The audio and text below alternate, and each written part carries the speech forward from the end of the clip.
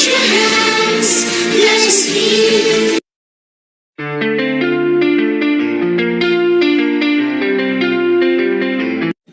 Global Namaste. Please join us this Sunday on a free global online episode Post-COP30, putting nature, people, lives and livelihood at the heart of climate action.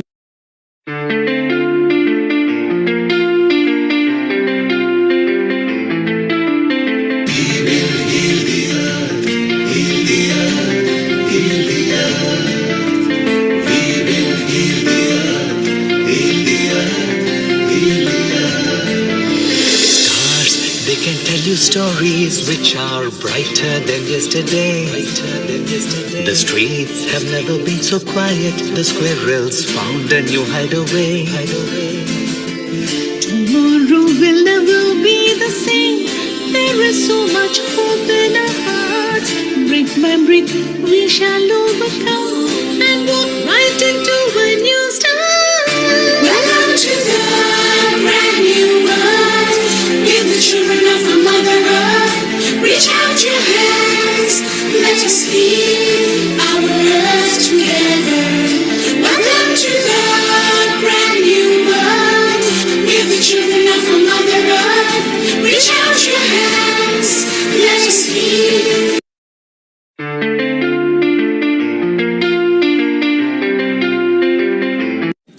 Global Namaste. Please join us this Sunday on a free global online episode Post-COP30, putting nature, people, lives and livelihood at the heart of climate action.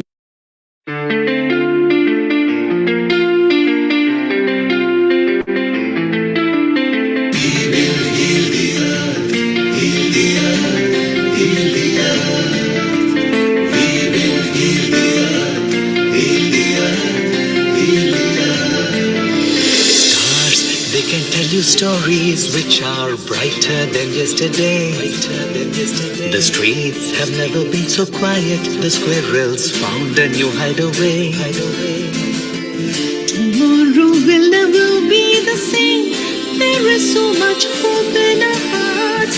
Brick by brick we shall overcome and walk right into a new start. Welcome to the brand new world. Give the children of the Mother Earth. Reach out your hands, let us heal our earth together. Welcome to the brand new world. Give the children of the Mother Earth. Reach out your hands, let us heal.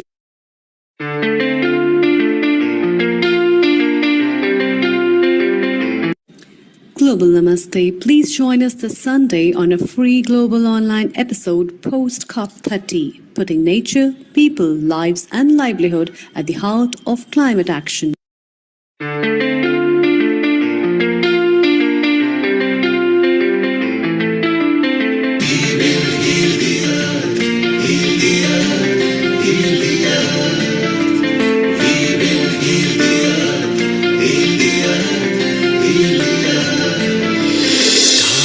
They can tell you stories which are brighter than yesterday. The streets have never been so quiet. The squirrels found a new hideaway. Tomorrow will never be the same. There is so much hope in our hearts. Brick by brick we shall overcome and walk right into a new start. Welcome to the brand new world.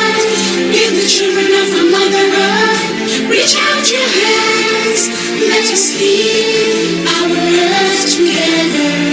Welcome to the brand new world. Give the children of the Mother Earth. Reach out your hands, let us heal.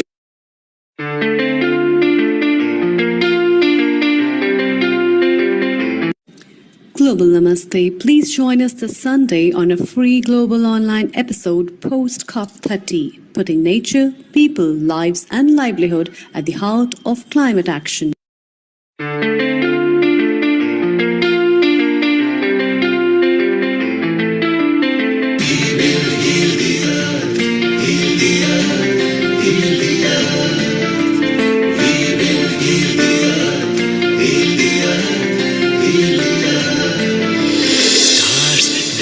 you stories which are brighter than yesterday. The streets have never been so quiet. The squirrels found a new hideaway. Tomorrow will never be the same. There is so much hope in our hearts. Brick by brick, we shall overcome and walk right into a new start. Welcome to the brand new world. We're the children of a mother earth. Reach out your hands. Let us lead our earth together. Welcome to the brand new world. We're the children of a mother earth. Reach out your hands. Let us lead.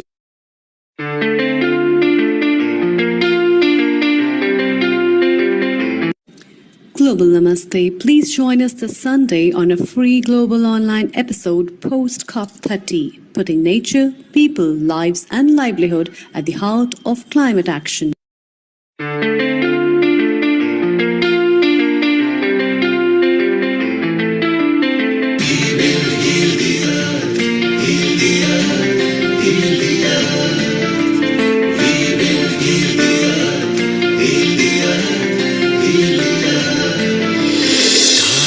They can tell you stories which are brighter than yesterday.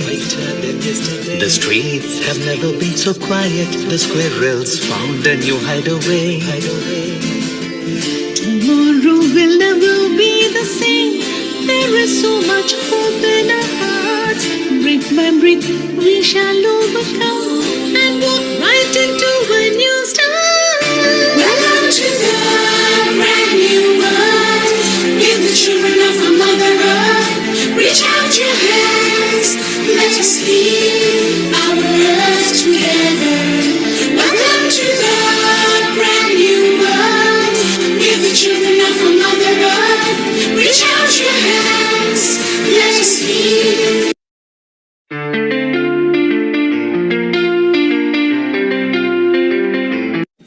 Global Namaste. Please join us this Sunday on a free global online episode Post-COP30, putting nature, people, lives and livelihood at the heart of climate action.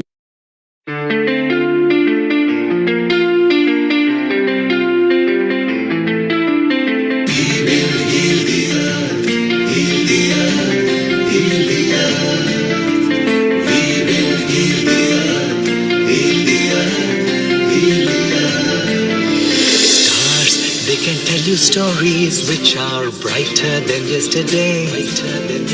The streets have never been so quiet. The squirrels found a new hideaway. Tomorrow will never be the same. There is so much hope in our hearts.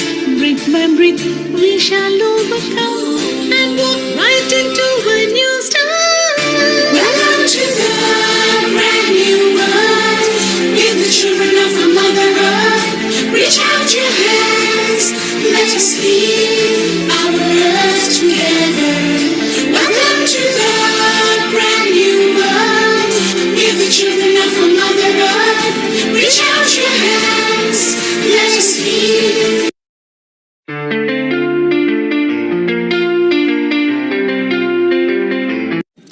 Global Namaste. Please join us this Sunday on a free global online episode Post-COP30, putting nature, people, lives and livelihood at the heart of climate action.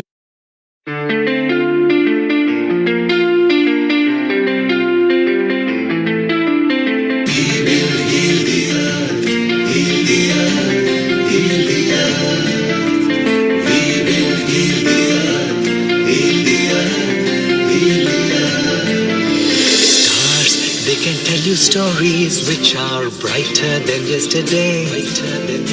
The streets have never been so quiet. The squirrels found a new hideaway. Tomorrow will never be the same. There is so much hope in our hearts. Brick by brick, we shall overcome and walk right into a new start. Welcome to the brand new world. We're the children of a mother earth. Reach out your hands. Let us lead our earth together. Welcome to the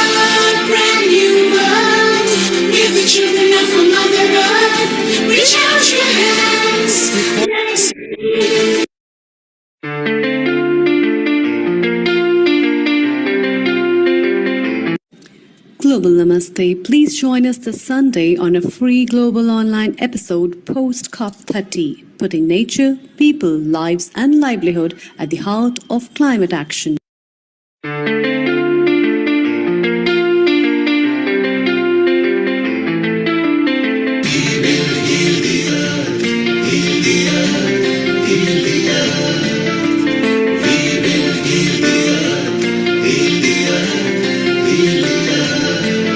Stars, they can tell you stories which are brighter than yesterday.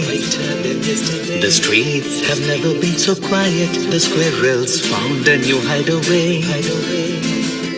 Tomorrow will never be the same. There is so much hope in our hearts.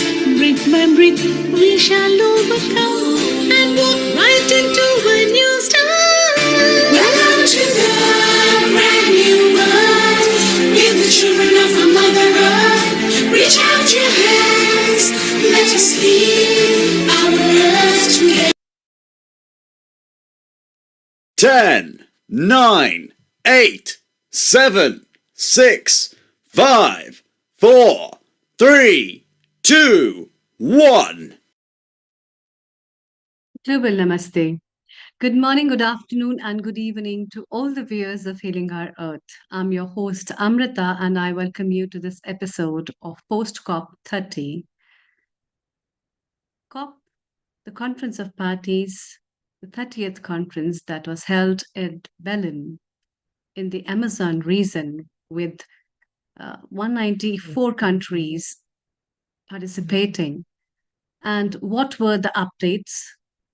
What has been the new things that are added for the upcoming times? We'll be talking about that. And we also have with us experts and people from different organizations who are the representatives of this conference, where we'll be having chit chat and discussions with them. But before that, let's have a Shanti mantra.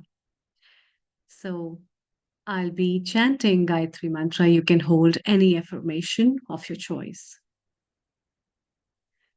Om Bhur Swaha Tatsavitur Varenyam Bhargo Devasya Dhimahi Dhiyo Yo Na Prachodayam. Om Bhur Swaha Tatsavitur Varenyam Bhargo Devasya Dhimahi Dhiyo Yo Na Prachodayam. Om Bhur Swaha Tatsavitur Varenyam Bhargo Devasya Dhimahi Dhiyo Yo Na Prachodayam. Om Shanti Shanti Shanti.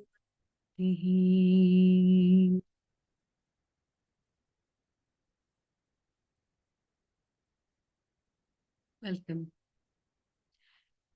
Episode of Post-COP, is important because every day we see the forest fires, every day we see the global warming, every day we are measuring the pollution index and how many people, nature, animals, plants are suffering. In the region of Amazon at Belém, where the Post-COP30 was held, it also marks as an important destination where we have the rich flora, which counts a big percentage of our globe, is being lost every year because of the climate change.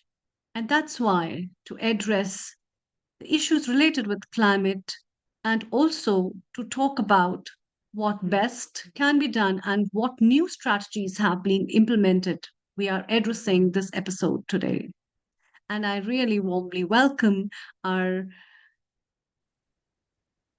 guest contributor who is very regular with us, and she brings up a bubbly vibes when she comes at our episodes from UK, Dr. Kailash. Global Namaste, Kailash Parekh, Global Namaste, Amritaji. Thank you and a very again. warm welcome to you. Thank you. Thank you so much for inviting me again. Very, very important topic today, really close to everybody's hearts. And we have some expert speakers today from the local community, as well as I'm very pleased to see one of my students here who's doing a master's degree, and she's very passionate about climate change. So it'd be really important and really important to hear their views as well as we have a young ambassador as well, a youth ambassador who wants to talk about NGO and the climate change. So I've got a very wide range of interesting speakers today who can make a positive contribution to a very important topic that we are discussing today. So look forward to hearing all about what they have to say today, Amritaji. Yeah, actually, this uh, topic is very much related with everybody's life, and it is very intricate as we discuss about our health, as we discuss about wellness, and the wellness of nature comes to the environment and sustainability solutions. What best can be done for the nature from where we have come, where we have evolved, which is our abode, and what best things collectively can be done is also an important thing. Apart from that, raising up issues related with climate change, addressing them, finding means and solutions, what can be provided is also an important mark for this episode. And that's why Post COP30 holds up its importance in a way where we are going to discuss a lot of things in relation to environment and sustainability. Before we dive in more and we invite our other guests who have recently joined us, let's have a comment from our founder and director, Neil Kumar. Global Namaste, and a very warm welcome, Neil Kumar. A global namaste to you there in India, and global namaste to people in Mauritius, UK, America, and those who are in the Zoom here. We are beaming live and streaming on YouTube, Facebook, website, and Instagram for the people who are watching to us from different countries. So a global namaste to all. Amrita, let's have a quick comment from Abhishek because we've got so many speakers lined up. Abhishek is here by invitation of Anukul, our resident lead panelist. Abhishek, for next couple of 3 minutes or a couple of minutes or 3 minutes, what comments did you wanted to make today?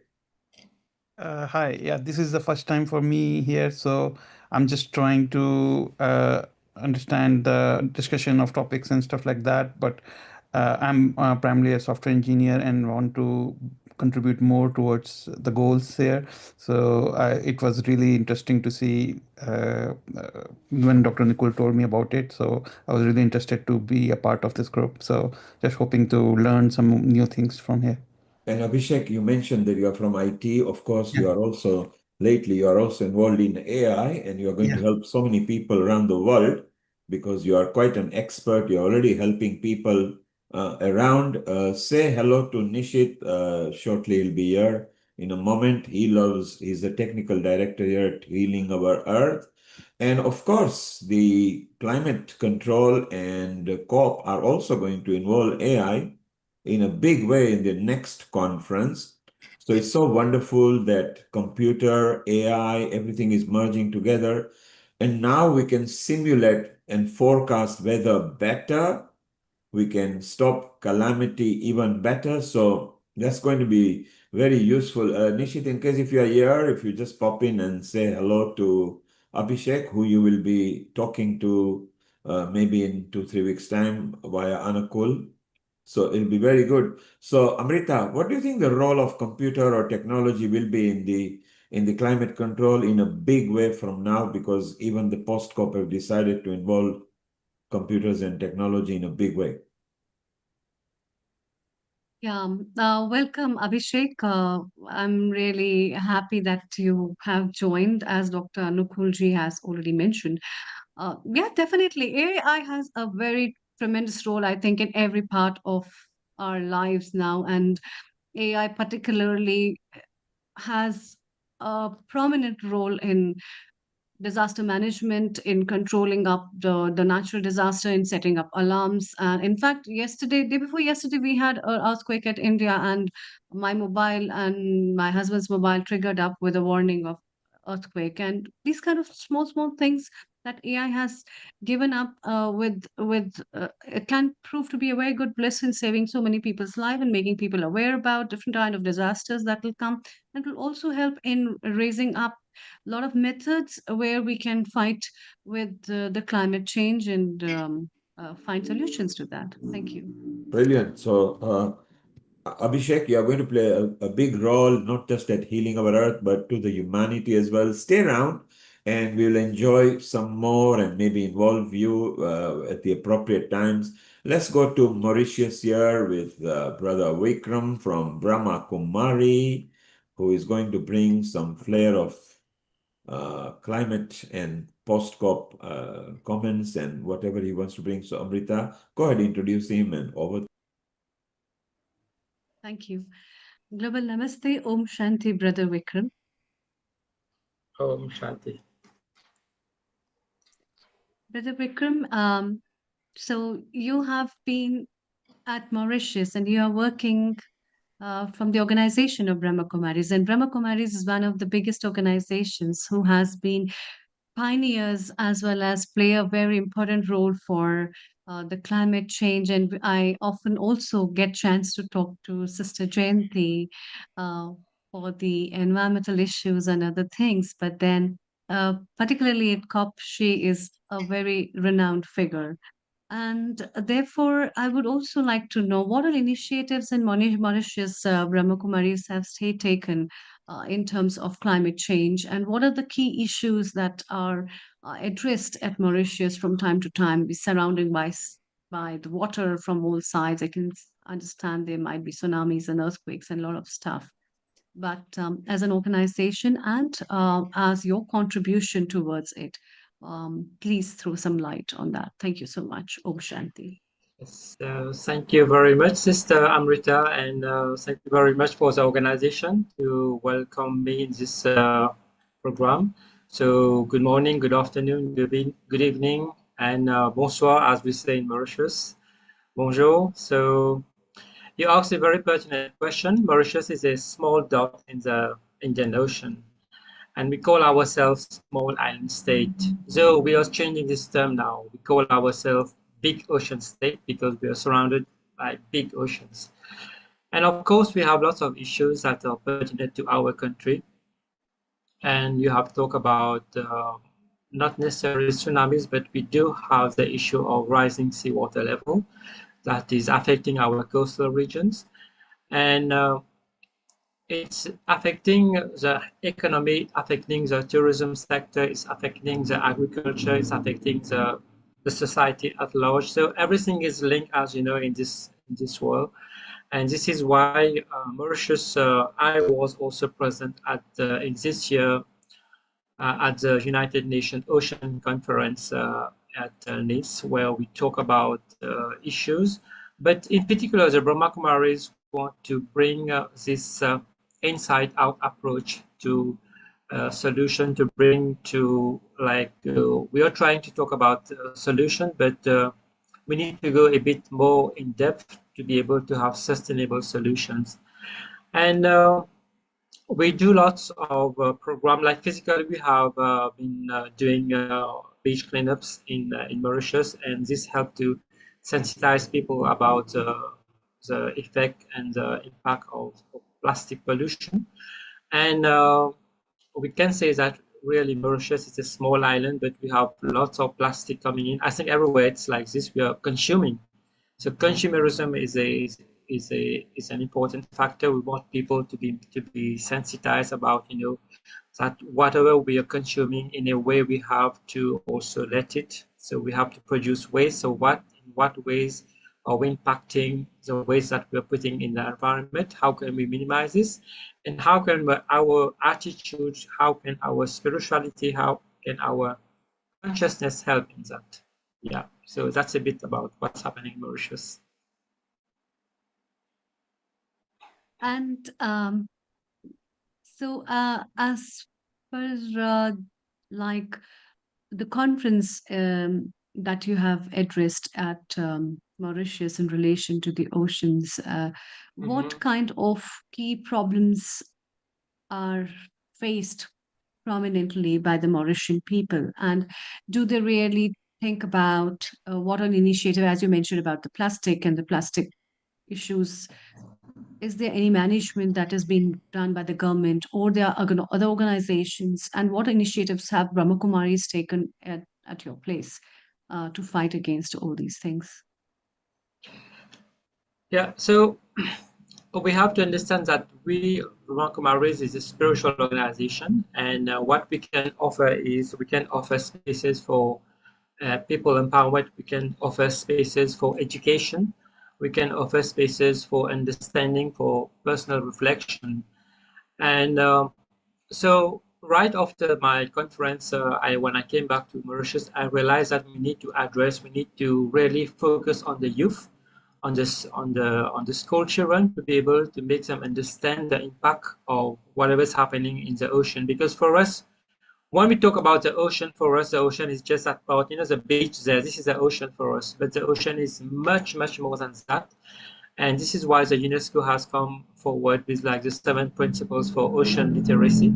So we are proposing the government, the ministry, to introduce this in this curriculum, ocean literacy, which should form part of the education. So we are starting to work on a proposed curriculum. We have started to work with educators, and we have also networked with an organization called the World Ocean Observatory, where they teach children with educational and digital platform, where they go on the platform and learn about ocean literacy. So we have been bridging this and brought this to Mauritius. So next year it's going to be more in many colleges. So these are the things that have been happening so far, what we as Brahma Kumaris have been able to do in a very tangible and concrete way. That's very wonderful. With ocean literacy, what all initiatives have been taken in the school level, and are children given some practical guidances? Are they taken to those places, or there are some other lectures organized or workshops organized for the students to make them aware about what really the ocean is? So, yeah, there's nothing as such in the curriculum so far. It all depends on like now we are it's all included in the like environmental studies curriculum, so it's just a part, but we want it to be like a subject in itself, and we want to go by the guidelines of the UNESCO, which states the 7 principles of the ocean literacy. So but it depends on each region. We have to see our local context, our culture, and all these things, and come with something proposed. Because when you walk on the beach, you see some seaweed standing on the beach. Some children say, "Oh, I don't want to touch it. It seems a bit like weird." But we need to understand that these seaweeds are very important, play a very critical role in our marine ecology. So in this way, simple things we need to make, especially not just children, but everyone. But we want to focus on the children because they need to start. Education takes a long time. We have to understand this. So we have to start somewhere. So we say let's better focus on the children, and then of course the parents will be like educated.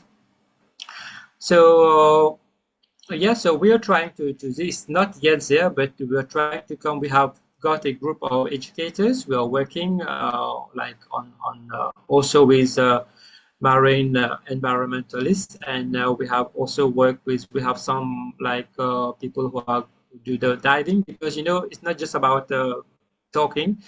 We want also people to go in the ocean, see what's happening under the sea, and then this is where the change, where the connection happens. If you're not connected to the nature, you can't expect changes to go. You need to connect. When you connect, then changes happens.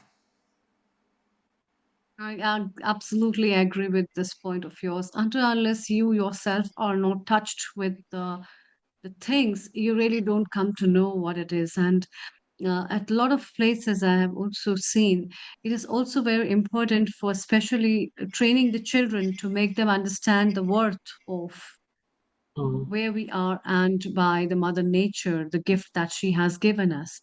That that can only be felt once you just go into it and feel the difference. Do our children also made aware about plastic, as well as using avoiding plastic and using some renewable materials uh, for the environmental sustenance, and not to throw plastic in the water bodies, or there's some other stuff as well? Yeah. We in Mauritius, we do have legislation for plastic, and I can say that the ministry is doing lots of sensitization awareness campaign regarding plastic. But we you know to understand that it's all connected, it's all a chain. For example, if you're going for segregation of waste, you say, okay, we'll do plastic, we'll do paper, we'll do metal, and we'll do glass. But at the end, we want not it just to be at the door, but once once the municipal lottery came, it just bring everything together. So what's the use of segregating? So just we want really action to take place, from the very end till the end. So that's where the aspect of circular economy come in this equation. And this is also something that the ministry, the government is trying to encourage everyone in, especially I think this is a way forward, because there's no other way. If you're producing waste, you need to do something with the waste and convert the waste into something much more high value, so that you can put it back in the economy that give you something much more value added in it. So lots of things going to happen, but at the end, we want results, we want action, we want something concrete, we want to see change. Waste So management is definitely, also a definitely, children are taught about all these things at school, and yes, they do adhere to it. And but of course, examples come from also parents, from everyone. Sometimes if the parents also they are not, they don't give the example. So, but of course, some children say, the teacher said this, so why are you throwing the garbage outside? So it's also a vice versa. yeah, yeah, parenting as well as the key gains that students know from their teacher actually makes a big difference. And Yeah, any initiatives children related to they are waste? fertile. Yeah, Yeah, children have yeah, fertile, mind. You can throw some concept in it. They will take it. They will just put it in action. But adults, I mean, it's like this. It's a bit difficult to change, but for children, it's easy. They are very, eager to understand things. Yeah. yeah. And it is also, um, children are basically very tender. They are like those herbs that can be molded anywhere. And these kind of little plants, before the sapling is done, it's very important to nourish them. And that's why, uh, are they taught about waste management? What all like new ideas have been brought, or any other thing that has been very innovative regarding waste management, that is any program which has been done in Mauritius? Regarding waste management, like I was saying, we have a new government in place since 1 year, and they had this concept of like waste segregation right at the domestic level, and they wanted to diminish the impact at the landfills, because Mauritius is a small country, and in a way, all our trash are going somewhere in the country, and it's becoming huge mountains there. So we want to diminish that, because it's affecting the environment. And so we're trying to educate. It takes a long time, but somewhere it has started. But we need to together with civil societies, the private sector, the government. I think all of these three need to go hand in hand to be able to produce some sustainable actions. Governments, they try to give incentives to organization, like private organization. They can give support, give funding to civil societies, and they have this corporate social responsibility program, where they can allocate funds. So in a way, it's encouraging private companies to help. And also they have their own organizations, their own vehicles of where they can also do lots of projects. But I think the basis is sensitization and transformation that's come from within. This is what we want to transform from within. Inner transformation. Yeah, Yeah. that's the beautiful part of it, actually. And who other than Brahma Kumaris know better? And even I like that concept of yours, very, very nice, that we see the ocean that it is limited to the shore, but actually it's a huge ocean. And that's why our perspectives to life and the domains of life are also very limited. And we try to clean our vicinity, but our vicinity is very way beyond the boundaries of our home, and we must try to work on that and understand. I think this is uh, spiritually I think spiritual understanding makes it a very, very intricate for us to get the knowledge and understanding about life, to do our actions, and those actions are helping us to stay sustainable and to make this world also sustainable. If Thank we you, have Amrita. this, Amrita, thank you very much. yes, Vikram, thank you for sharing that information. Let's go back to Mauritius for a 5-minute meditation. If we can, maybe okay. it's, I think, the harmony hours which we'll be bringing. So let's have the meditation. If you could just welcome them, please. Yeah. So I Yes. have with me Sister Niru. I think she's here. So Sister we'll Niru list the Om will, Shanti. will lead this. Thank you. Kindly unmute yourself. Shanti, greetings of peace to you all. And so I feel really fortunate to be among you today.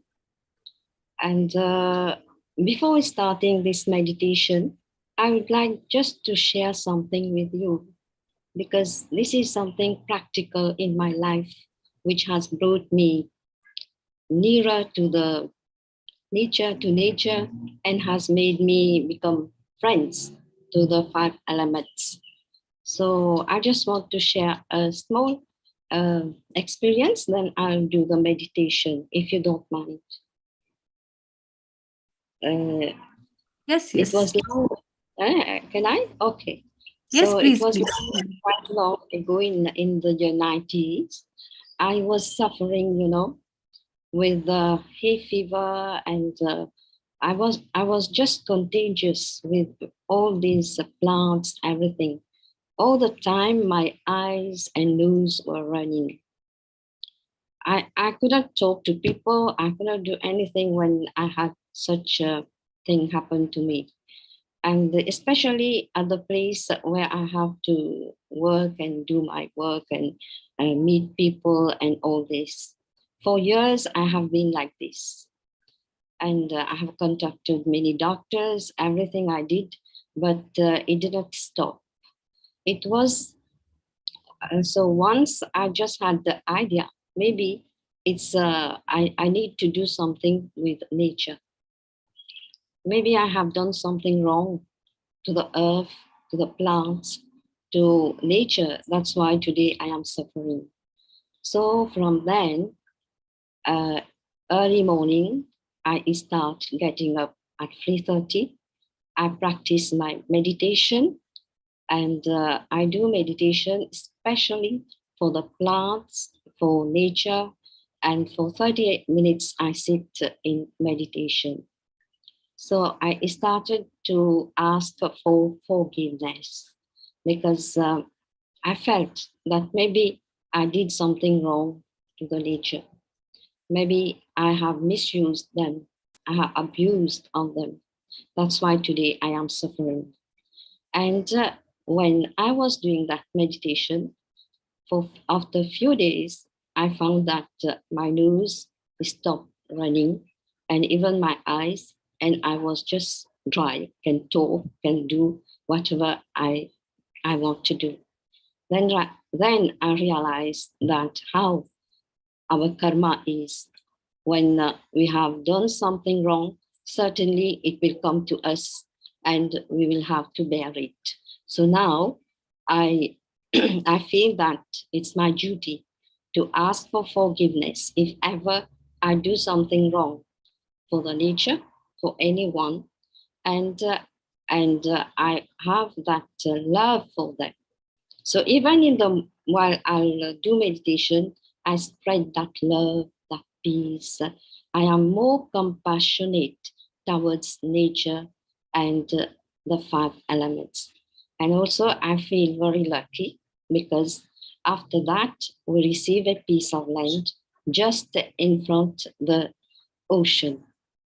So now when I am there, I go to the ocean and I share that love, that peace, and enjoy being in the middle of the five elements and means having their love and be their friends. So this is what I want to share with you. Thank you. So now it's okay, Sister Amrita? Now we can do the... Yes, please. So this is just, and this is what has brought me more close to the environment. Okay, so let us sit for 2 or 3 minutes together. We just focus on the self to be a point of light, a divine entity in between the apples. I am light. I am peace. I am love.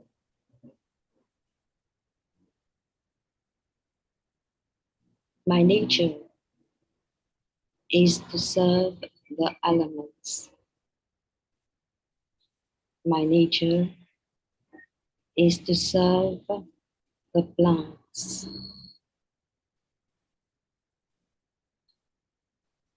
which nourish me, which give me good health,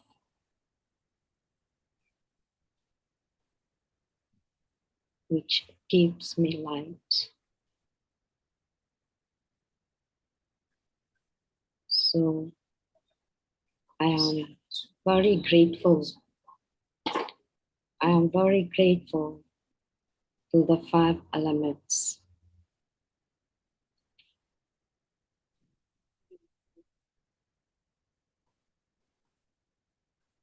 I share my love to them.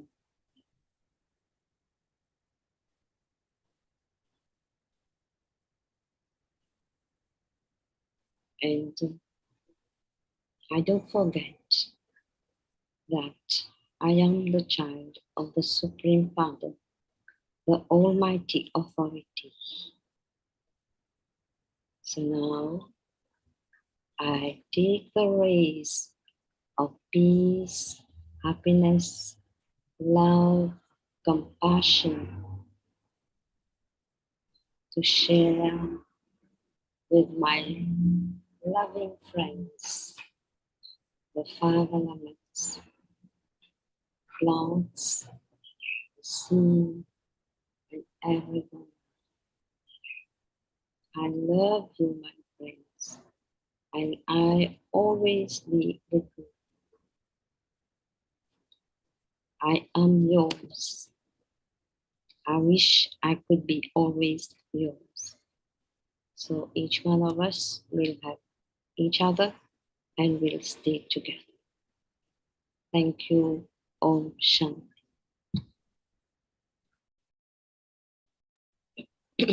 Om Shanti. Thank you. Thank you very much. That was beautiful, nice, and soothing. Thank you, Vikram, as well. Merci beaucoup. We will now shift to our other next guest and we'll come back to UK. And best wishes to all of you there in Mauritius. Thank you very much. And we'll see you Yes, in thank some you. other Thank you very episode. much. Yes, thank Thank you. you. Thank you. Wonderful. So that was from Mauritius, from Brother Vikram and Sister Niru, who brought in some news from Mauritius. And now Kailash, let's come back to United Kingdom and have a contribution. Do you think, shall we start with Deepak first, or you want to go with Richa? Up to you. Yes, please. Yes, I think Deepak Bhai, who is our friend of Healing Our Earth and a very good contributor, he's very passionate about climate change and has been on our program many a time. So we see him as a very dear friend. So it gives us great pleasure to welcome you again, Deepak Bhai, and thank you again for coming in and speaking to us on your topic, which is, I believe, modern employer and sustainability. Yes, a global namaste to all of you, and I hope you're having an enjoyable Sunday. Thank you, Dr. Kailash Ben and Nil Kumar, for asking me to speak. Hope you are keeping well as well. So yeah, I thought this was a quite a useful kind of topic, especially as we've just had the sort of readout from the COP30 meeting. It seems now that the reality is quite there. It's grim. The impacts of these weather events, etc., aren't just limited to sort of different corners of the globe. This is happening here, there, and everywhere. So I think the reality is now hitting home with many employers. So the positive news is that they are taking steps and some actions towards contributing towards a slightly a greener footprint, if I can put it that way.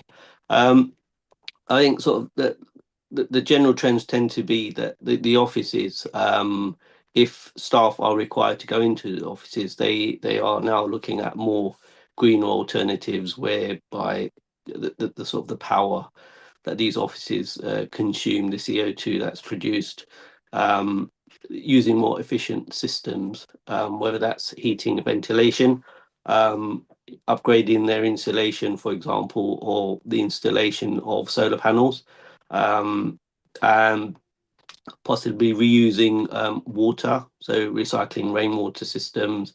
So these are the sort of kind of steps in the building. Obviously, if staff do not make journeys in to the office and out, I think that contributes towards almost 20% of global greenhouse gases or something along those lines. I read somewhere, which is a staggering amount if you think about it.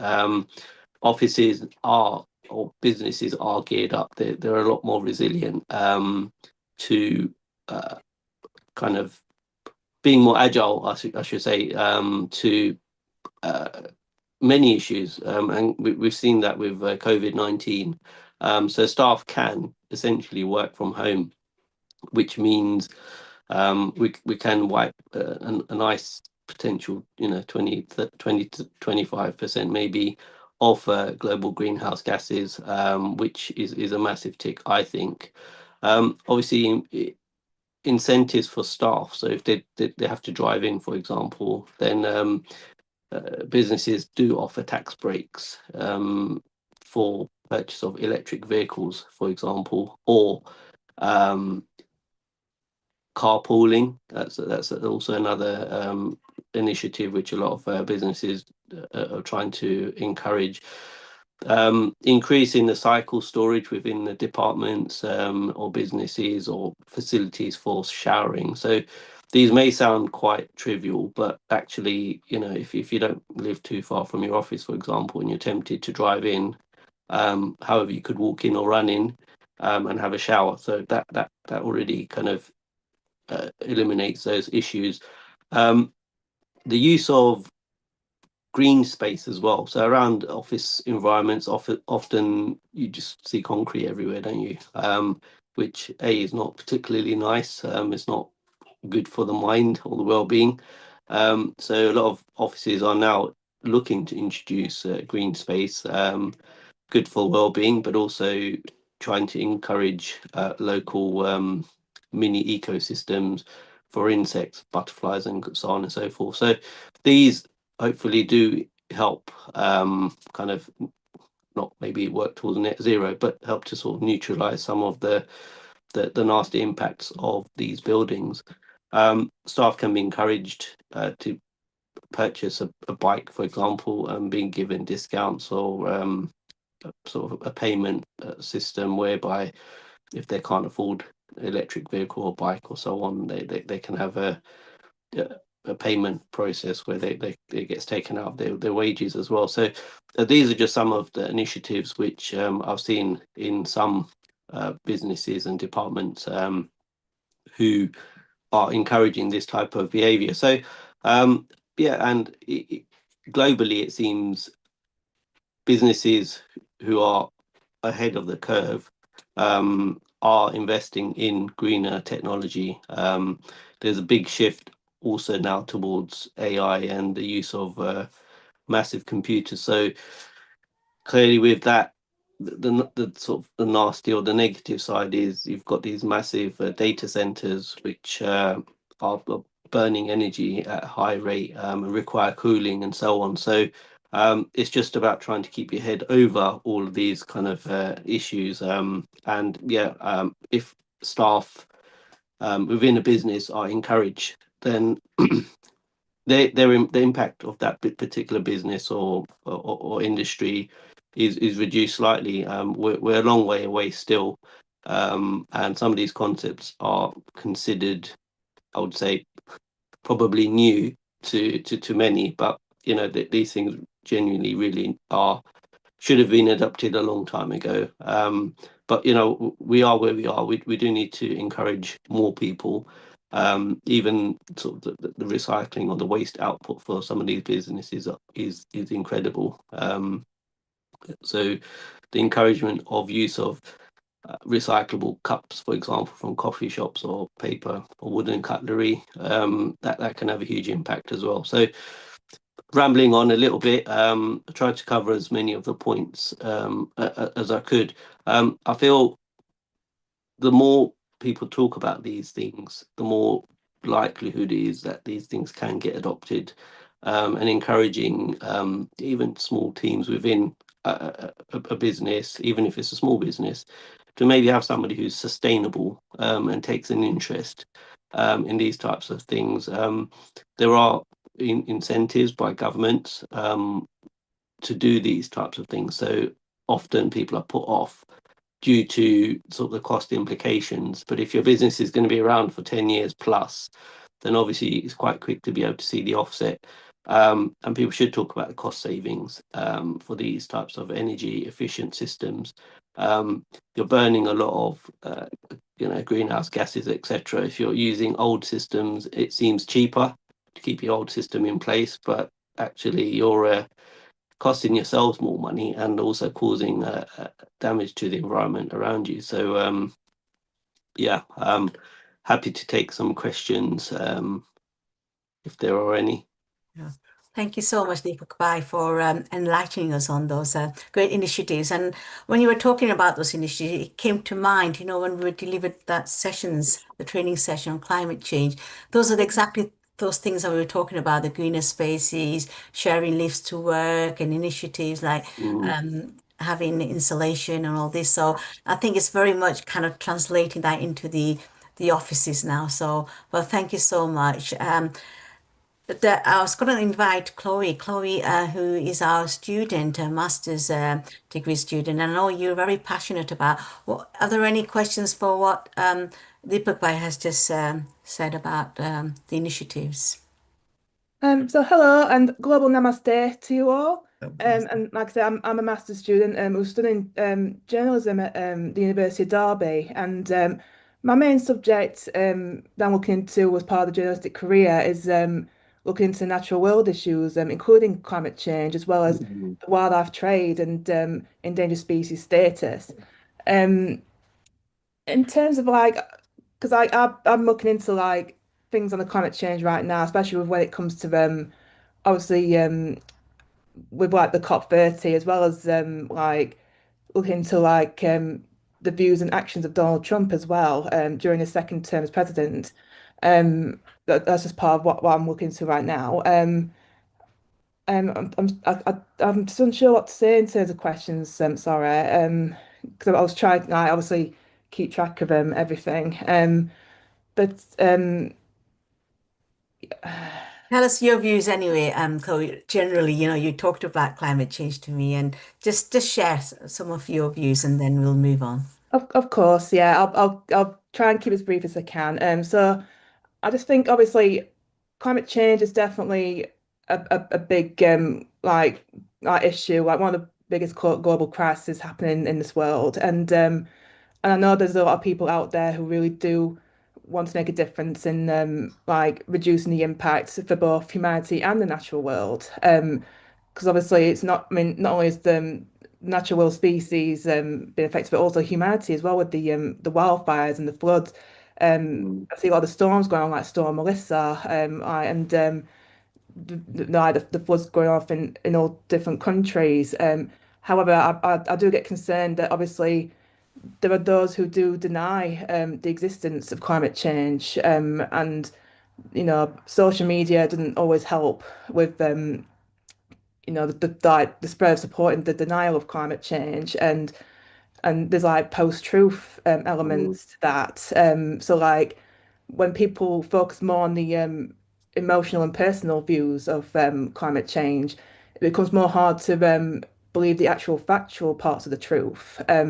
So it's like not only confusion, but also like it's like looking as if it's to say like, oh, this is happening because this can't be because of climate change, but it's something else. But like, yeah, it can be a complicated battle for those who don't, especially if they don't really see the facts or the proof of what the impacts are doing to the world and to humans as well.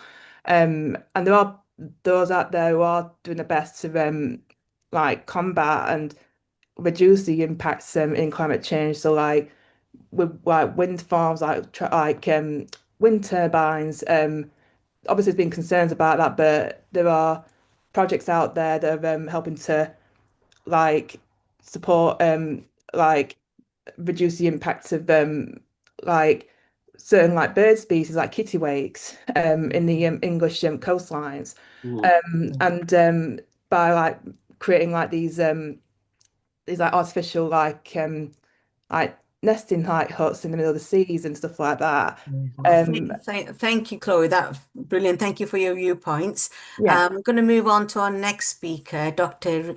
Richard Soni, who's again a very familiar face to Healing Our Earth and made lots of contributions. She was one of our co-directors on our LEAP, which is to do with the environment as well. So Dr. Richa has a little presentation that she'd like to share to talk about on this topic. Over to you, Dr. Richa. Thank you. Thank you, Kailash Ben. So, global namaste to all. My name is Richa, and by profession, I'm a project manager. But I have a PhD in environmental engineering, and I've also done my postdoctorate in environmental research. So I'm generally passionate about the subject. So in the UK, I'm an active volunteer for all the environmental related work and causes, just because I'm so much inclined toward this particular subject. So today I will talk a little about post-COP30 things, some of the key initiatives that were there in the conference, what they were trying to tell us, a general about that. And then I'll hand over to Dr. Kailash Parekh to tell us about some of the actual actions which we have done together for an organization called as Sleep. So some of the community work where we have talked about being sustainable, educated the communities about how they can be more sustainable. So yeah, let's start. So just reflecting on this COP30, I think this time it was all about actions. Uh, we have done a lot of talkings. We have we have said around all the globe that what we will do, what we should do. But I think this time, the COP30, the main focus was on the actions, how we have actually delivered on our commitments. And coming to that, it was there in the Amazon, the backdrop was Amazon rainforest. I think it was a very deep thought about putting this Amazon in the backdrop. So the prime reason for it to be put there was, I think, the ecological significance of this rainforest. I think we all are aware that this is the largest tropical forest on the earth and a critical carbon sink. It plays a vital role in regulating the global climate, and its degradation will actually affect all the global livings. And hence why, the kind of a backdrop of such a big conference of the Amazon rainforest, I think it was there to attract attention of people that this critical rainforest is in danger now, and we need to work towards its uh, recovery, because it's the home to many indigenous communities who have traditional knowledge for sustainable practices, which is essential for conservation. Henceforth, it's very, very important to kind of culturally preserve those communities and commodities who know the art of that sustainable principles, etc. Amazon rainforests are also referred to as the lung of the planet. And now, because it is threatened, I think we all know that there is a real urgency to act for possible regeneration. Also, I think a lot was being talked about the global Mucharo, which was a Brazilian vision in this conference. And it was all about what it simply meant was an inclusive effort to tackle the climate changes. So, inviting everybody together in this, uh, effort to tackle the climate changes. There were there were six thematic pillars of this COP30, and I think the gist was that climate action, which we all are talking about, must be human-centered and nature-led. So we all should be connected by the nature, and then we can lead the real actions which will actually make the differences. So the six thematic pillars were around mitigation, reducing the greenhouse gas emissions, adaptation, building the resilience where our ecosystem can actually withstand the climate impacts, mobilizing the funds to vulnerable regions. So not everybody has the funds to kind of tackle the climate changes or do the necessary which is required. Then promoting the technology, as we were talking about AI now being the new talked after thing. Other than that, also now a lot of technology initiative solutions are being sought after, which are currently under research, will be scaled later. So a lot of this area is being triggered and talked about. And then capacity building, which is, I think, strengthening people with knowledge sharing. A lot of In the past years, I think a lot has been talked about environment, and people are getting more and more aware, because we started from that time where initially the talks many years earlier, it was that, oh, what's government doing, what is government policies.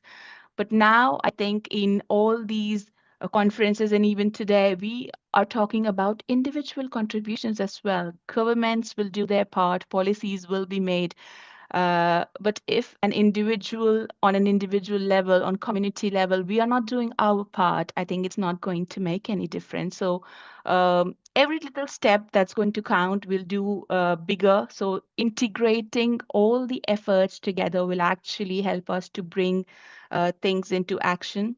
So we should start to look as nature as a partner, not a resource, because protecting what we're doing to protect the natures, we're not doing any charity, we are doing it for our own good.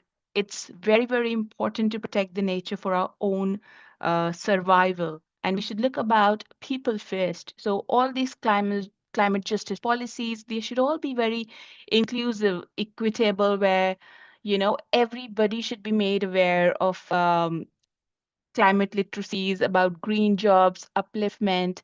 And there are many people whose livelihoods is actually tied up to nature, like fishermen, farmers. We need to step up to support them so they can adapt and thrive. And this enables the people to live well within the planetary boundaries. So, as I said in the very beginning of my talk, that we have taken a lot of pledges, we have talked a lot about it, but now is the time to practice it. Now it's the high time that we should start implementing it and talk about actions. So I'd like to now give it over to Kailash Parekh to kind of speak on some of our work, which we have done with an organization called Leap Together to educate people about sustainability. So small steps, but that's going to count into bigger actions. Over to you, Kailash. Thank you so much, Dr. Richa.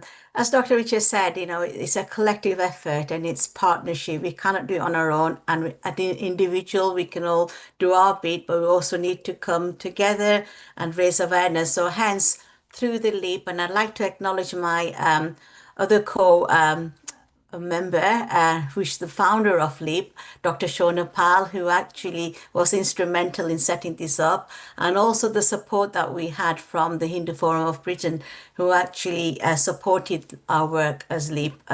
So I'd like to acknowledge them on this occasion.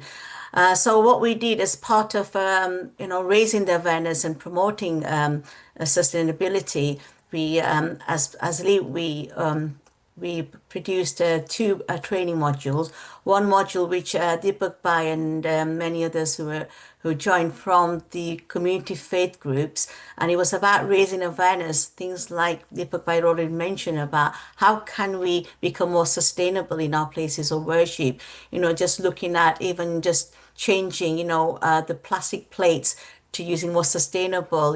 Traditionally we had those stainless steel utensils that we used to use, or banana leaf to serve food. So, and just thinking about how we can recycle our waste and things. So the first module, this first training, 8 weeks, was all to do with raising awareness. How can we collectively work together on saving the planet? The other module was on the what we call the environmental toolkit, it was called. So how can we then take responsibility of making sure that we are implementing those little changes? So we called it the EMCC training program, and so we got everybody, somebody appointed in their place of worship to take responsibility to ensure that we kind of made a note of how we made those small changes, small positive changes, and then kind of reflect on it. What else can we do? What else more can we do to make sure that we can, contribute to saving the planet? So that's what the training was all about. And I'm pleased to say that a lot of those places of worships that we've been working with have started doing this. They started adopting the toolkit and monitoring. We have a WhatsApp group now that we're very active about, exchanging different initiatives, what we're doing. And we want to sort of now kind of develop that more and see, well, how far have we got? What else that we need to do to work together collectively? And I think it was really nicely that what Deepak Bhai said about places of work as well, employers. There's a lot of work to be done. We just started with places of worship, but like you said, the employer is a big area that we want to explore, and maybe this environmental toolkit can be also shared with them in the future. But small steps, like Dr. Richa said, small steps will, a positive step in the right direction. So thank you. And if you've got any questions for both myself and Richa, we'll be very happy to take those at this point. Thank you. Thank you, Richa. Thank you, Kailash. Just wanted to say that, yeah, little initiative. So I really like this quote that we do inherit the earth from our ancestors, but we borrow it from our children. And that's the prime reason we need to take care of it, and we should be passionate about saving our planet. Thank you very much, everyone. Okay. Any questions from the panel? Okay. So it gives me great pleasure now to move on to our final speaker, one of my guests, who is our youth ambassador, Sienna Patel, who is now going to talk about the role of the NGO and the climate change. So welcome on the program, Sienna. This is your first time. So thank you so much for coming along. Over to you. Hi, Dr. Kailash. Namaste, everyone. Thank you for having me on your program. So a little bit about me before I kind of go into my talk. I am a politics and international relations student. and I'm also a youth ambassador for European Youth Parliament. So I've sat on a couple of committees regarding climate change, regarding kind of net zero and trying to improve living standards, especially amongst what the youth can do. But as a politics student, a lot of what I study is to do with international organizations, so IGOs and NGOs, and kind of their effectiveness and more or less whether they're actually doing more harm than good. So in light of kind of COP30, it's important to kind of realize that this like progress and this whole kind of movement and the kind of seriousness of climate change has kind of not come out of nowhere. And it's kind of decades of intergovernmental organizations, so IGOs, and the non-governmental organizations, also known as NGOs. So I'm going to start with IGOs because they kind of shape the global structure that we use to understand and respond to climate change. So the best example of this is probably the IPCC, so the Intergovernmental Panel on Climate Change. So since about 1988, its major assessment reports have literally guided every climate agreement. So that's from the Kyoto Protocol to obviously the Paris Agreement. And now a lot of the decisions that have been made or have been kind of set out in COP30. So their kind of reports give us evidence that the planet's already warmed by about 1.1 degrees and that emissions need to kind of peak before 2025 if we wanted any chance of kind of staying close to the 1.5 degree target. And it's kind of without these scientific kind of baselines and without these researchers being shared, there kind of wouldn't be any kind of global targets at all. Then you've also got UNEP, so the United Nations Environment Programme, so that plays a huge role. And every year they publish the emissions gap report and the adaptation gap report. So these tell us whether countries' climate plans are anywhere near the scientific requirements, and kind of ensure that countries are on track regarding their own kind of climate policies. And so these kind of reports help create policies such as the ULEZ policy in like the UK, for example, so the ultra low emission zones, which encourage kind of citizens to purchase cars that are lower emission or fully electric, by kind of placing a tax on certain areas of, mostly through London, but and so they kind of help reduce carbon emissions. Then you have the World Meteorological Organization, and they provide long-term climate monitoring and early warning systems. So those help countries adapt to severe storms, severe droughts, and temperature extremes, which we've seen a lot more of, especially in the last kind of 5 to 10 years. So then beyond kind of the scientific kind of aspect of their resources, they are also responsible for coordinating global climate governance. So through the UNFCCC processes and the annual COP conferences, they bring together pretty much every country in the world to negotiate terms of what they can do to improve their own carbon emissions and kind of fossil fuel consumption. So they set rules for emissions accounting, transparency, reporting, and they provide technical assistance to help people in countries prepare for national climate plans, so NDCs, and support national adaptation strategies. They've also been pretty crucial when it comes to climate finance. So climate friendly options are often not cheap. They are normally the most expensive option, and they are much more of a long-term solution, which a lot of countries, quite frankly, especially in the economic climate that we're in today, don't have the capacity to kind of undertake. So you've got the Green Climate Fund. So they've funded projects from like solar mini grids in Africa to the coastal protection in the Pacific Islands. And the Global Environment Facility has supported more than about 5,000 climate-related projects. Additionally, the World Bank, their climate investment funds help scale solar and wind energies in countries like India, Morocco, and Chile, which have helped bring down significantly global renewable energy costs. Moving on to NGOs, they've probably done more than anyone to raise public awareness of climate change. So they don't have necessarily the governmental kind of support, or they don't really have the kind of support that IGOs do, as they are not kind of specifically, they don't have any sort of jurisdiction over what certain countries can do, but they are very good at raising awareness. So you've got Greenpeace, WWF, Friends of the Earth, and they coordinate mass climate marches, as I'm sure you've seen on the news, reaching over 150 countries, and have helped turn climate change from a scientific kind of issue to political priority and social movement. They've also helped debunk common myths. So I'm sure we'll all remember Donald Trump's stance on climate change and the statements that have been released after that to try and kind of combat the fake news being spread constantly on social media.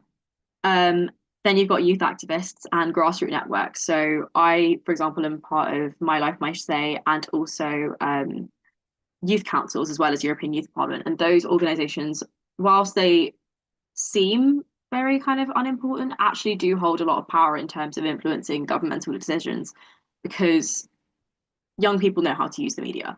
And so it's very easy, it's kind of quite significant when you're a young person that you can reach a much larger audience because you're so aware of how to use the media to your advantage. And so by promoting petitions, kind of using radio networks, TV networks, any kind of contacts that you have, you'd be able to kind of pressure the government into performing and kind of passing more climate friendly bills.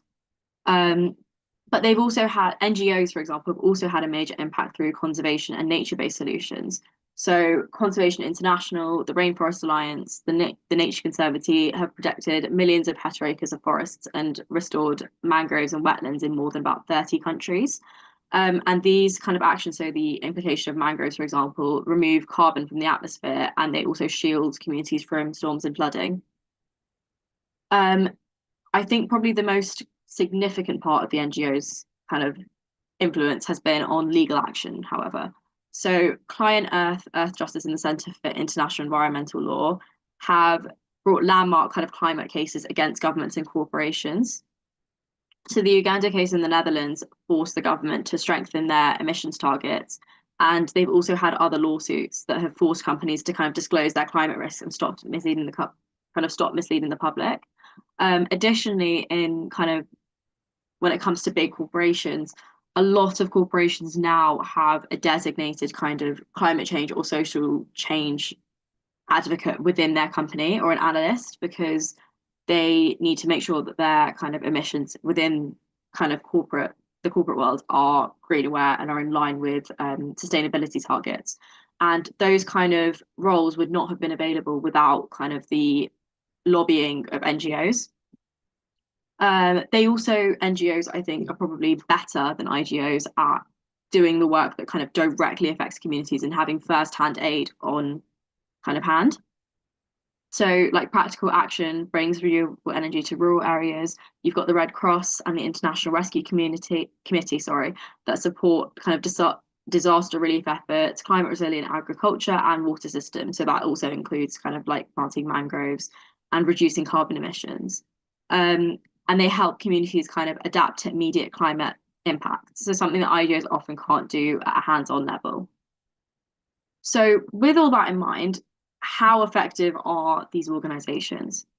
So starting back again with IGOs, their main strengths lie in credibility, coordination, and finance. So they have the scientific authority and the scientific resources that the world relies on when it comes to creating policies. They can bring almost every single country to the table, as a majority of countries are a member of some form of international governmental organization. And they also build the rules and systems for global reporting. Having said that, decision-making is quite slow in IGOs because you can't pass anything without a consensus. And you can't force governments to act because of the whole prioritization of sovereignty. So sovereignty is when a country is fully able to make its own decisions and kind of have complete control over what they choose to implement and how they choose to implement it. So because of this focused on sovereignty, IGOs often take a lot longer for their practices to come into effect, and climate funds sometimes fall short of what's promised. And they also significantly rely on the fact that countries actually have to want to do what they're implying. So like, for example, the US have pulled out of the Paris Agreement, and they are one of the more significantly funded countries. And because of that, a lot of other countries have started taking that a lot less seriously because they're not backed by kind of more significantly powerful countries.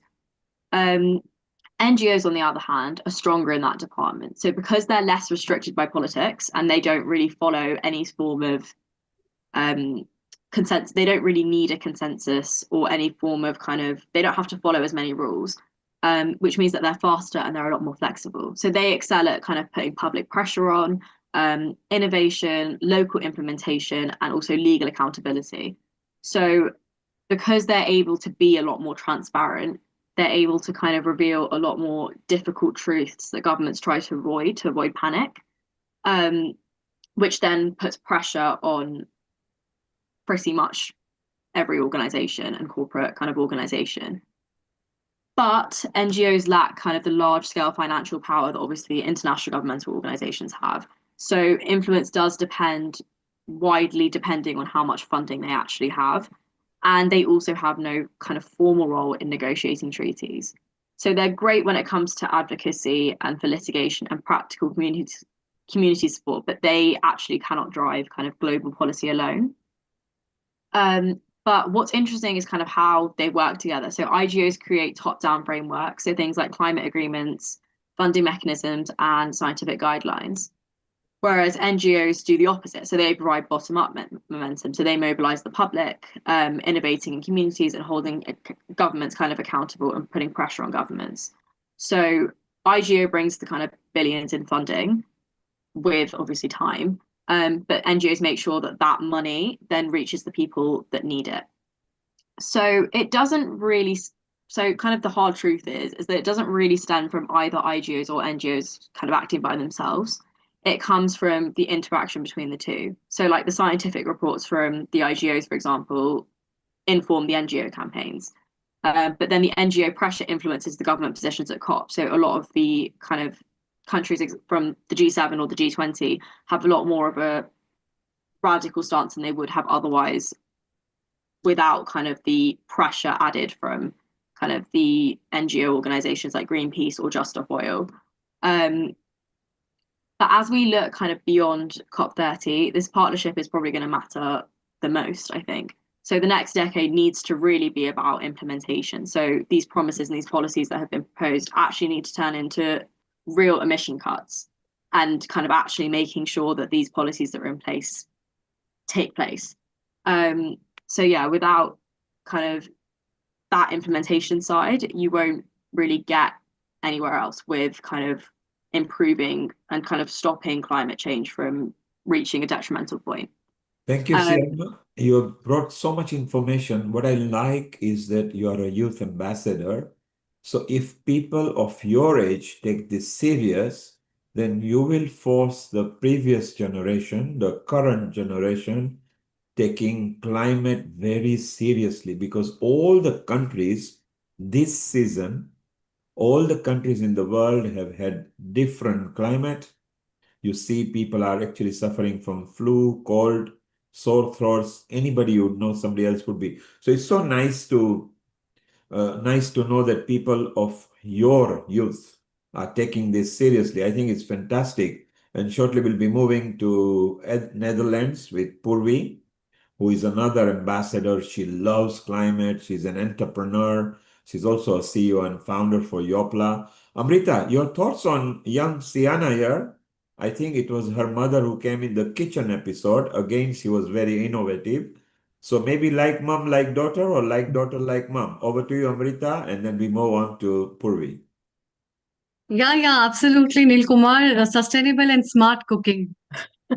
So all these practices are being implemented right from the ground till the kitchen as they move, and I can see the vibrant energies of both the daughter and the mother, and it's really lovely to have both of them.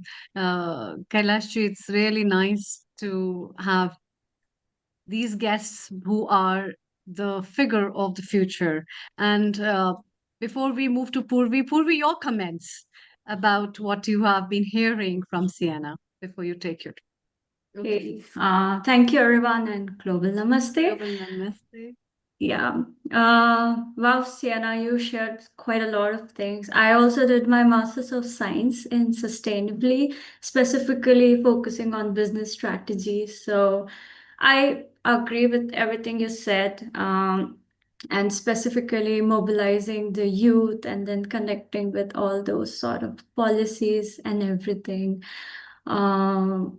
Yeah, I think you covered everything like very well. I hope someone was taking notes of what she shared because that was like really valuable. I can tell that. So And Purvi, it's not an easy information that you will just Google and you'll find it. Purvi, these episodes are always recorded on YouTube, Facebook. They stay there permanently. We Nice. can go back and go and watch them again and again. And Yeah. so it's so nice. And Kailash always brings spectrum of people from literally from teenagers to youth to generation above us, generation with the current people over here. And Purvi, you and Sienna can really rock because you are all of same age group with Amrita. Anukul, your quick comment, and then we move on to Purvi. Anukul, over to you. Thanks. That was wonderful. That was wonderful to hear, Shiana. Now, the important one question I want to ask, knowing well that the farmers are connected closest to the ground and the trees, who would you choose? Is it the NGOs or the IGOs to sort the issues out related to climate? I think that's a good question. I do think if we had to choose between one or the other, it would have to be intergovernmental organizations, purely because whilst NGOs are good at mobilizing the public, IGOs are the only one that really have the influence to be able to implement those decisions that are being made or being proposed by NGOs. So for that reason, I think intergovernmental organizations are the best when it comes to that, or international courts. So you kind of have different, like the ICC and the ICJ, for example, when it comes to fair trade agreements and things like that. So I think they would probably be the best kind of option when it comes to faster solutions for climate change. What do you think about the carbon trading?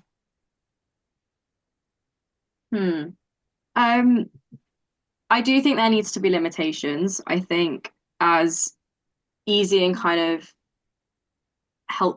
easy and as accessible as it is, it doesn't last forever. And I think that we do need more sustainable options. But I do think that there needs to be more funding in place to look into kind of solar energy, wind energy, because it's not cheap. It's not, and it's a very kind of far down the road long-term solution. But we need to ultimately get there because the kind of reliance on kind of carbon and carbon trading is becoming more and more kind of prevalent. The side effects are becoming a lot more prevalent. I mean, we're seeing it in winter, for example. It's snowing in November, which is kind of abnormal. And we're seeing kind of like a lot more of a shift, especially within kind of the weather and in kind of farming and kind of just in general. So I think that whilst I understand why why countries choose to kind of trade carbon, it's proving to do a lot more harm than good. Thank you, Sienna. Kailash, your quick comment, and then we move to Netherlands to Purvi. Over to you, Kailash. Yeah, just want to say a really big thank you to you, Sienna. You've made me really proud today, seeing our young, youths taking this initiative forward and so much information there, so enlightening. I learned so much from your presentation today. So I just wanted to sort of formally thank all my guests today, Deepak from Deepak Bhai to Dr. Richard to Sienna for coming along and making this positive contribution. So thank you so much. Thank you, Kailash. Stay around. We'll move on to Purvi now, who's an entrepreneur who loves climate, she loves sustainability and many other matters. And then we'll move on to Charles Appleby with a few of his guests. So over the next 15 minutes, Amrita, let's get Purvi sharing her tips, knowledge, and information on climate. Over to you, Amrita. Thank you, Neil Kumar. Thank you, Dr. Kailash, for your guests. And it's time to move to Netherlands, where we have a lovely girl, Purvi.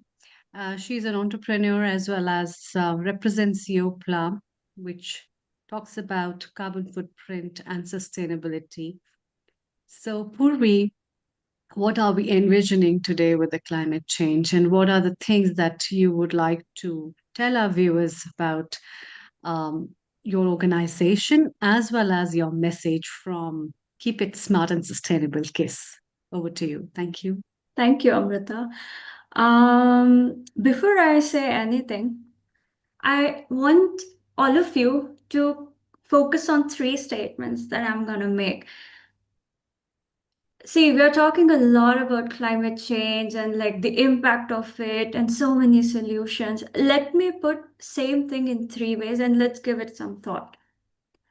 Do you know that all the global textile waste that we create and like the whole production that we make, it is actually creating 93 cubic meters of water pollution, right? Like textile pollution is so common. That's huge. Okay. So please note, global textile pollution, 93 cubic meters. Also, I can say it in this way. Do you know that one t-shirt that you just toss away and then you go to the market and buy another t-shirt? It takes around 2,700 to 3,000 liters of water from end to end to make this one t-shirt. That's huge, right? And then we don't even think when we're buying that. Please note that number as well. Now,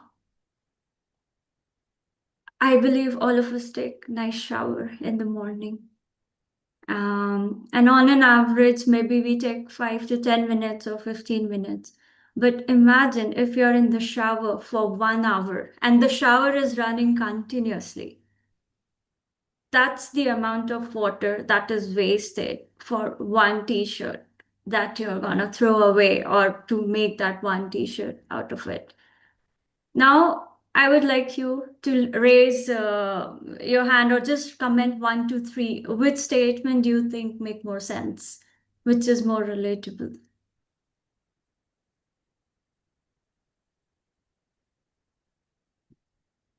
Yeah. Anyone would like to say something?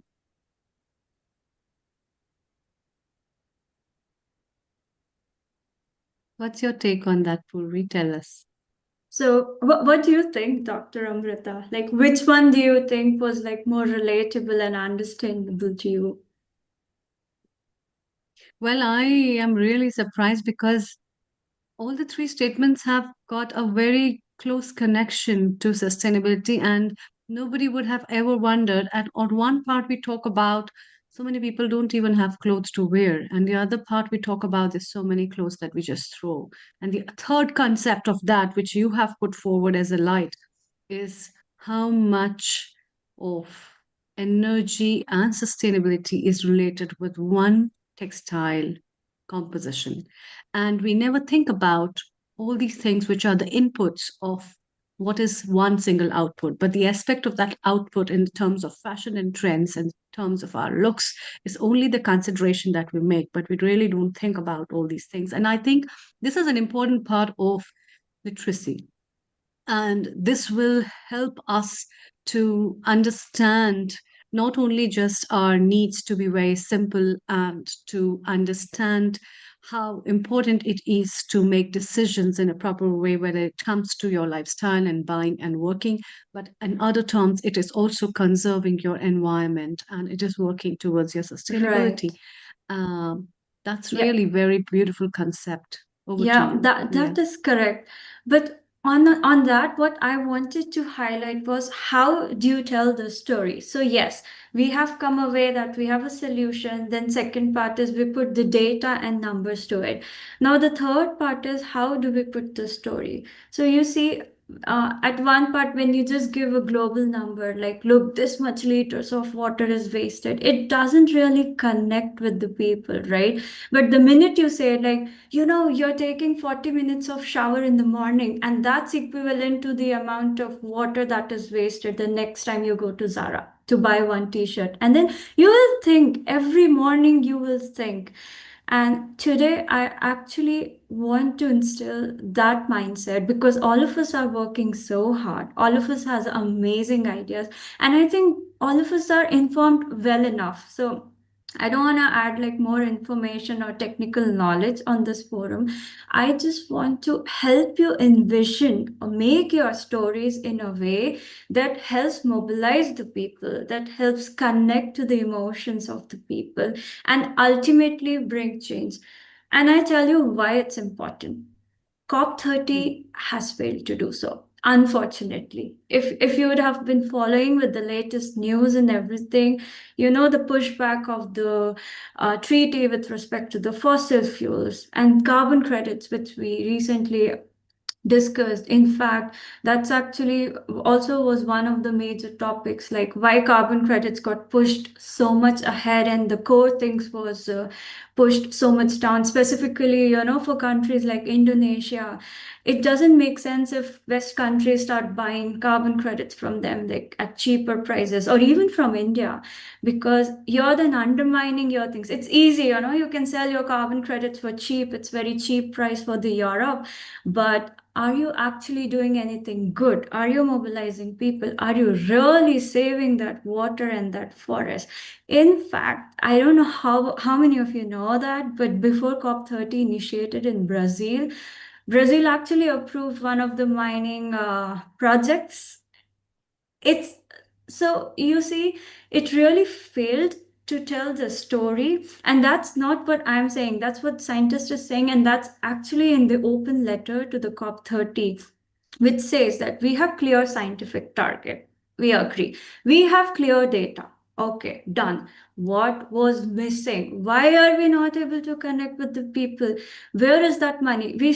Climate finance was such a big topic in COP30, right? But it also didn't go through. It somehow moved towards carbon credit. Why? Why are people not paying money? Like, let's say why the I don't want to be political, but the extreme right are not really invested in financing climate thing, because there is no storytelling, there is no clear connection. We fail to show the urgency, there is no characterization. So I think I would really love for all of you to please take a moment every week, not just like a moment right now, but every week, and think that how can you build a story which really connect, level up, like build a like down to up story, you know, then it kind of builds a pyramid and it connects to all levels of the global issues, not just the sustainability but also economic,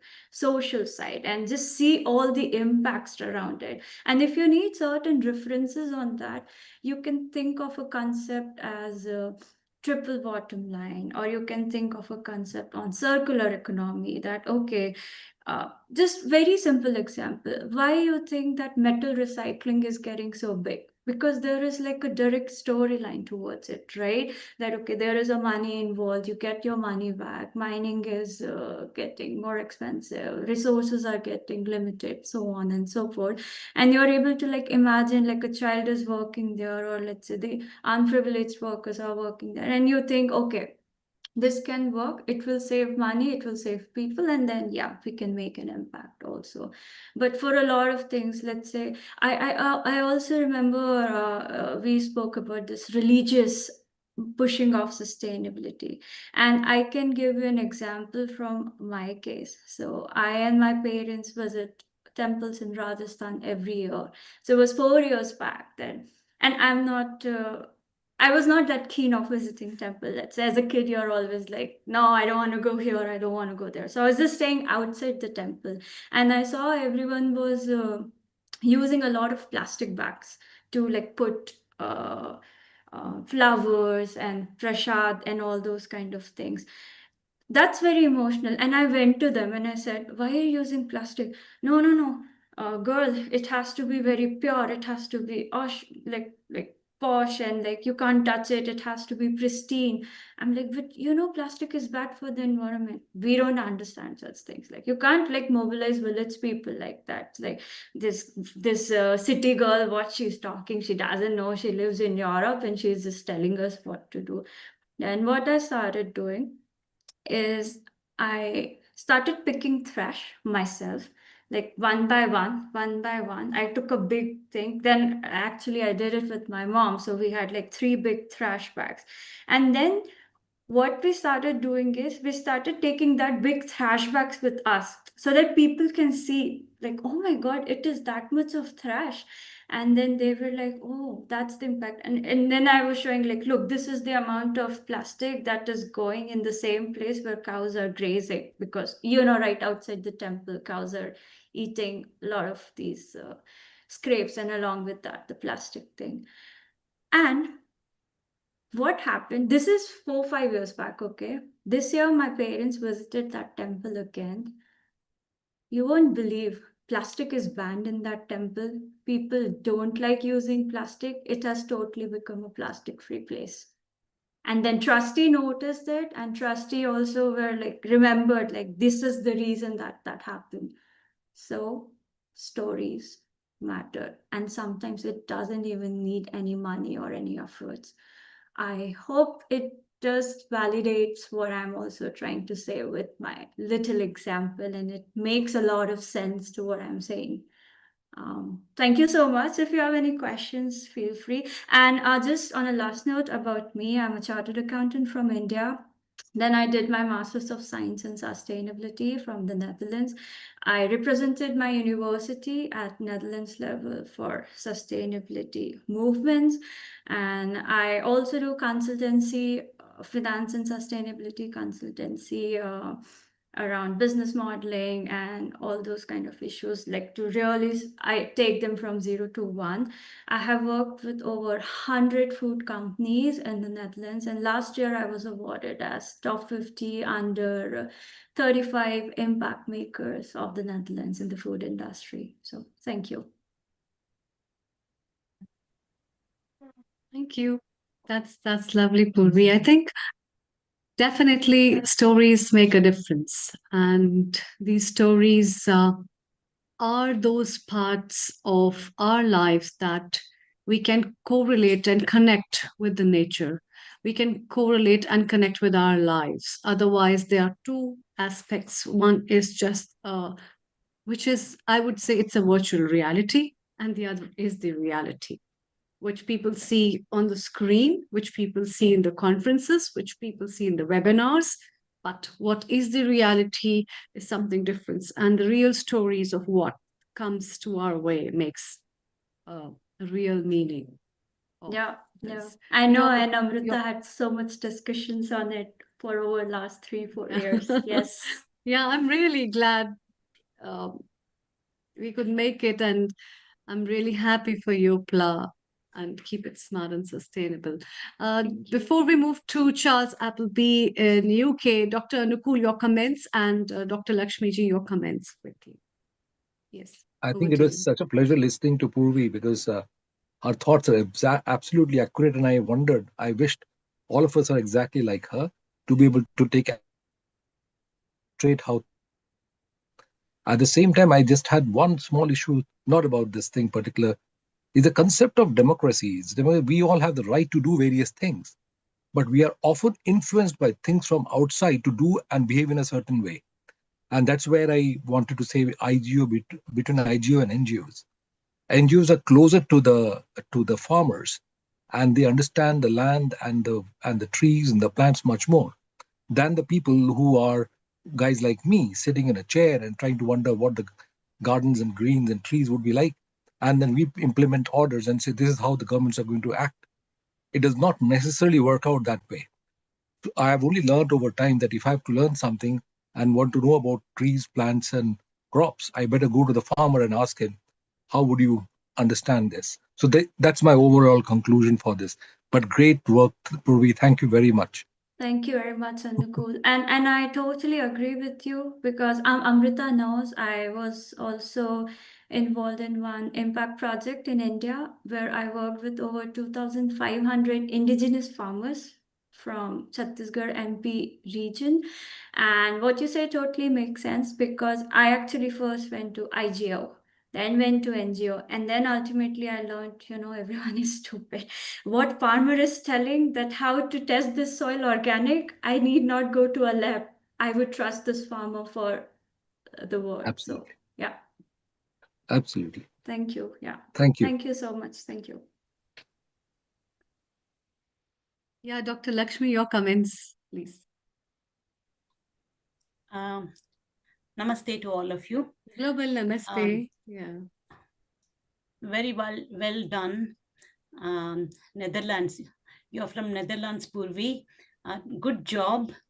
I completely agree with whatever you say, but I would also add that a regenerative economy also would help a lot for us to, come together and build better and a very efficient environmental examples. This is what I was thinking. I will just tell you all, because I am totally into environment. So I'm so close to it that I would all the time would say, let's do something for the environment. Thank you. Yeah, I agree. Thank you. Thank you, Purvi, for joining us, and please stay around as we are moving to United Kingdom with Charles Appleby, and we will be discussing more about what is sustainability and how these efforts are important. Global Namaste, Charles. Charles Hello. Appleby is a co-founder of Fly Greener and the board member of international NGO Saving Our Planet based in London. Charles is focused both on limiting global warming to below 2C and on tackling extreme poverty simply by planting fruit trees. Thanks to the generous donors, around so many trees have been planted, isn't it, Charles? I would not disclose the number because I want you to disclose the number of how many trees have been planted. And over to you for the coming hour. We have you as well as the delegates who have joined the COP30 Global Namaste. And yes. Super. Thank you so much. Big welcome to everybody here. Thank you so much for this opportunity of talking to you this afternoon. And want first of all quickly to introduce our amazing team. So Sienna Bassi, one of our team, and Muskan Banatwala, both of them were actually at COP30 over the last couple of weeks. And so it's a real pleasure to introduce them to yourselves and for them to talk a little bit about what they were doing. But first of all, let me just say a few words. Amrita asked the question about trees. Thanks to our donors, and it is thanks to the donors, absolutely. My role is just to facilitate this. But we've planted 1.8 million trees over the last few years, and we need to plant so many more. So let's just talk about, first of all, why we're doing this, and then I'll hand over to Sienna to give her introduction. So why are we doing all this? Why is this so important? And for me, it's really about absolutely need to tackle climate change because of the risk of climate tipping points. It's all very well for President Trump to say that he doesn't believe in climate and it's a hoax. He doesn't believe in global warming and that it's a hoax. But the reality is that the scientists have put a huge amount of work into this over a 40-year period. And one of the things that they're saying, which is most frightening to me, is about these tipping points. So one of the tipping points is about coral reefs. Now, one can say, oh, well, it's about people going on holiday and all this sort of stuff, and it's not particularly important. But the reality is that a lot of people in different parts of the world actually make a living off coral reefs because they're such amazing places for fish and everything to grow. So by losing the coral reefs, we're at a tipping point of losing the fish, losing the livelihoods, and all of this sort of thing. And then a second one, which is very frightening for many people across the world, is melting of Antarctic ice. Because what this is all about, this is about melting ice causing sea levels to rise. If sea levels to rise, then parts of major cities, major capital cities across the world go underwater, and countries like Bangladesh struggle. and certain small island states could lose their land altogether. But so this affects everybody. It affects everybody on the coastal areas of every country which has got a coastline, which is many countries. Okay, not all, but this is such a serious thing. And we're talking about not just a few inches, we're talking about the potential of meters of sea level rise. So Sienna's just messaged me to say she's popped out for a minute. So Muskan, would you like to would you like to take over and say a few words to introduce yourself? Hi, thank you, Charles, and thank you for having me on this esteemed panel. It is a pleasure. I'm Muskan Banatwala, and I have just completed my master's from the King's College London, where I studied conflict security and development. So the focus of my research has been grassroots and community-driven involvement in formalized processes by the UN in peace processes after conflict, and to see how community-driven mechanisms essentially lay a foundation for more equitable, more participatory, and long-term durable reintegration in fragile contexts and within vulnerable populations. And that is exactly what I have been doing here at COP. I am still in Brazil. I'll be flying out tonight.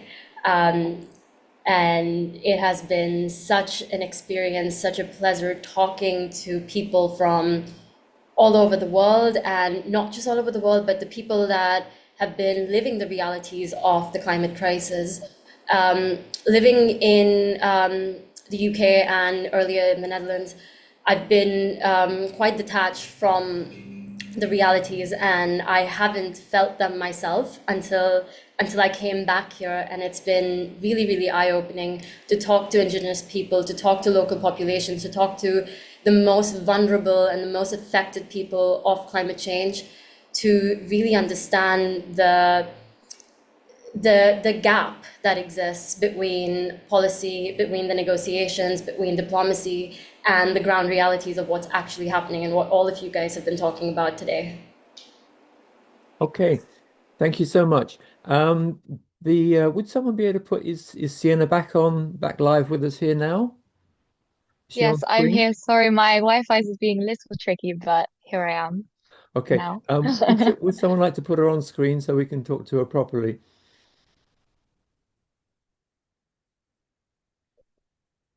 Okay. Okay. So, well, would you like to say a few words, Sienna, about your time at COP30, and if someone could put her on spotlighter onto screen while she's talking, that would be most helpful. Yes.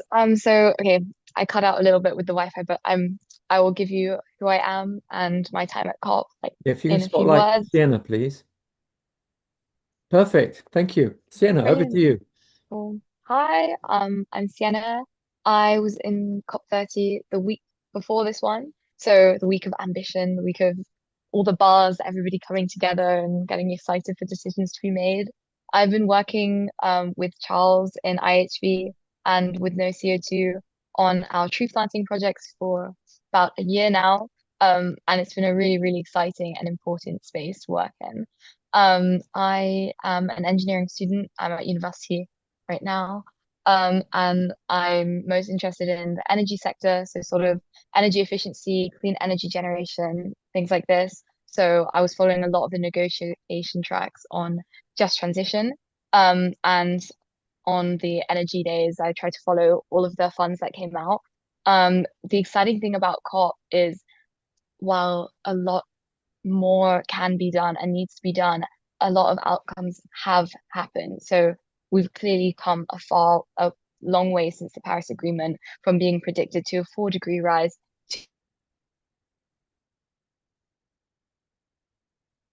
to between 1.8 degrees. So the policies of that, the energy at COP is that, as Muskan was saying, the voices of the people who are experiencing this, they have had a chance to be sort of empowered and be listened to. I, again, have come from quite a privileged background, so I haven't come across climate disasters one-on-one, but in a lot of youth-led climate forums, people had personal experiences with floods and climate-driven disasters, which everyone would talk about being in the future. Like, oh, the youth, the generations after us have to deal with this later. They are dealing with it now. So things are being done people are speaking out and people are listening. So it was a really exciting time to be there and to see the momentum and to kind of be part of it and kind of collaborate and find the people who are on the same track and push forward for this new green movement. Yeah. Super. Thank you so much, Sienna.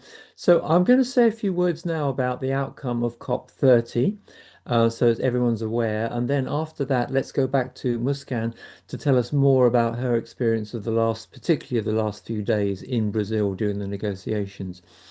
So if you haven't heard, the outcome of COP30 was very mixed. I particularly like the Guardian article today. Easy way of accessing that is to look at my LinkedIn. I posted about this Guardian article with my comments.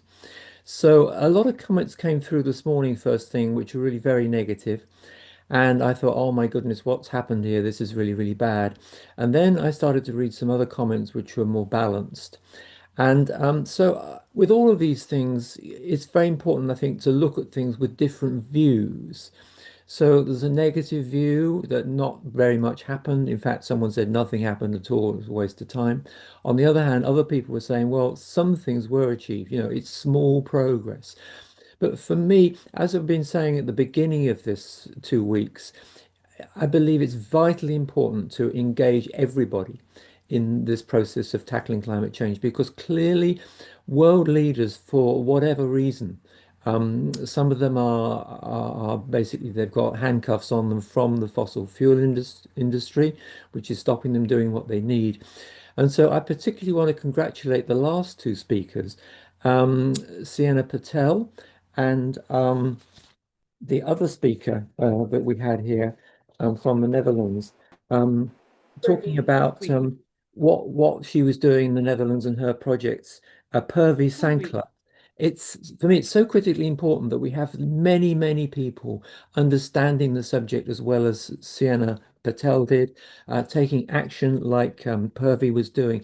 If millions of people across the world take these sort of actions, then we will not have the sort of situation that we've got currently at the moment, which is where we are facing a very, very serious climate problem.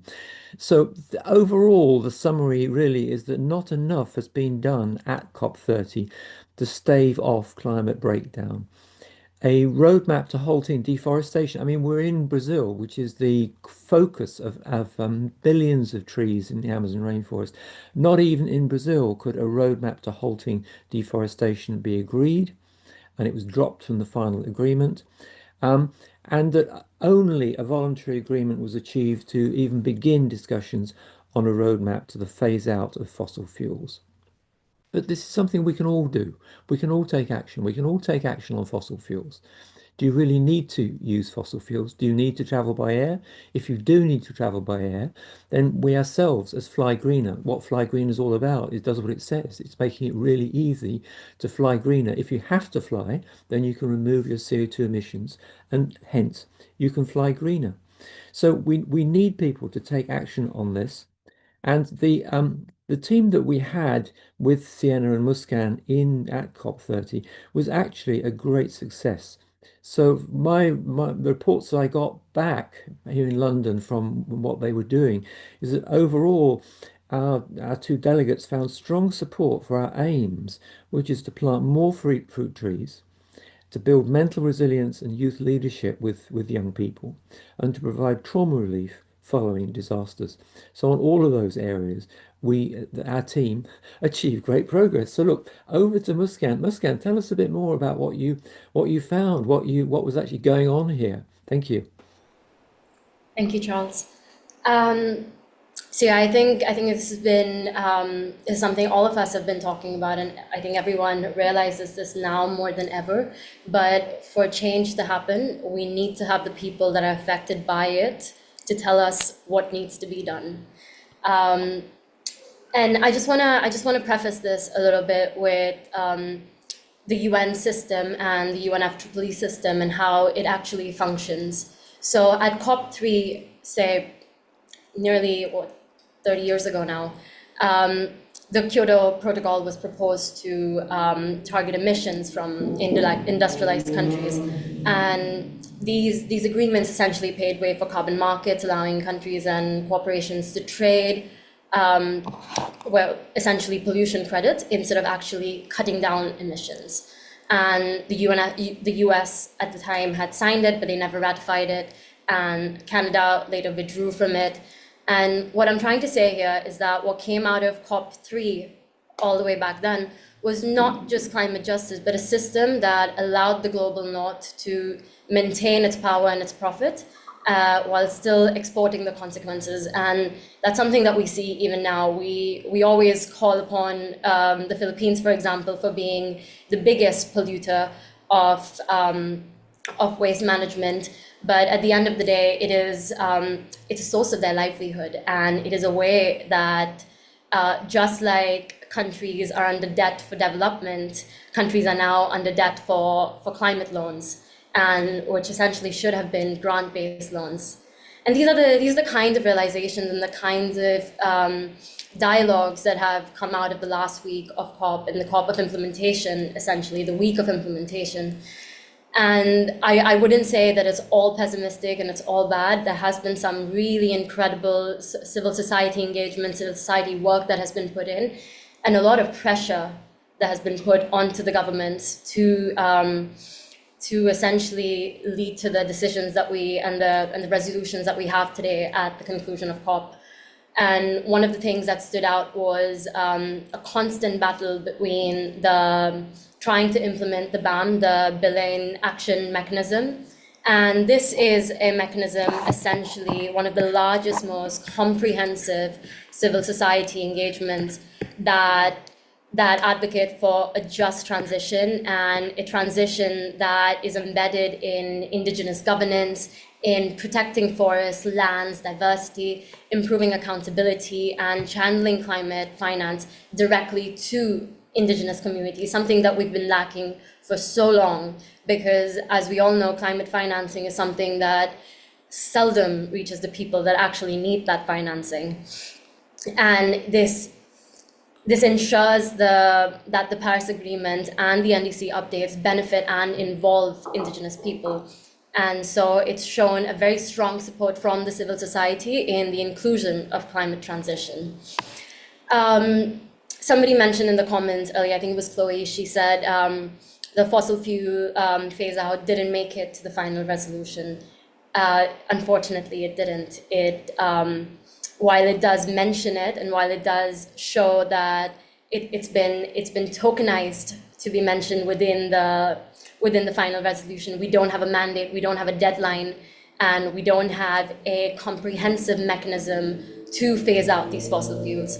However, something that did come out of it, that is the Netherlands and Colombia have introduced the first conference and summit, essentially, for the phasing out of fossil fuels, which will happen in Santa Maria, Colombia, I believe in the last week of April next year.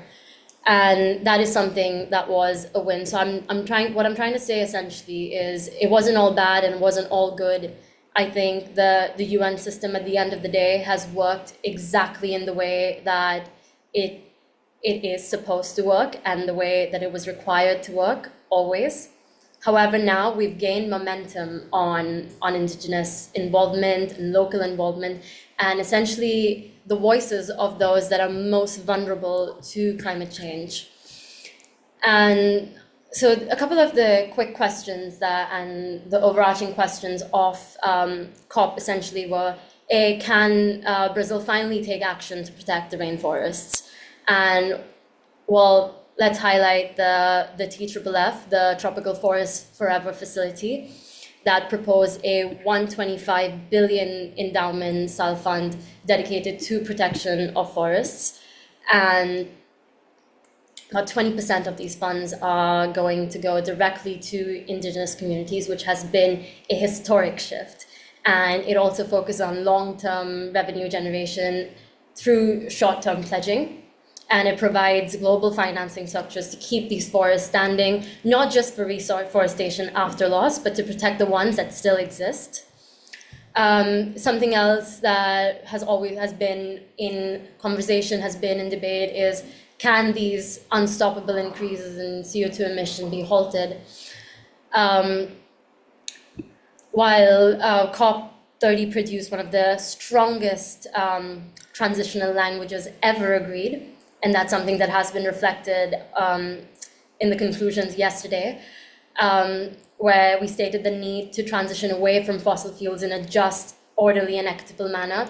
As I mentioned earlier, it stopped short of that, and it stopped short of naming a fossil fuel phase out. This was resisted by major economies, India being one of them, China, Saudi Arabia, Russia, and it really does reflect their own personal interests and the gains and limitations that their economy and their country would have to deal with as a repercussion. And lastly, what I wanted to point out is the 1.3 trillion need annually for the possibility of mobilization. Unfortunately, COP did not reach the full financing target, but it did trigger a very important foundational reform that makes future mobilization a lot more realistic. We're not talking in predictive terms anymore. We're talking about actual ground realities of what can be done. So we're talking about the creation of a circle of finance ministers that align national fiscal policies to climate goals. There have been commitments to reform from the multilateral development banks for climate-aligned lending and the expansion of blended finance models. So we're not simply focused on and limited by loans, but we're looking into grants, we're looking into alternative mechanisms that don't essentially persecute developing countries that potentially do not have the means to pay back these loans after achieving their climate goals. And it goes back into that same vicious cycle of what we call modern day imperialism and modern colonialism. And I'm using strong terms here because that is the effect that we've seen, and that is the realization that I feel like now the global south, global north has begun understanding. And when you talk about fossil fuel lobbyists and when you talk about people that are blocking these resolutions, we always wonder whether if it's a far right or a far left problem. It's not. It's a global north versus a global south problem. And I think that distinction has been very clear this year and very clear in the last week, where civil society from all over the world has come together and pushed for resolutions and actually had enough pressure. For example, Ed Miliband from the UK constantly in the last week kept blocking the just transition mechanisms with justification for market-based approaches and economic-based approaches. But we saw on the last day that pressure from civil society, pressure from the Climate Action Network, from the people that were involved in the Belayan Action Mechanism have applied enough pressure for the UK to then support this resolution, and that tipping has been monumental to the resolutions and the responses that we have today. So yeah, I would like to stop there and just leave everyone with a minute to just process all of that and see what they feel. Charles, I believe you're on mute. Okay, thank you. So question for you on that, if I may, Muskan, before we come to Sienna again. The 80 countries plus at COP wanted to get the fossil fuel wording included. So a compromise agreement was made to have this conference organized by Colombia and a separate roadmap to be developed. Now, one of the problems with the whole COP process is that there has to be a unanimous decision. There's 195 countries, and the strength of opposition, I have to say, unfortunately, there has been opposition to action for many years from Saudi Arabia and some other oil-producing countries. So the story this year seemed to be that the opposition came from, first of all, from Trump not being there, that emboldening Saudi Arabia to feel they could do more. They teamed up with Russia and also with multiple other petrostates.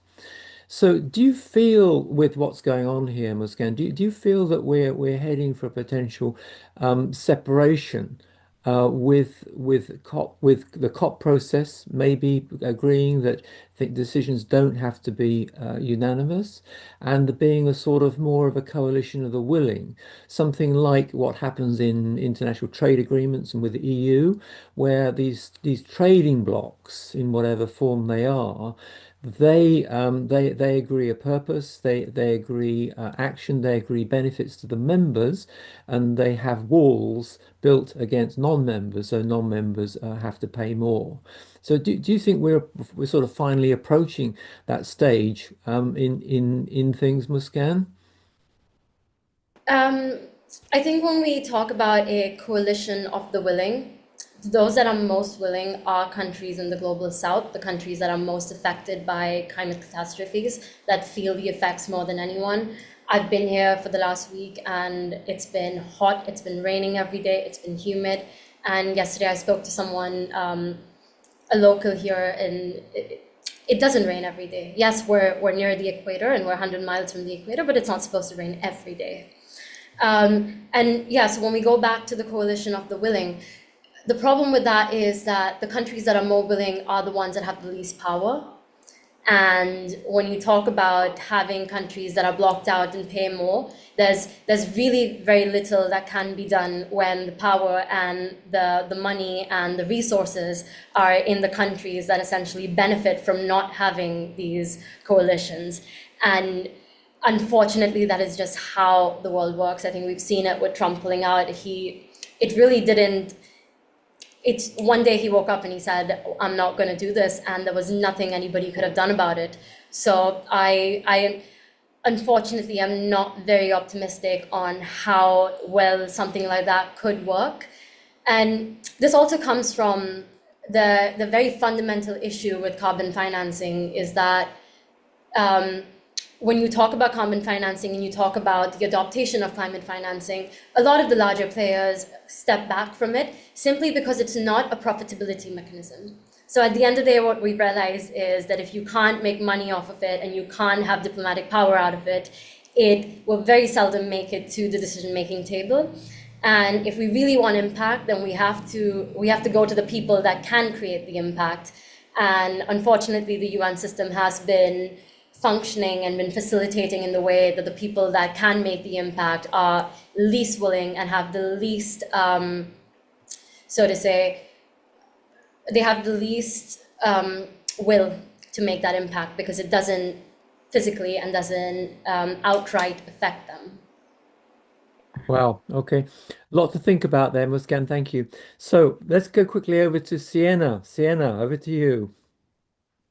Yes, I completely agree with Muskan with, yes, the system has a long way to go before it can be very effective, but I spoke to a few negotiators and they also understand this, especially because they know they don't have the power to do that much because they're representing their country as well and they've been told specific aims. So when Charles was mentioning being handcuffs, they unfortunately are to some extent. There are so many external factors here and there, but it's the mechanism, it's currently what we have.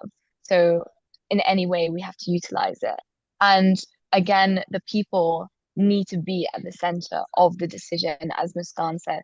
And we're getting closer and closer to that, especially as people are fighting for their voices, as we've seen in many of the protests.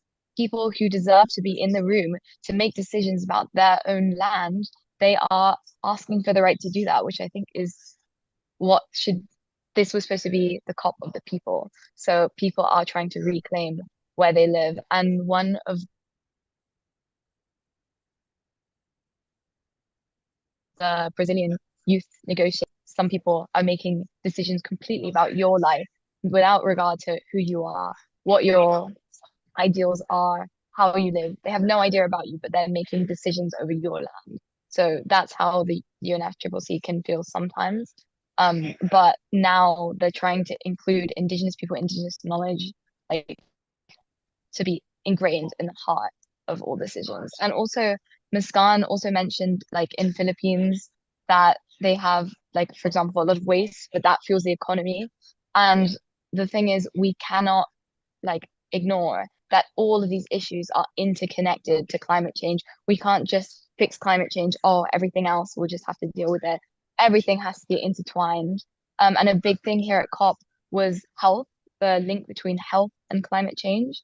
And the Belém Action Plan for Health was actually launched, which is really exciting. I think $300 million were pledged to be in sort of this health and climate space. And it's also very similarly linked to IHV, where you have mental health, trauma relief, disaster, climate-driven disasters causing like adverse effects in mental health. And obviously, if your internal environment is not great, how are you supposed to look after your external environment? And health in general is obviously very, very linked to climate in terms of, for example, someone spoke about switching diesel pumps to solar pumps. And the difference is the laborious work that goes into a diesel pump, the smoke that sits in people's lungs versus solar pumps, which is a push of a button. So like the intertwining solutions of climate, health, economy, that's the way forward. So COP kind of, well, hopefully, and is starting to acknowledge that all of these different issues are all part of one. So yeah, I think I'm kind of positive about what's to come. Like, yes, we have a long way to come, but no challenge, no fun as well. Okay, so thank you for that, Sienna. Let's come back to you in a minute. And but what I'd like to do is to take this opportunity of talking about this concept of one world and our world.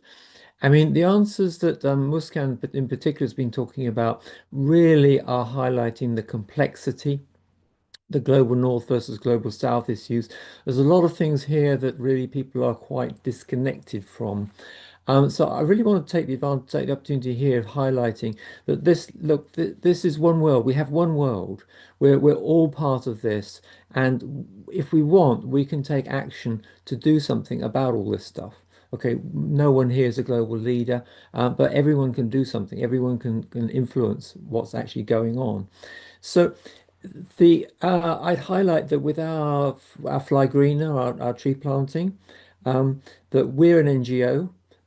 Saving Our Planet's an NGO, the IHV is an NGO, the people who plant the trees are an NGO. And one of the things is that a lot of money gets taken out of projects in developing countries because of the cost of taking action and the need for people to take profit on the way.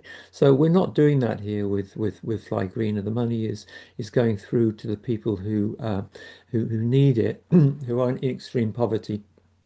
And so back to this theme of really, it's our world, it's one world, we're all part of one world. And if more of us can take action, like we've heard from the amazing people who spoke earlier, if more of us can take action and do stuff, encourage people to do things, make our own decisions to reduce the emissions that we have, encourage people to join our projects. All of these sort of things make a real difference, and we can make a difference in our lives. We all spend money. We spend a load of money on all sorts of stuff. If we spent money on stuff which is more sustainable, then it will help. So you've got the choice now. There's so many discussions about what we're supposed to be eating. If you eat organic food, okay, in the UK it's significantly more expensive. But on the other hand, reports are now saying that ultra-processed food, which is what companies are providing and actually provides 50% of UK diets apparently, is actually not good for us. So this decision about what we eat, what we do, where we go, do we fly, do we compensate for our flights, all of these sort of things are all within our own decision-making power. And if we can reach out to other people and persuade other people to do the right thing as well, then that's going to be hugely beneficial. But let's come back to Sienna to tell us a bit more about your views. What happened? Tell us a bit more about what people were saying during your week there, Sienna, please. Yeah, so when I was there, there are different negotiation rooms, but there are also pavilions. And at the pavilions, there are different countries and there are also different organizations. I spoke, for example, with at the World Green Economy Pavilion, and with the Commonwealth on how we think the green transition, like the resources we're going to need to go further.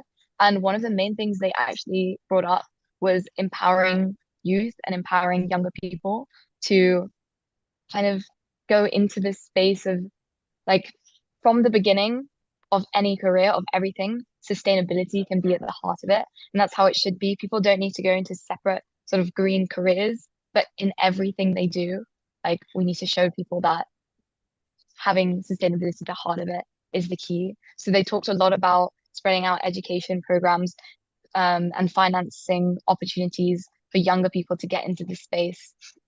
And also a big thing at COP was just finance, mobilizing finance. As Muskan mentioned, this is the implementation COP.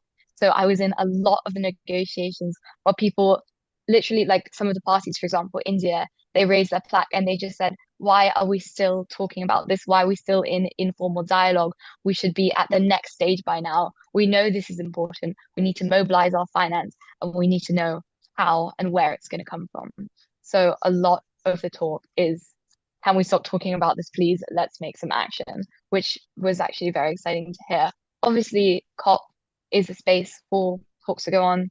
So again, like it is a good space and time to collect ideas to empower other people's voices. But a lot of the conversations were on, okay, where's the finance going to come from? And I think the UNFCCC have published a document with the outcomes of COP.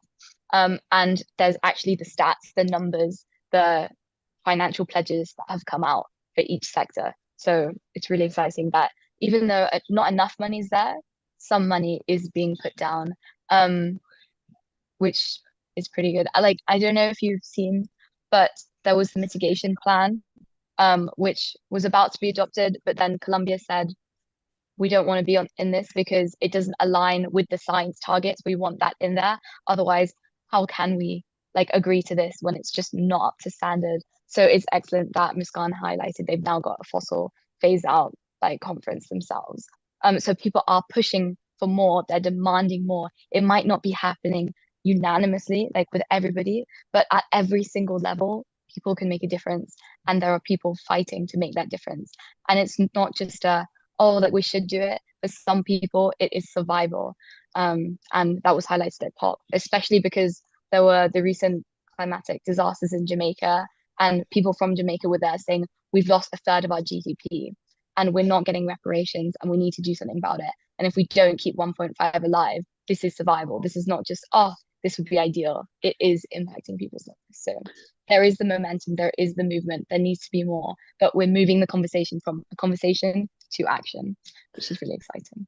So Sienna, I'm going to ask you to tell us a bit about your the meeting you attended with Al Gore, because you got the most amazing photograph of Sienna with Al Gore, which I've put on the Fly Greener website as a blog post. So take a look at it there. It's an amazing photograph.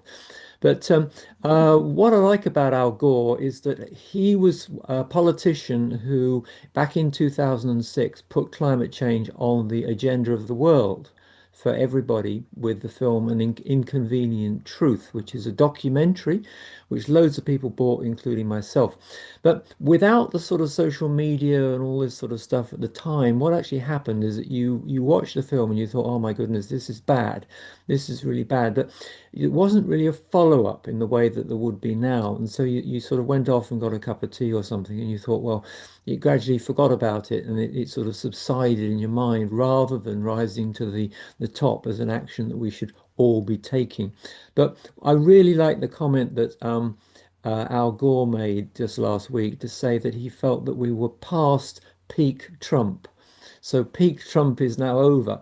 But Sienna, I don't want to steal your thunder here. Tell us more about Al Gore. Yeah, he was brilliant. I was actually in the same room when he said that, which was absolutely incredible, unbelievable when I read it. And I was like, oh, wow, that's crazy. But unfortunately, he follows that with a note of, there's a story of somebody falling off a building. And they say, oh, it's all good so far because they haven't seen what's ahead. So he was a bit cautious in his statement. The wonderful thing about Al Gore is he was pushing the momentum. How he described it was there's a big wheel turning in the right direction, climate-wise, economy-wise, but there are many little tiny wheels going the other way. We can't focus on those. We have to find the people who align with us and push forwards. What he said was obviously the US weren't there. So yes, it's quite a big thing and it's not ideal, but he also said 195 minus 1 does not equal 0.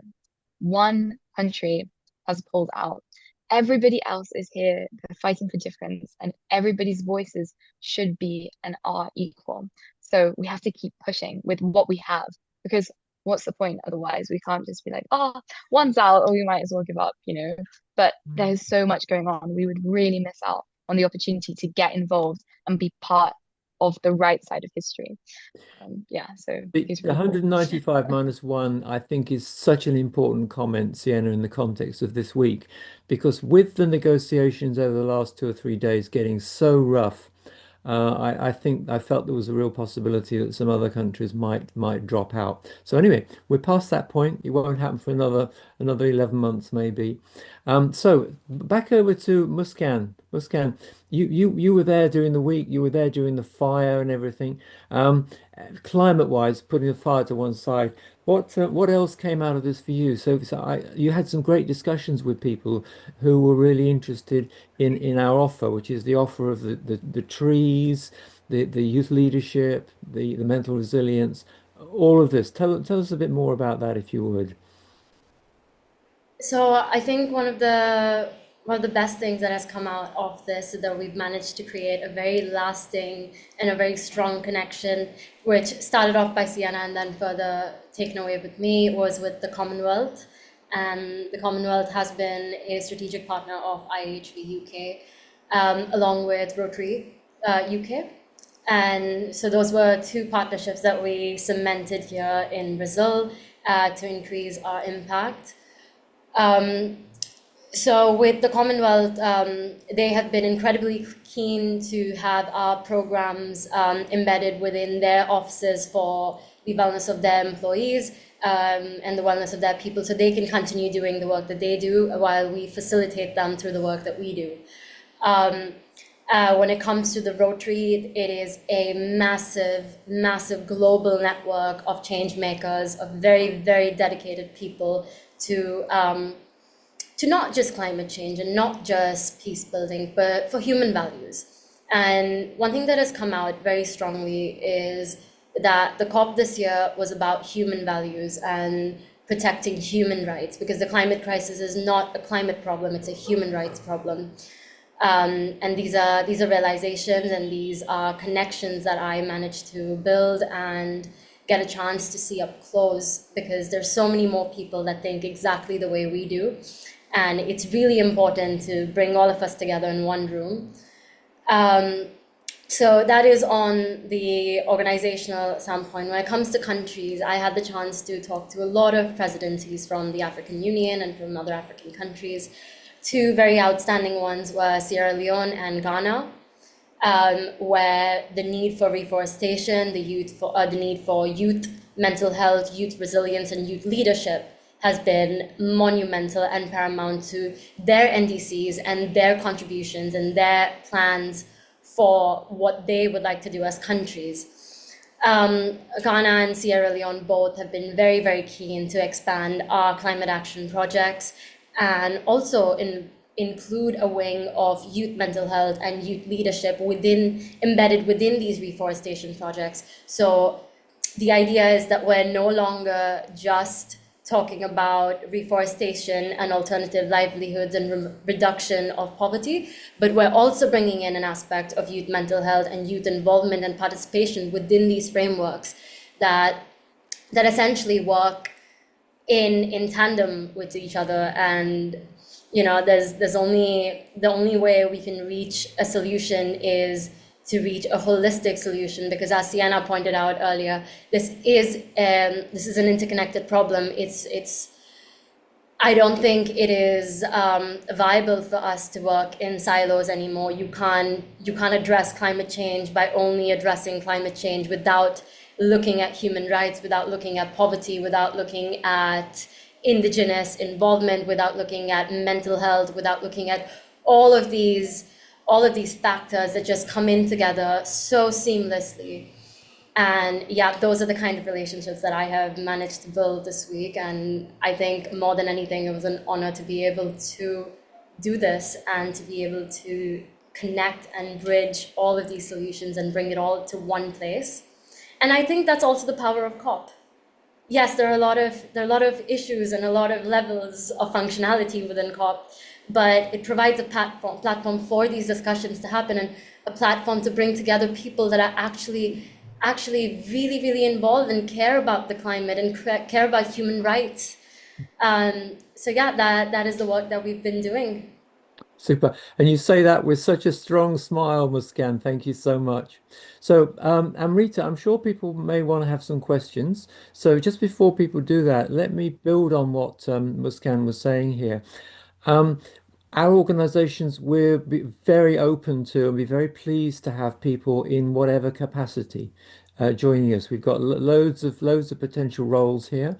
So you can message myself through LinkedIn, or you can message, if it's about IHV, you can mention Sienna or Muskan directly, or just message me.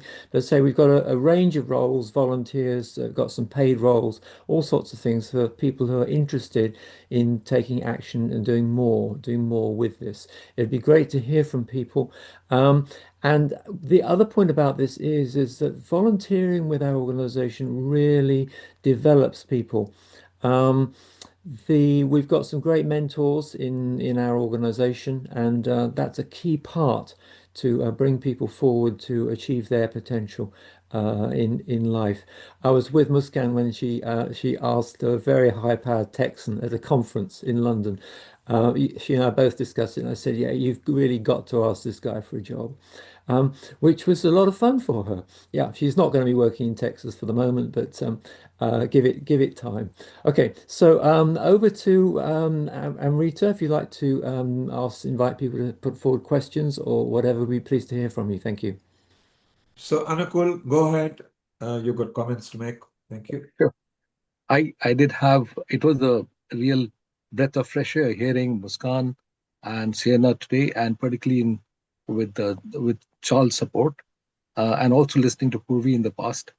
What's very important is I had a few odd issues, interestingly, about how information technology was working in tandem with various aspects of genetics, and also patenting of plants and their seeds, etc.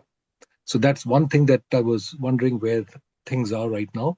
Are these particular plants and other vegetations in these areas are being patented? And if at all they are being patented, where are they being patented? And then next thing is, I wanted to ask Charles in particular, what proportion of money which are given to various NGOs are actually spent on uh, action on ground? I mean, as I'm sure you must have looked into it in various other organizations, but I do not know which organization spends how much, but what proportions are spent, I still don't know.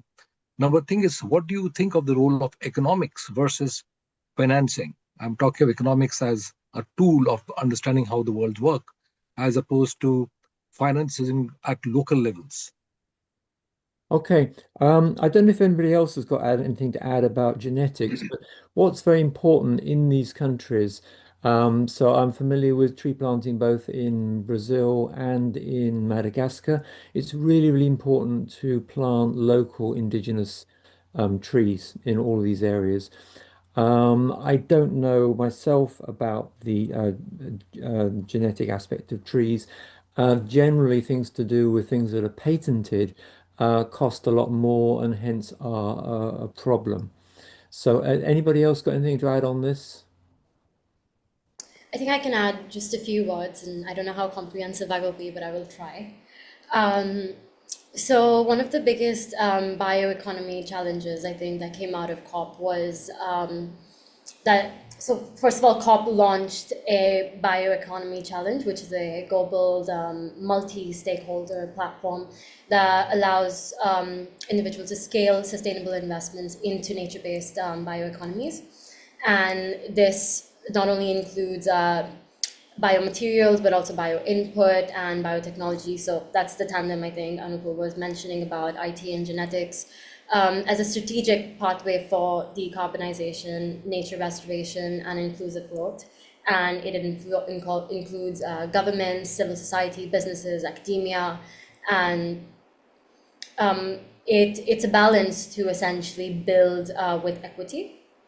The debate for GMO and biotechnology was that there was active concerns about biotech companies promoting GMOs as innovative agricultural solutions or as climate resilience tools. But I think from what I remember, I think it was Info GM that said this.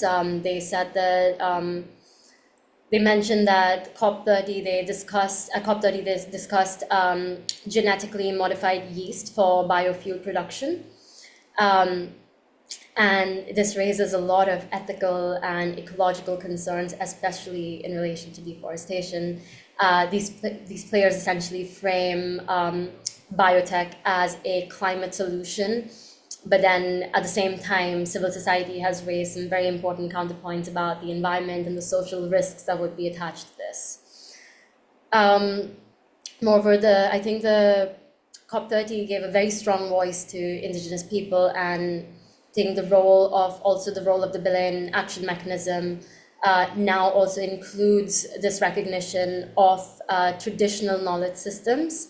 And this was very, very well fueled by a lot of climate adaptation dialogues that happened, where we realized that there's a need to maybe not step away, but include more than just Western scientific understanding of what can be done in bioeconomy debates and using traditional knowledge systems. So I'm not sure who mentioned this earlier, but it was something along the lines of when it rains, we see it as weather forecasts, and we see it as something that can be scientifically determined.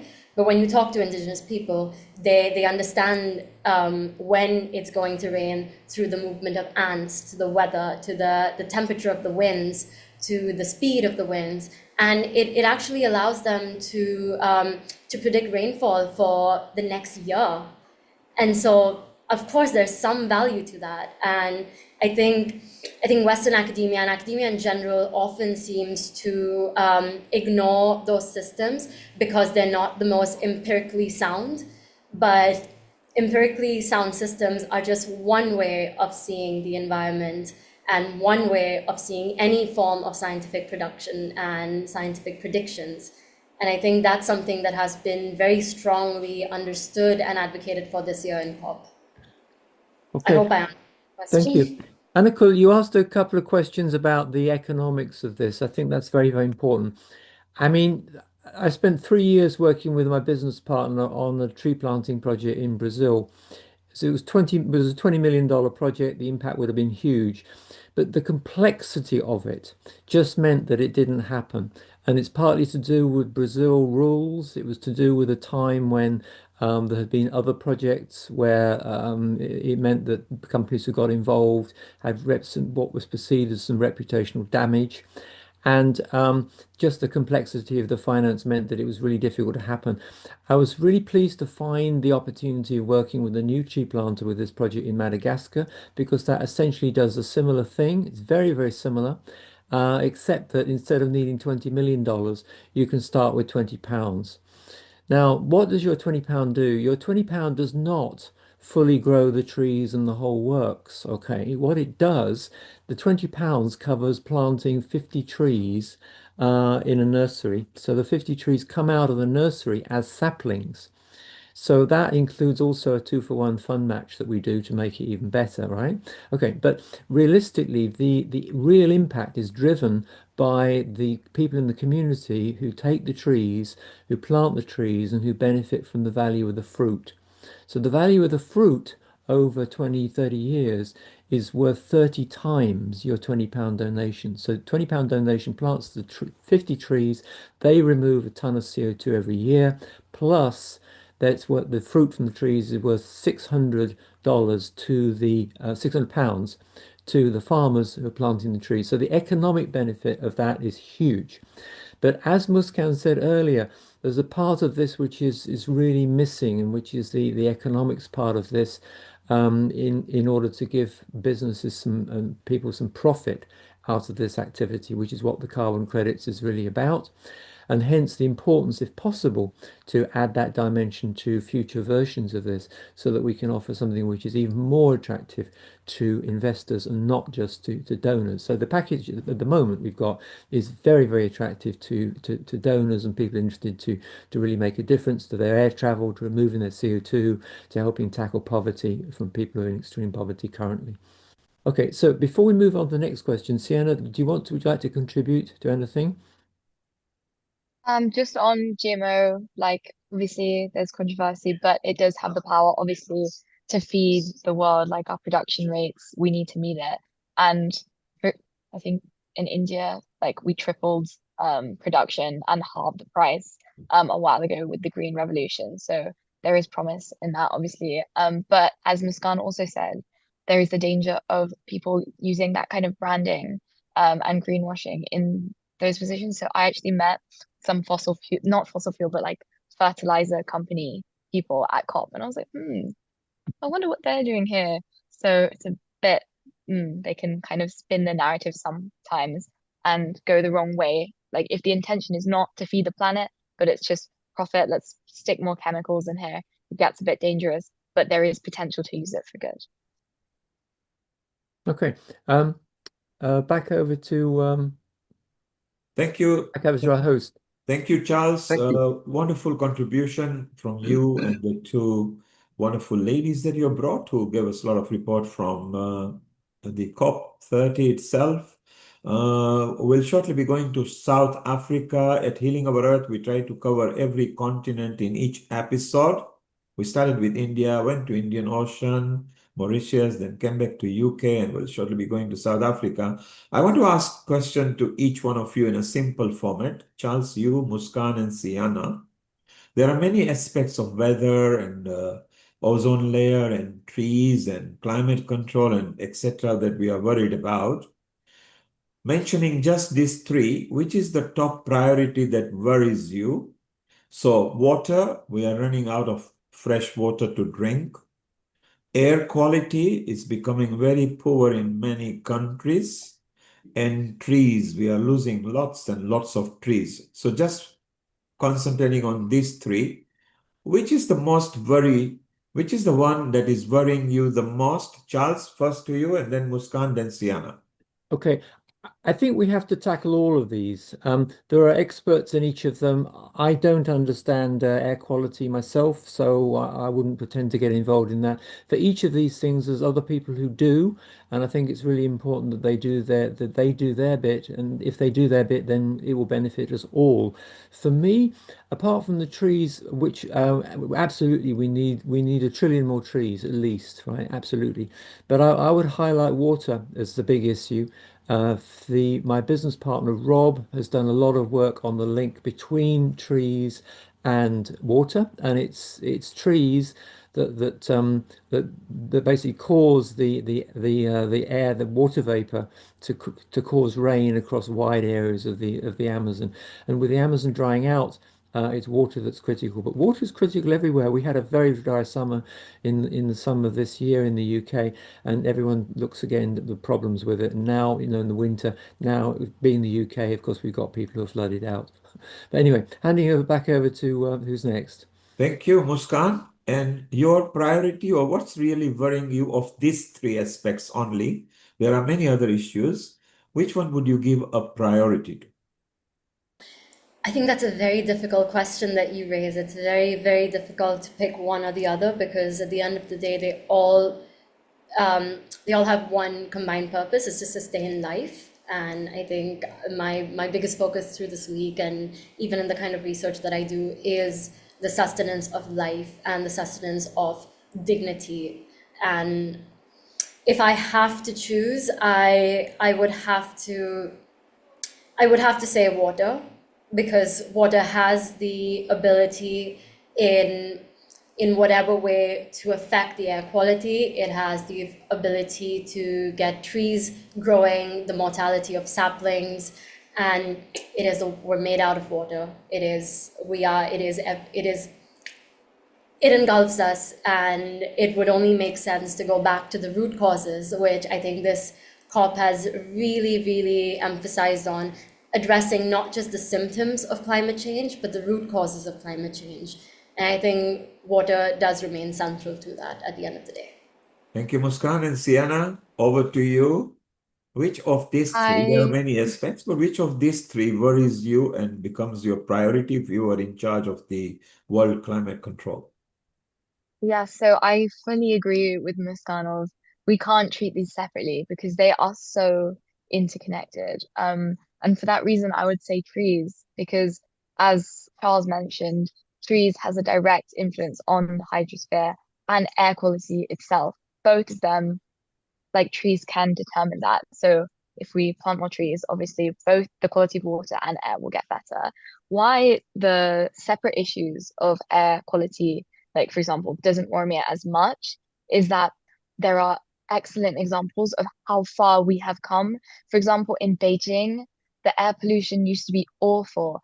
And in just like when the government paid attention to it, in only a few years, the change was astronomical, especially as people know it directly influences health. And obviously, this is again back to the how climate influences health. Trees influence air, influence health. They're all connected. But the separate issues, yes, they're problems, but they can all be solved by interconnected solutions to solve them all. Yeah.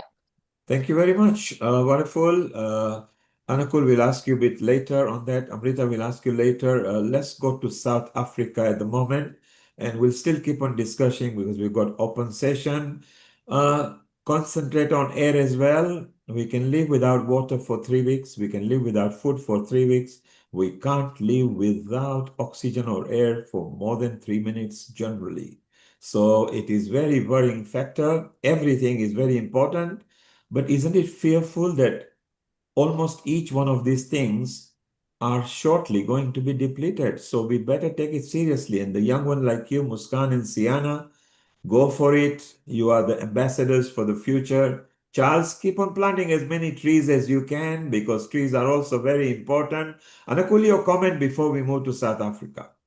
I just wanted to make one final parting statement, and it's not mine. It is what I heard from Sadhguru. Is about trying to make children draw their lungs hanging from the trees, and there are many other beings, including insects and various other things which are on the trees. So it's just not leaves, but your lungs and various insects, which are all very important for biodiversity. So, Charles, you are very important. Plant more trees, Thank give you. out more oxygen, and then maybe we can survive more than 3 minutes when it comes to disaster. The COVID showed us that more people died without able to breathe more than anything else. Thank you, Charles, and your comment before we go to South Africa. Thank you, everybody. If you'd like to help, then we can be very pleased to plant trees for you. If you know somebody as a business who'd like to do something, do please introduce them to what we're doing, and do please spread the message about ourselves and what IHV is doing. We're really what everyone here is doing is just so amazing. Please spread the message, get people involved in whatever it is that really is important to you. Thank you so much. Thank you. Thank you. Bye. Thank you. Thank you, Charles. Thank you, Muskan. And thank you, Sienna. We stay around. We'll get back to you again because there's a lot more to talk about. But it's time for now to welcome our guest from South Africa, Sister Usha Jeevan. Global Namaste and Om Shanti. Om Shanti. And good afternoon to everyone, or good evening. So, I thought it was really good. There was a time when I thought, let me just share my thoughts because Purvi, I think it's Purvi from Netherlands, she was like bringing up that whole idea of how we need to be aware of even a t-shirt that we buy. And the topic that I wanted to speak about is like to be the change. And having myself gone to many COPs, I understand that actually governments, even NGOs, everyone is so busy putting words forward for policies to change. And, you know, when I look at the example in South Africa, we have one of the best constitutions. So we have like the policies in place. but actually the people who implement the policies are the people. The people, if they have the right consciousness and right attitude, can actually make that constitution a reality. So what we have is a document, but not a living reality. And for me, the same thing I understand about COP is that we are fighting so much for a policy to have all the right things in place.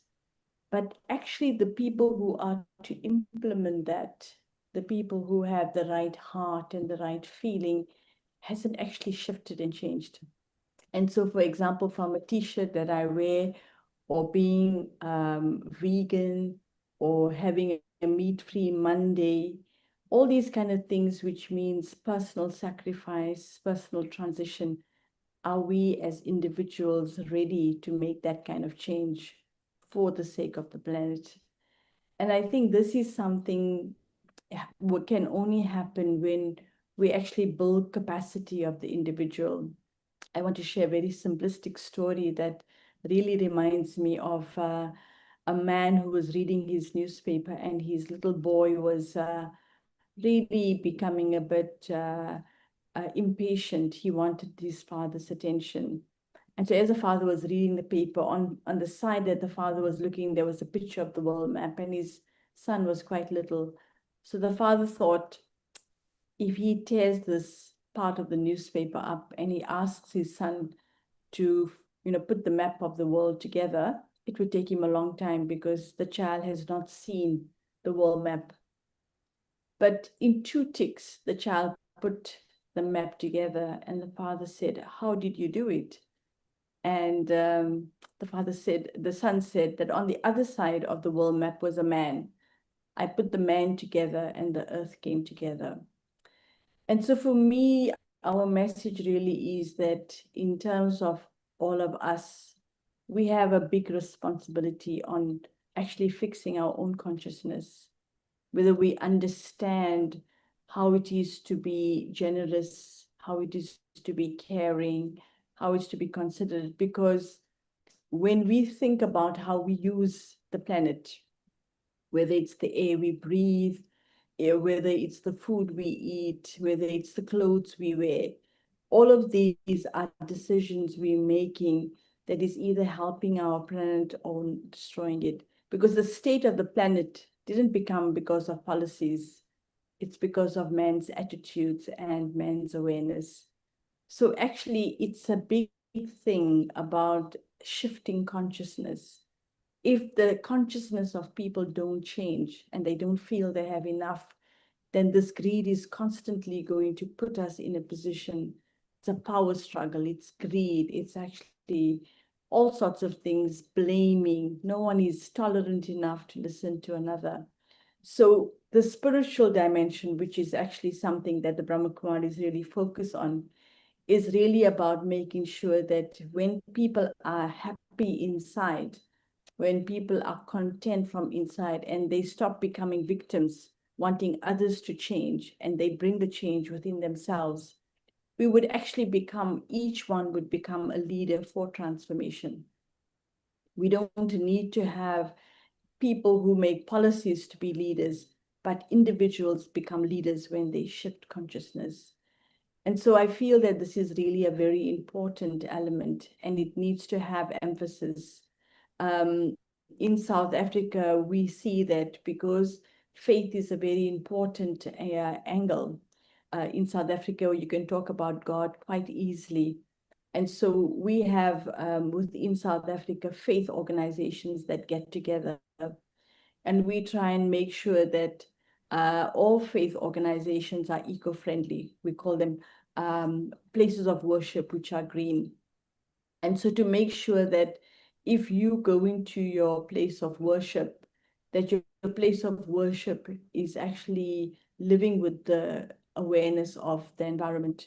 Like she was saying, that even things like prasad, which is very holy, we put it in plastics. The whole idea of polystyrene and plastics. You go to places of worship, especially temples, these things have been used so abundantly without the awareness what it's been done. So we can actually tackle this consciousness within our faith groups. because politicians don't actually have a following. It's religious people that have gatherings every week. And if religious people, people of faith, can actually become ambassadors of sharing messages with their congregation and becoming more conscious about not being, not using so much, not becoming consumers, but actually becoming creators, then actually we'll find that change comes through, because it's not really just something that needs to be said. It's something to awaken in terms of our moral responsibility. So I don't really want to give a lecture, but I really feel that what we require is to consider this element, that if consciousness don't change, any policy in place would actually can't be implemented. Together with a policy must be a shift in attitude and consciousness, which means individuals actually have to be empowered to actually be able to implement decisions. And it starts with the self. Am I living a life that I'm completely in harmony with the environment? I have to be the change. I can't talk the change. So, yep, I want to just stop there because I think we're quite late in our event as well. So, if there's anything else. Thank you so much. Sister Usha, you have raised up another beautiful point, which I think, again, a lot of people don't think about. And that's the beauty of why we host these episodes and broadcast them every Sunday, to bring out certain new things for the people. Now, the beautiful point that you raised is, yes, we gather, we do a lot of events together, but we don't think about. And it's so many religious organizations that are meeting every week, and they're holding prayers, and we really don't think about where the prasadam is and how the prasadam is coming and packed and being given, and how to transform ourselves from being a consumer to a creator. And it takes a hell out of an energy to understand even that transition, I think. And this kind of transition, what I feel is not just a mental switch that you switch on, but it comes from the sanskaras, it comes from the spiritual ignition within, which raises a concern to understand where we are, what we are doing, what we are using, and simple things of our life can be changed in an easy way.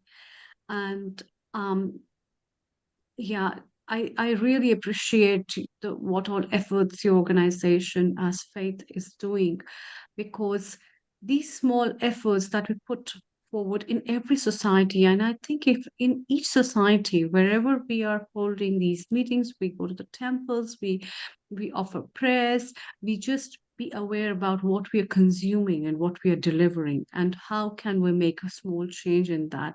It will make a great change all over, and I think we can be much more happier and sustainable, and will also give beautiful outputs for the society.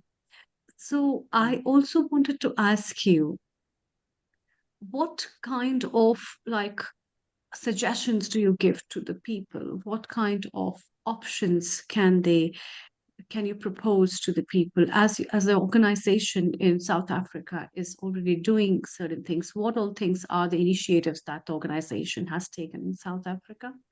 Over to you. So first of all, even just the Brahma Kumari centers in South Africa, we try and make sure that they're all working on solar, they're recycling, they're reusing water, they, creating a system within the physical space as well, to be more conscious, and then to recycle and reuse as well.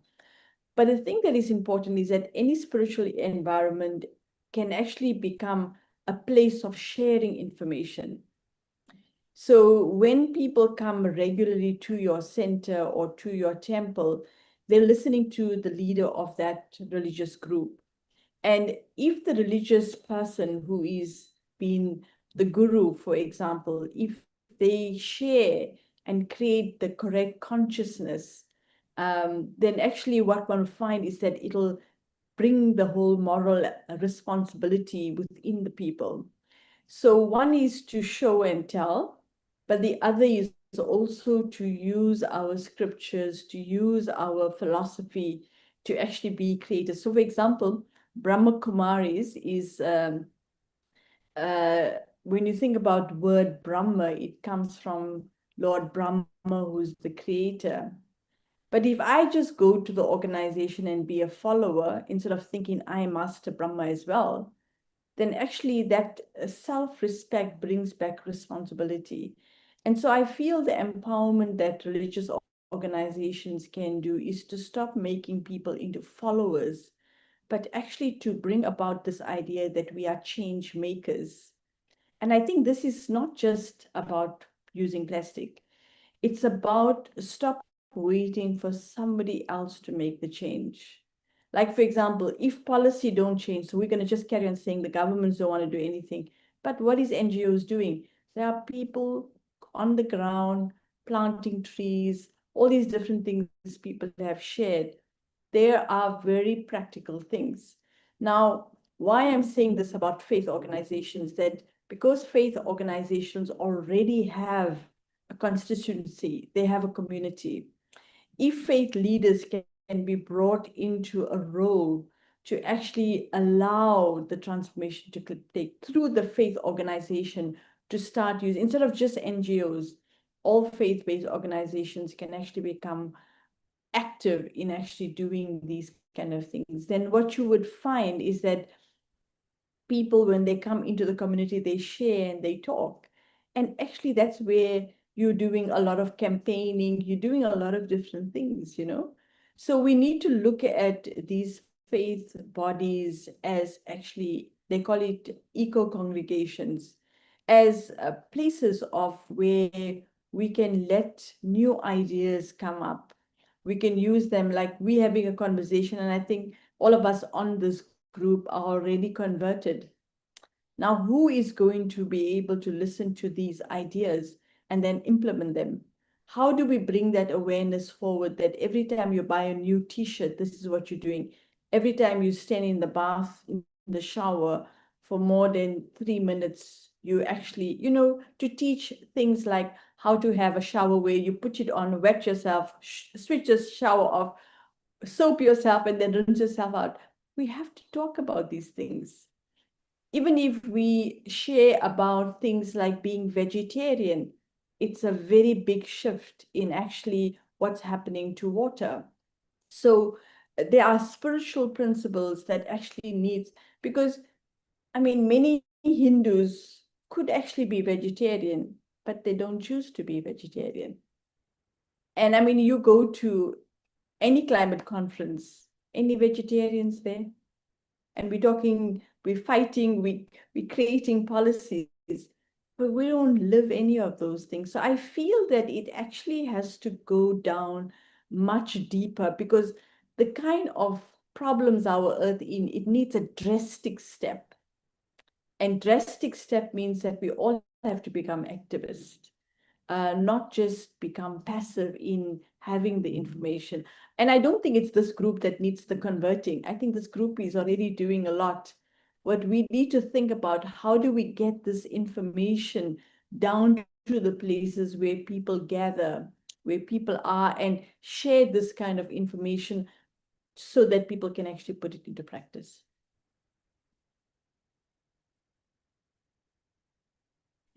Absolutely. I think that is much more needed at this time to understand how to put these things into practice. Yeah. Dr. Anukulji, your comments. Yes, please. I had a very subtle question to ask Osha ji Yes, please. about. It is, I can understand the moralistic viewpoint, and I really delve on it almost all the time. But the reality is very hard to practice it. And one of the things I find when it comes to democratization is that we might say that we have the freedom to do various things. In reality, we are often forced to do the thing that, no, we would like to have this. Let us say a simple thing like a dishwashing machine. It's not really necessary in many other ways. We can simply wash the thing. We don't necessarily have to have water, shower in always in a warm or hot water. Of course, you need to calm it, cool it, warm it down, to warm it to some extent. But there is a famous song called "Thande Thande Pani Mein Nahana Chahiye" or something like that, meaning that you take bath in cold water. Interestingly, it is, and it also stimulates the vagus, and it has got a huge health promotion affecting us. In fact, it has got one of the best effects on the heart functions. And something which I have forgotten. Once upon a time, people used to bathe in cold rivers or seas, whatever it is. But nowadays we don't do it. We need very warm water to take a shower. Can I really leave it very easily? It isn't. I tried it, but it's not that easy. But I still remember when it comes to water and other resources, while being the services in the army before, I remember we used to get exactly half a bucket of water. And in that, we used to do everything. And it was never warmed. It used to be just, we had to use it the way it has to be used. And that's about it. Looking from that half a bucket of water for the whole day, please remember, as opposed to what I use now, there's a huge difference. Despite the fact that I've become more knowledgeable about the environment and a whole lot of stuff. Does it necessarily mean that I am going to be changing myself? I'm not very sure. That's exactly the point. That's not easy to be, honestly, to be good. And it's not that, it's something that really have to work hard. And that is where samskaras come in. So, Doctor, actually, I'm very happy you brought that point out, because for myself, I also brought it up because I've now started practicing bathing with cold water. And I do it for many reasons, for my own health, but for that very purpose, because when I open the hot water tap, so much of cold water runs through before the hot water comes.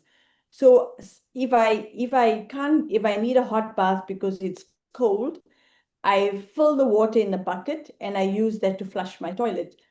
And I do it in the privacy of my own space where no one is watching, because I know that it's an energy that I'm creating by being conscientious.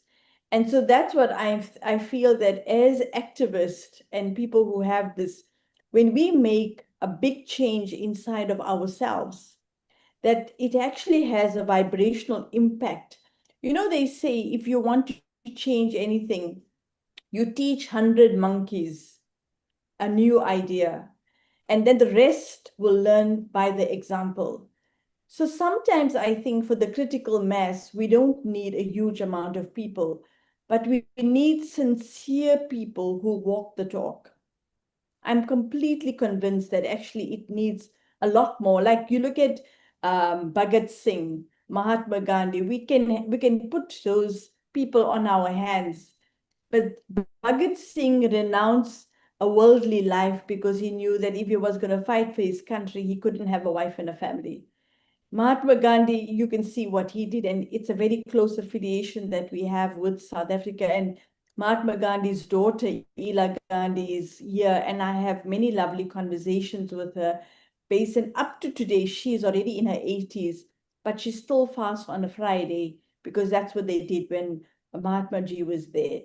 So it's like, why do we understand when you were in the army, you practice that? Now suddenly you think, well, I got all the resources. Why should I go back to an old habit? But it's coming from the fact that we forget how important we are. I feel that if we had a greater sense of respect for ourselves and understood that we are the change, that we are the change makers, and that we are on a stage and others are following us, not because they see us, because they feel us, a lot more will happen. Like if you look at Sister Jayanti, who's on the environment group, the BK team itself, we're all vegans. We make sure we don't wear shoes that got leather. All those kind of things are at least on our personal hygienic level, we're already starting to implement, so that it can actually not be just a talk show, but that these become samples. So like Mahatma Gandhi, he had to first make sure that he spun his own cotton and wore it before he could tell the whole of India stop buying things from outside. And I feel in our own ways, we don't have to go to the Arc Ages, but any principled ideas that we have, when we start living it, it will talk more than anything else. And I feel we need brave people now. We just don't need clever people. We need brave people who can understand that when they act in a positive way, they can impact the world. And that's the thing. And I'm not a famous person in any way, but people know me when I go to any conference. I'm not going to eat anything. Even if I have to be hungry the whole day, I'll just eat a fruit or whatever, and they'll know that I will never break my principle. So then they start understanding that when this person talks, they talk from the fact that they do it.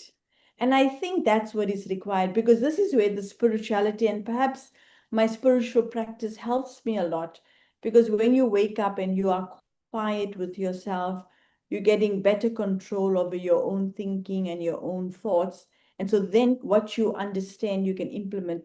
And so the practice of meditation is a very powerful tool to assist with that kind of a way. Thank you. Thank you. And I'm not Absolutely. criticizing anybody. I really feel I know everyone is doing an enormous kind of thing. But if we want these things to be sustainable, we have to become the change as well.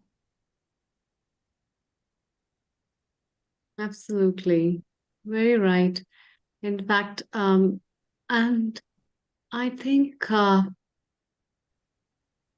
you talked about Gandhiji, he well, he himself is an icon of sustainability, living with a minimalistic approach, following his own principles, working with the core ideas, and also with the education that he has, not the knowledge, but the real education. That has really has its own footprints all over India and in his own personal life. And I think you have raised up a very beautiful point in that way as well, that lifestyle and sustainability go hand in hand. And when we talk about the choices that we make can tremendously help in. So people think sustainability will change the environment, but how will I be directly affected? The direct effect would be that will enhance your physical and mental well-being. It will enhance your health in one way or the other. Maybe the jute bag that you're carrying is not directly affecting you, but it is definitely giving a lot of other effects on your body and your mind, as well as your cognition in so many other ways. And these kind of small things, like you mentioned, you just have an apple or you just have a fruit or you are a vegan, and all these small things that you are working towards for the sustainability, but indirectly they are individually helping you as well. And this is the part of tapas, it's part of austerity. It builds up spiritual energies, it ignites the aura of an individual, which people it's difficult for a general person to understand, but it is a really beautiful concept. Thank you very much. Please stay around. Lakshmi ji, what's your comment? And if you have any questions with Sister Usha ji, please go ahead. Thank you. Namaste. Yes, Brahmakumari, I know a lot of people from them. I mix with them and they attend my programs and we interact very well with each other.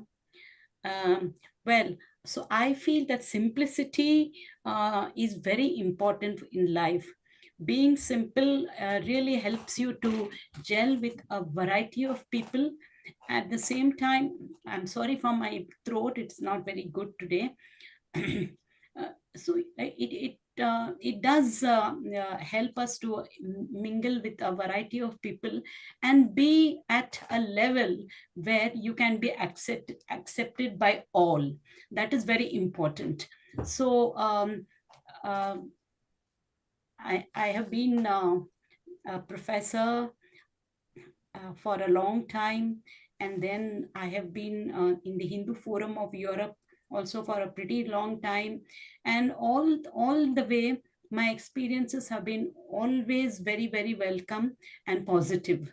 So I have not come across any sort of evil or any other way of experience at any point of time. For example, it's only in the last week that we were in the Brahma Kumari ashram in Germany at Mooring, and we stayed there for 3 days. We went round everywhere, and they looked after us so well. I still remember the whole program was so very well done by them, and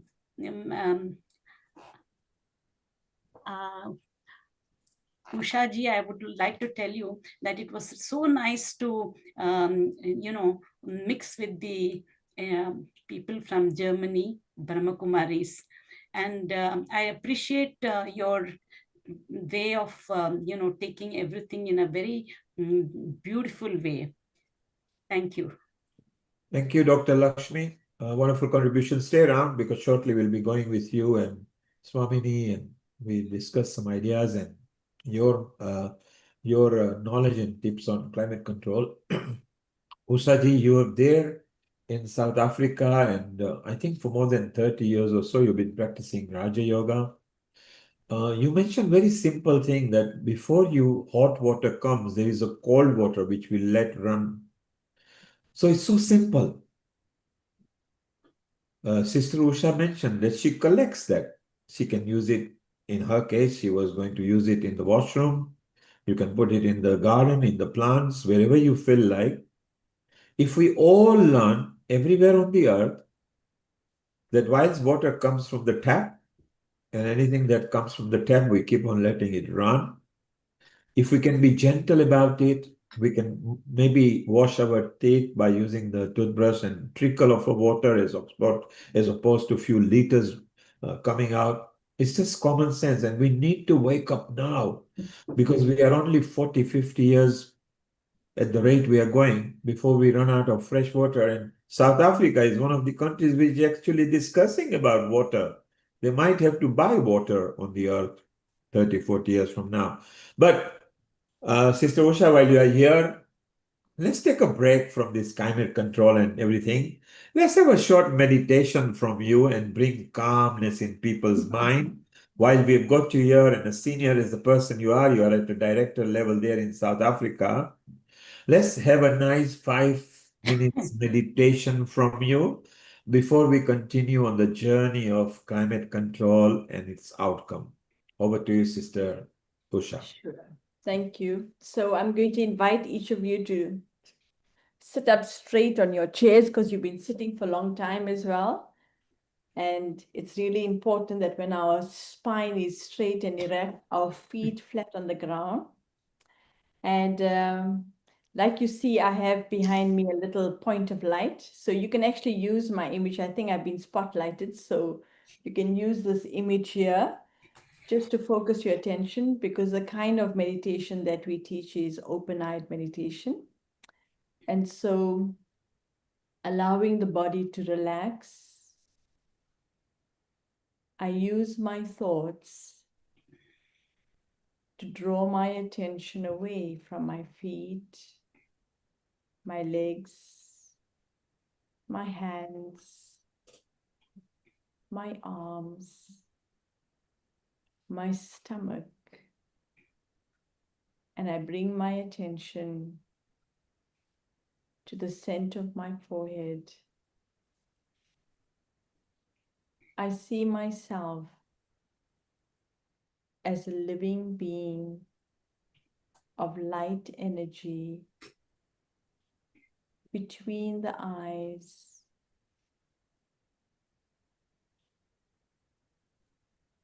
I, the being of energy, am the instrument to make this body function. I animate it. I give it life and expression. As an energy, I am not confined to a gender, an age, a nationality. I am a subtle, infinite being of energy that is beyond time and space. I am the master creator, the co-creator of this body. And with one thought, I can take my attention away from this body, beyond this physical space of duality, beyond the sun and moon, beyond the solar system. I enter a world of light, a dimension of pure energy. And it is in this dimension that I experience myself in my true form, uninfluenced by anything that is time-bound, beyond space. I am a radiant being of peace, love, happiness, joy, wisdom, and power. This is my original nature. And when I become aware of myself as a being of peace, I realize that my seeking comes to an end. When I understand that I'm a being of all virtues, I become content, and the restlessness and desires finish. And to become a custodian of this earth, to care for our planet, I need to return back to this powerful consciousness of being the peaceful being that I am. And now let's take a few moments in this awareness of being light and stepping into our true form.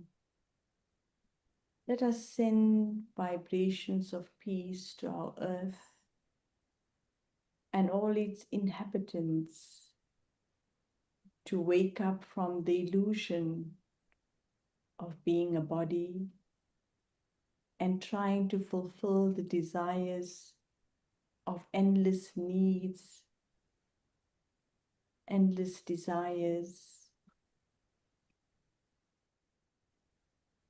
And as I see each one as a beautiful being of energy whose natural nature is peace, I bring peace to the minds of the whole world family. And it's with this shift in consciousness that we can make more clearer decisions, make better choices, remove our greed and selfishness, and become benevolent and generous-hearted. But in this world of light, there's another powerful energy that sustains each spiritual being, and that's the energy of the Supreme, the parent of all of our souls, is the Supreme Soul. And in the presence of the Supreme, I can recharge myself, awaken that intrinsic nature of being peaceful, being powerful, being loveful. And as I awaken this consciousness, I bring myself back into the moment where I step inside the body and I begin to emanate this pure energy from behind the eyes into the world. And now, as I act through this body, I create thoughts of peace. I speak words of respect and kindness and perform deeds of benevolence. And with this shift of awareness, I become a master creator. Om Shanti. I am a peaceful soul. Thank you.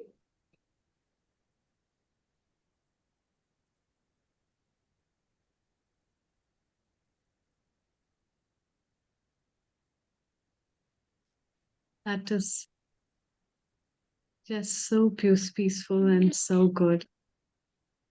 I think you have given that spark of energy for everyone to think about who we are, how we are, what we are, where we are.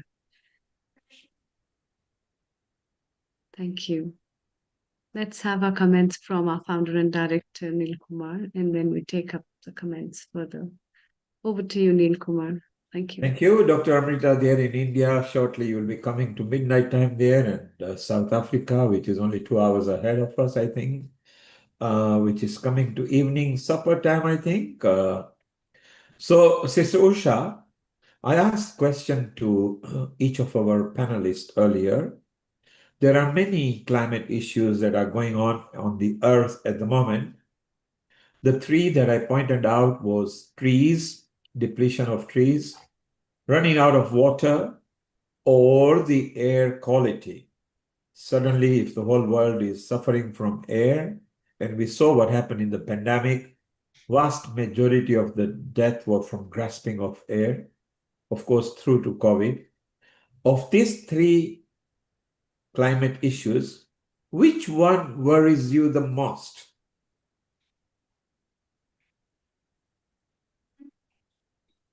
I think it's all three. And I consciously think about the idea of oxygen. So I plant the mother-in-law's tongue everywhere and even propagate it and give it around as gifts. And water as well, I feel if we don't take care of every drop, water itself will actually become our enemy. And if you look at the example of a tsunami, it's where the water element itself showed its anger to humanity. So it's up to us now to respect it. So I feel in a way that you can't make one greater than the other. And I think we need to become very holistic and allow ourselves to plant trees and secure the air, look after water, and make sure we respect it. And when we're doing all of these things, it's actually the energy we're going to give back to the earth because we are its custodians to rejuvenate itself. So I think we should have our eye on everything. So therefore, do you feel that we human beings are our own enemies? Because if you look at it, if you were to live in the rural areas, go to the little villages where there is no development, it's simple, their food is organic, their air is very fresh, their water, which runs down from the mountains with the spring water, something is more purer and more sustainable insofar as that when you put it in your body, it is with minerals and electrolytes.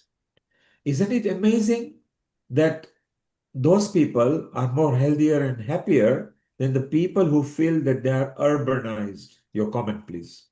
Absolutely. I think the more we've become global entrepreneurs to make everything global, we've actually reduced the essence And so, in South Africa, we encourage people to do what we call a door garden, which is just a 1 meter by 2 meter, and encouraging that people can actually plant within their own small porch even. And so growing vegetables, eating from your garden is absolutely essential. And so you're absolutely right. We have created our own little dilemma by thinking we're becoming more modernized. And I think when I look at Bharat, I look at India, I think that actually you can still feel that when you're eating grains from India, it still feels more wholesome than when you go into a country where everything is so processed. So, India, atta flour is still stone ground, which actually is far more effective than eating your maida, which is cake flour, so fluffy and soft. So really, for me, I agree with you completely. And for myself, even simple things like you could buy chana flour, which is already ground, or you can use the dal and actually grind it. And I would prefer to do those things myself rather than just buying processed things. So Simply going back, I think we need to reset ourselves. When you look at the population explosion of the earth, we are now 8 billion and rising. A tremendous growth just within a century, So talking about that, Dr. Lakshmi Vyas, when you were a child and subsequently, obviously, you got a lot of memory about India, and then you became a principal in a very good institution in Mumbai. If you look at your youth days, was climate ever talked about? Was there any worry? Was there any issue? Were there any issue about the air quality and water? Yes, water was not always available and people had to travel quite a lot and get it from the well and things like that. Were we really fearful just, and we are only going few decades back? Your comment, please. Yes, Mumbai, I was in Mumbai all the time. Though it was a crowded place, the air quality was not so bad because the sea was very close by. So the sea helped us to, wash and clear the air much more easily, but day and night. So the air was not at all a problem.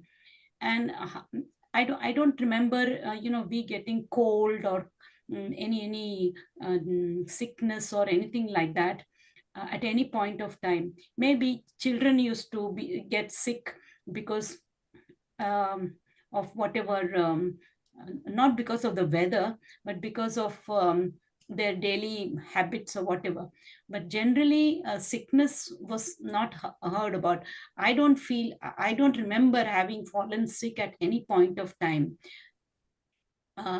Even today, I'm touch wood, I'm pretty good, healthy, and keep myself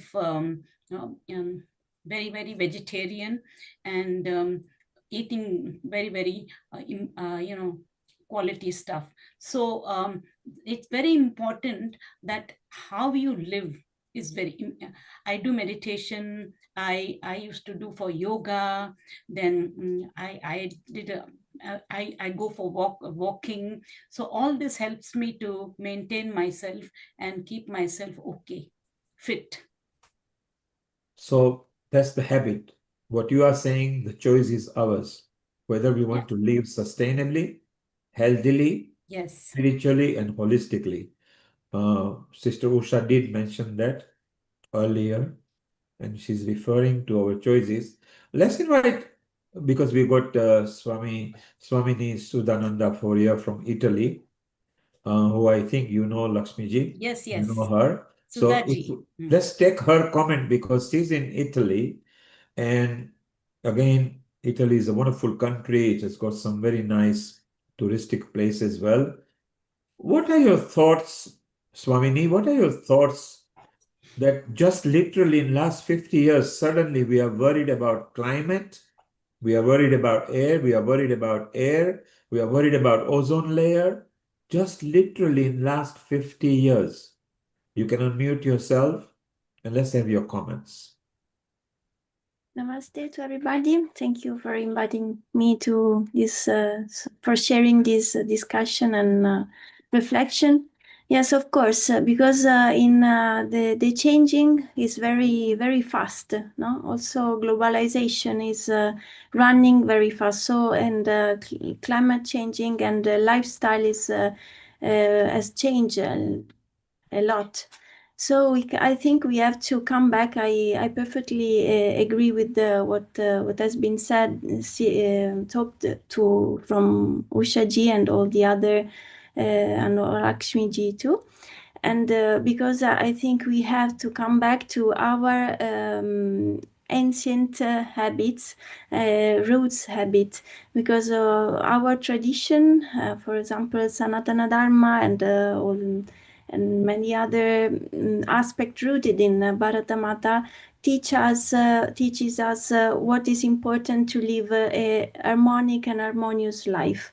I think it's very important to highlight the Dharma concept, because Dharma is that richness who teaches us to be interrelated or interconnected with all life in itself. For example, I think it's very beautiful concept, Vasudhaiva Kutumbakam, to be part of a unique family. But we have, as it has been already said, we don't have to think theoretically, intellectually, but we have to live it. We have to feel this aspect, and to feel this aspect is also to understand that the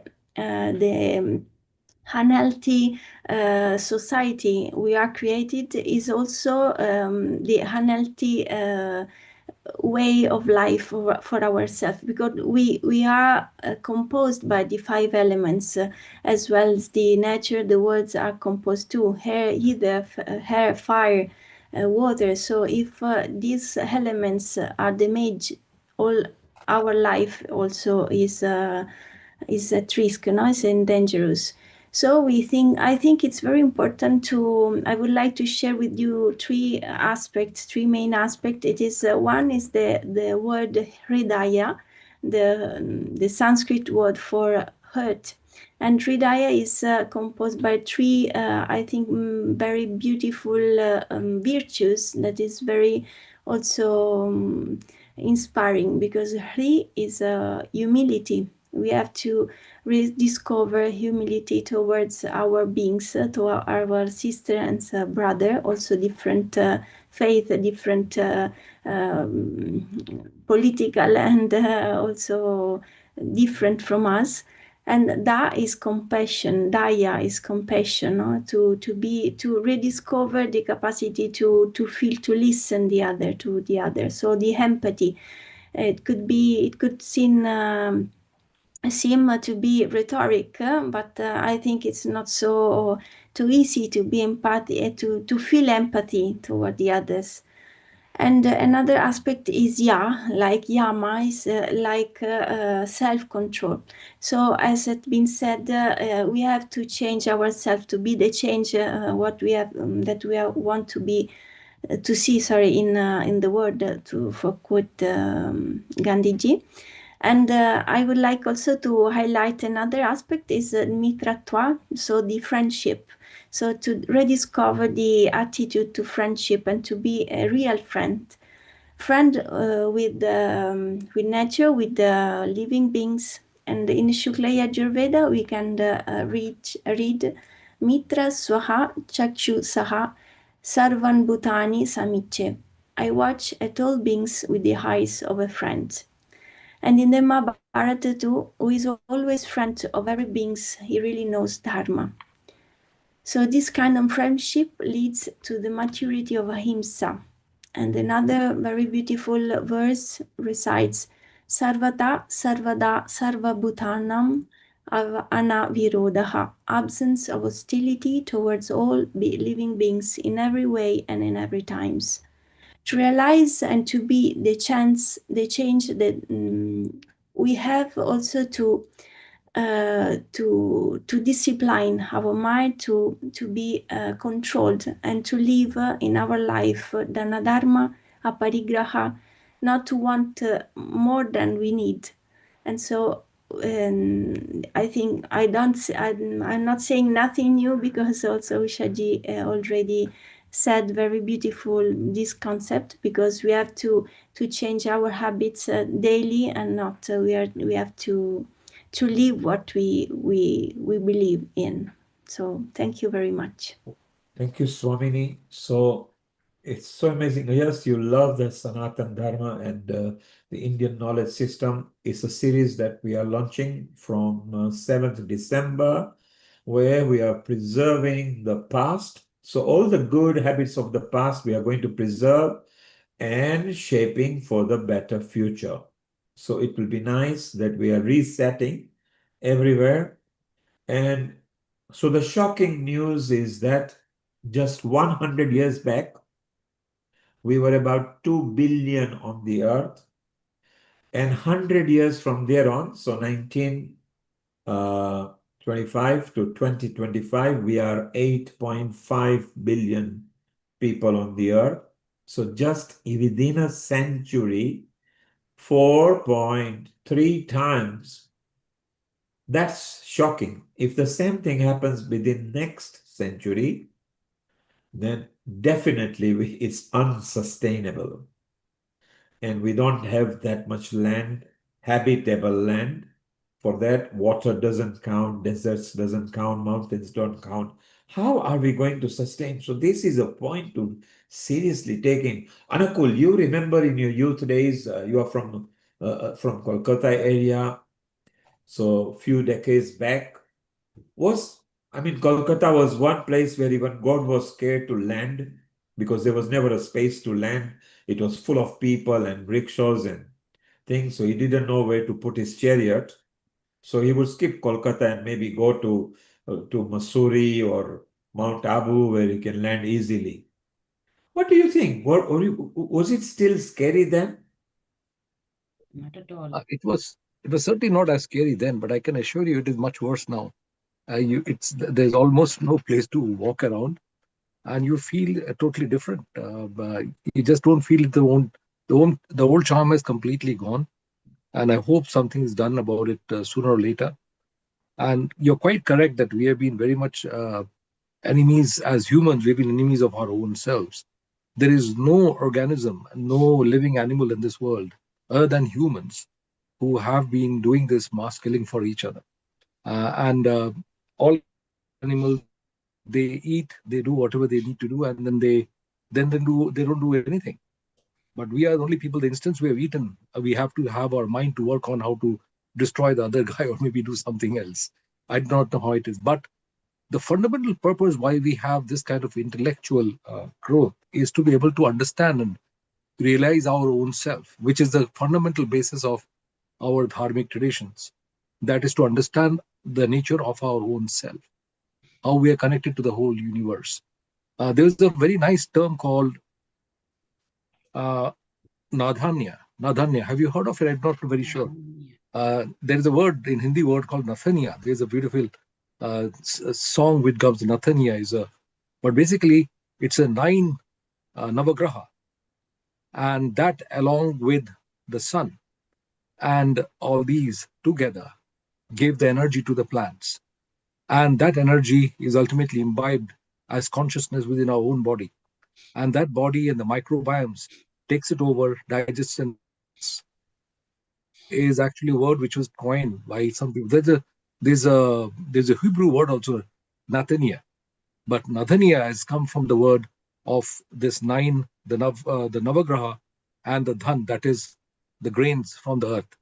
How the takes those grain from the earth and takes it to the house, that I give this to my family so that they live happily and healthily.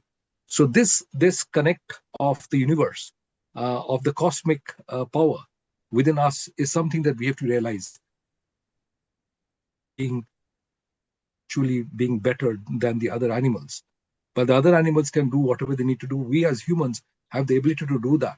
And I think we must bring it to the maximum use rather than use it for destructive purpose. And I think that is what the fundamental traditions of our Sanatan Dharma teaches us. Thank you, Anukul. Well, shortly we'll be going to United States of America, where Sharon, our senior host and contributor, is waiting. And Peter Mayer, who has been part of Healing Our Earth in the past, will also be contributing.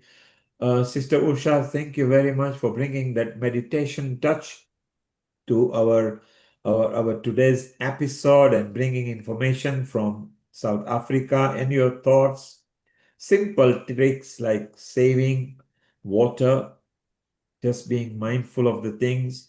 Today, we also discussed various methods that we need to start taking seriously. We are seeing tremendous amount of change on the earth for the climate. So a last comment from you, Sister Usha, before we move to America and chit chat with our future contributors. Thank you. Thank you. So for me, I just feel that if we each just take a self-audit and ask ourselves, can I make any change? And if I can, then we should implement it, because that change that we bring in ourselves from that authentic level will become a power and a seed to give other people courage to do the same thing. Thank you. So very simply, nicely put up, Om Shanti. You can still stay around if you like. We'll still be having an open session. Sister Usha, a lovely meditation as well from her. Anukul, stay around. Dr. Lakshmi, stay around. We're going to move to USA for the last half an hour over here. Lata, you've got a comment. If you could quickly make your comment before we move on. Thank you. And you can unmute yourself. So it's wonderful. We travel different parts of the globe today and pick out some ideas. Lata, your comment, over to you. Hello, namaste, everyone. So a lovely subject that is very thought-provoking for all of us. And like someone said, we're already converted on this platform into thinking logically for the planet and how to save it and the dangers that are lurking.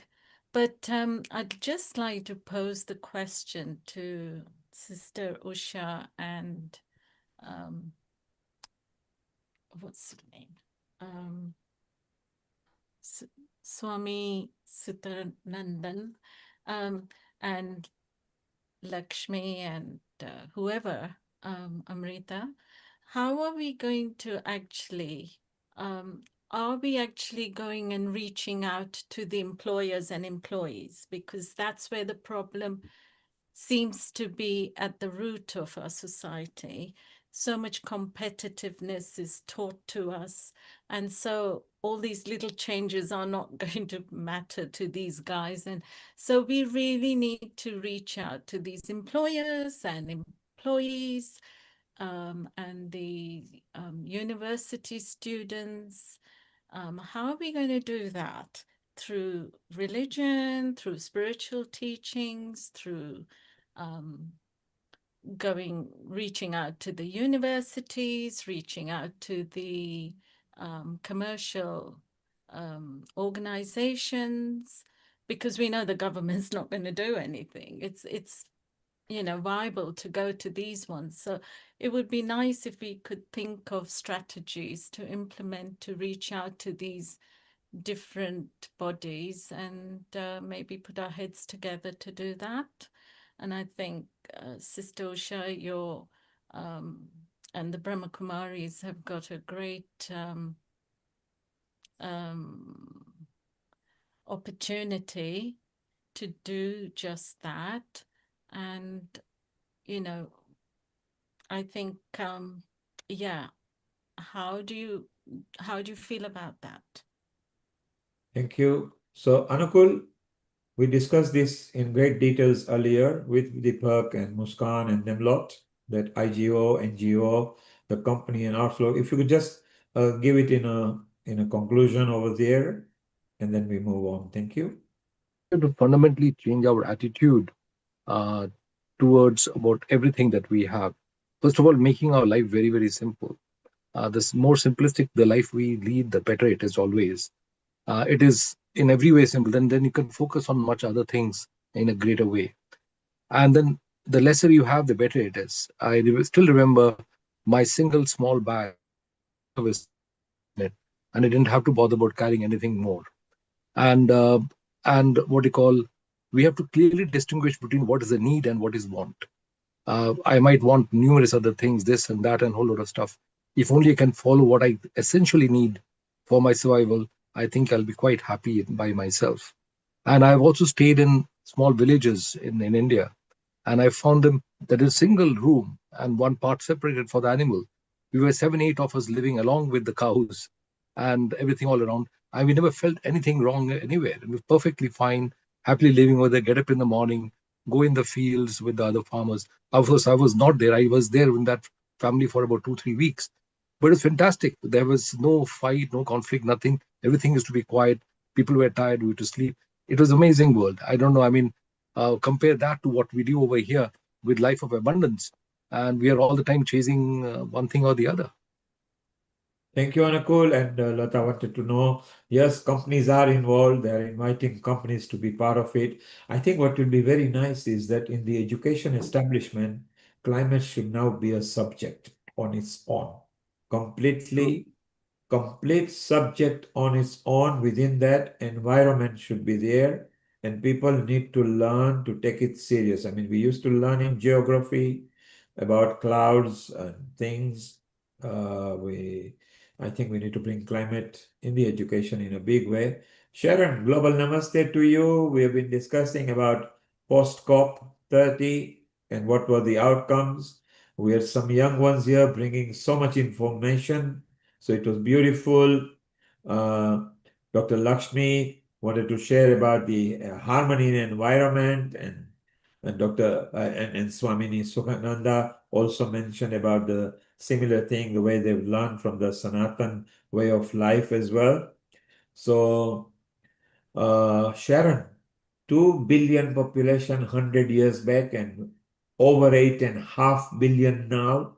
So more than 4 times. Climate changing drastically on the earth, and with the climate comes the lack of trees, the lack of water, the lack of oxygen and air quality. Where do you think we are heading? It's so interesting you're asking. Global namaste, everyone. It's so interesting you're asking me this because my husband, Jay Widener, just interviewed Bhibhu Dev Mishra, who wrote a book on the Yuga shift. And he's talking about planetary transformation. And he's really, this man, he's in India, and he's just so fascinating and scholarly in comparing the Vedas and the Vedic teachings to those of the Persians or the Greeks, etc., and to the scientific views like precession of the equinox and all that. And so he's commenting on what's happening right now. And he says that, you know, we've left the Kali Yuga and that we're going off into the ascending cycle, which ends in the golden age. And he says that what's happening, because we've been discussing this lately, my husband and I, and my friends, that it feels like people like us who come to this show, we're really, it's like we've left the Kali Yuga in our own consciousness, and we're coming up, bringing light and love and healing to the earth. But yet there's still, the majority of people are stuck in the greed and the materialism and cut off really from their spiritual source. And he says this is going to go on for another 150 years, and we just start really, the light really just starts coming in. I'd love to bring him on the show because it was just fascinating and a really interesting commentary on what we're dealing with these days. And he says we're going towards, you know, the time of truth rather than deception. And I think that I always talk about, it's not just the physical climate, it's the emotional, mental, emotional climate, which today, because of the media, because of the greed, because of all these factors, is just appalling. In the United States in particular, it seems that everything that's going on in the media is designed not to lift us up, but to turn us against each other and people, I was talking with my friend Nina here today, who was part of the Krishnas for many years, just about how your average person is so, I could use the word conditioned, mind control by these horrors. And they're being led to just hate other people, never listen to them.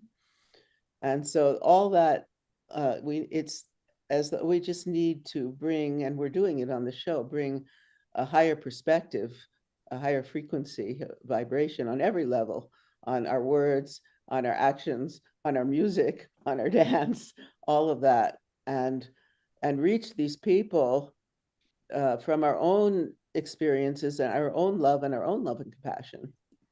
And then we need to take action locally. Peter May is here today from Crestone. Crestone, in terms of environmentalism, Hannah Strong, who pretty much created Crestone, was part of the original environmental movement, and John Milton as well. And they're still out there doing their work. And everyone feels that it's that we have to reach the young people because they're the future. And here in the US, particularly young men, feel completely cut off. They feel like they have no future. They sit around smoking marijuana and playing video games because they feel they'll never be able to buy a house. The social media is screwing up kind of the dating situation so that they feel like they'll never even have a relationship, and they're really lost. And nobody seems to be in the government, they say all the platitudes, but I mean, why don't they, instead of, there was a whole thing here about, oh, we're going to help them by doing 50-year mortgages. It's like, okay, why don't you just, instead of that, first-time home buyers, give them, 1% mortgage or 0% mortgage so that they could really participate. It's just so sad. I mean, I have granddaughters, and so I don't know what we're leaving. The country's in terrible debt, and there's just endless wars.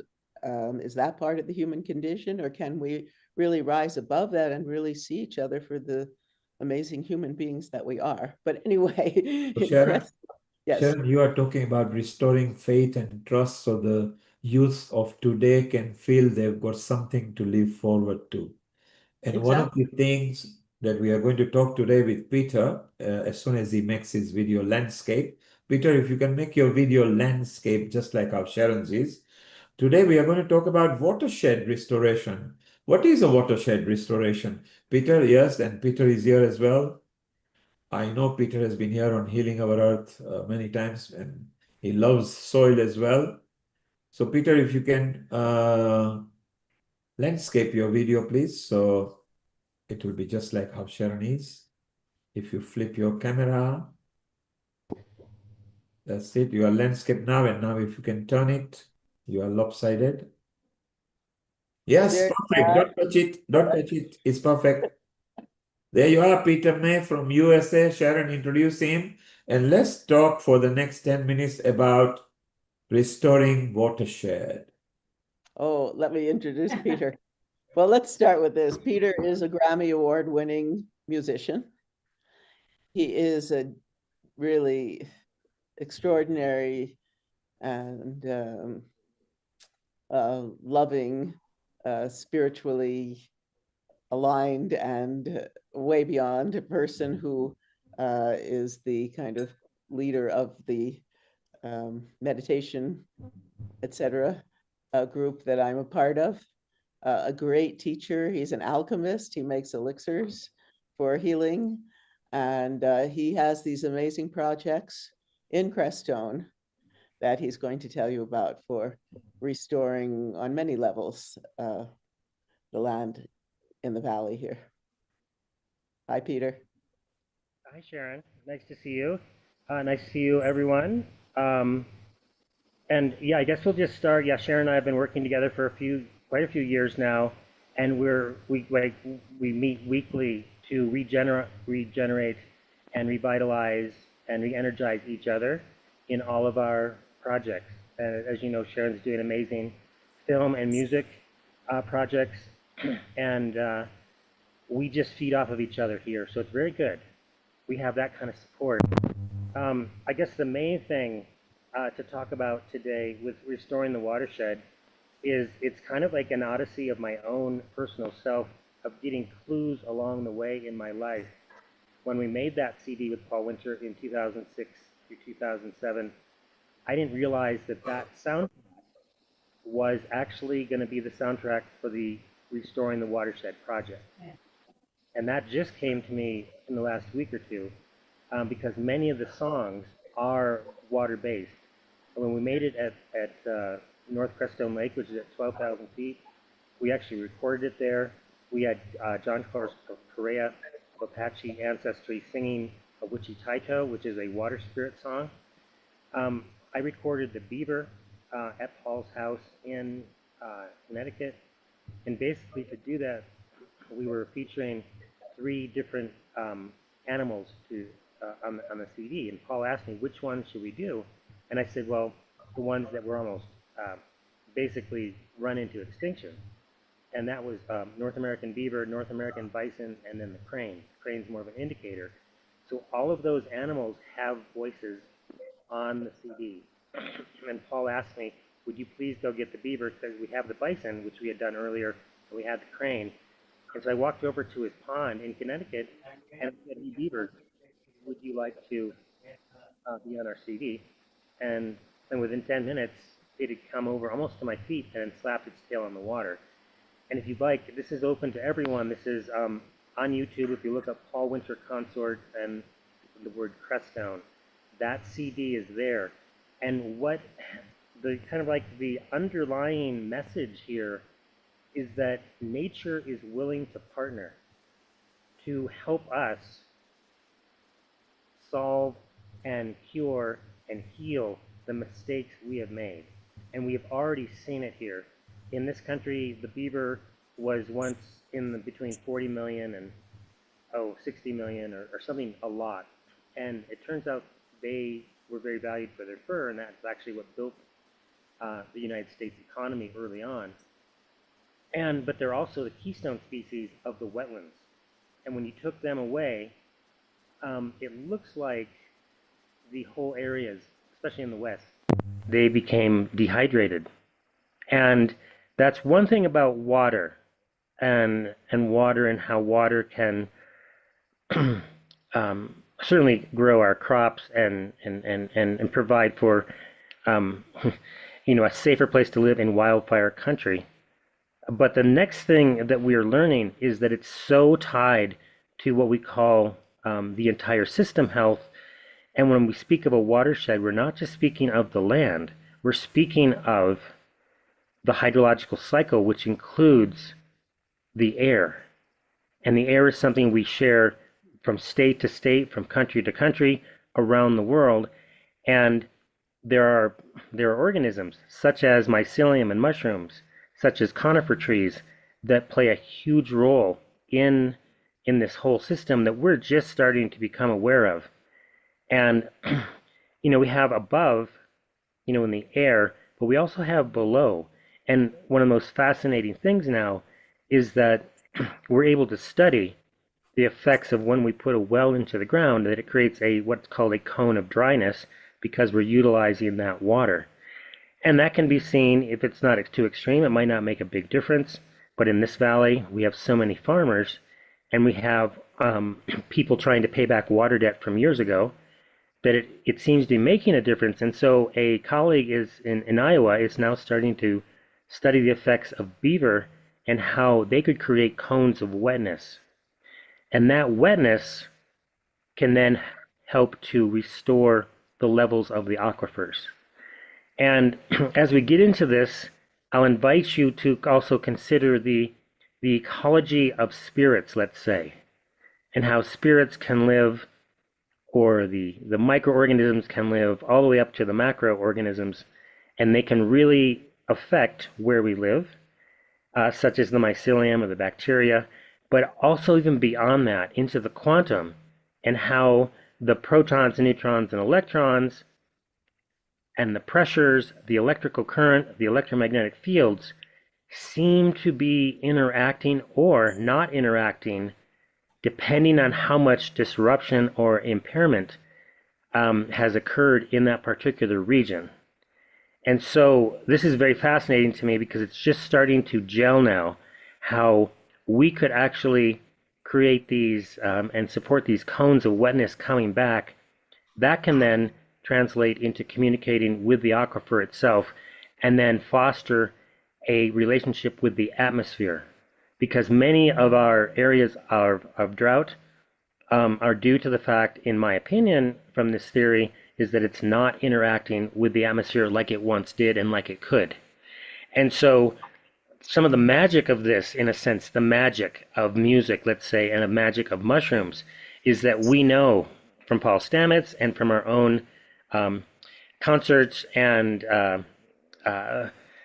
applications of sound that Sharon and I and a few others here got to be a part of, is when we add bass notes to a mushroom, let's say seed, the nursery part, the spawn it is called, they can grow very, very quickly.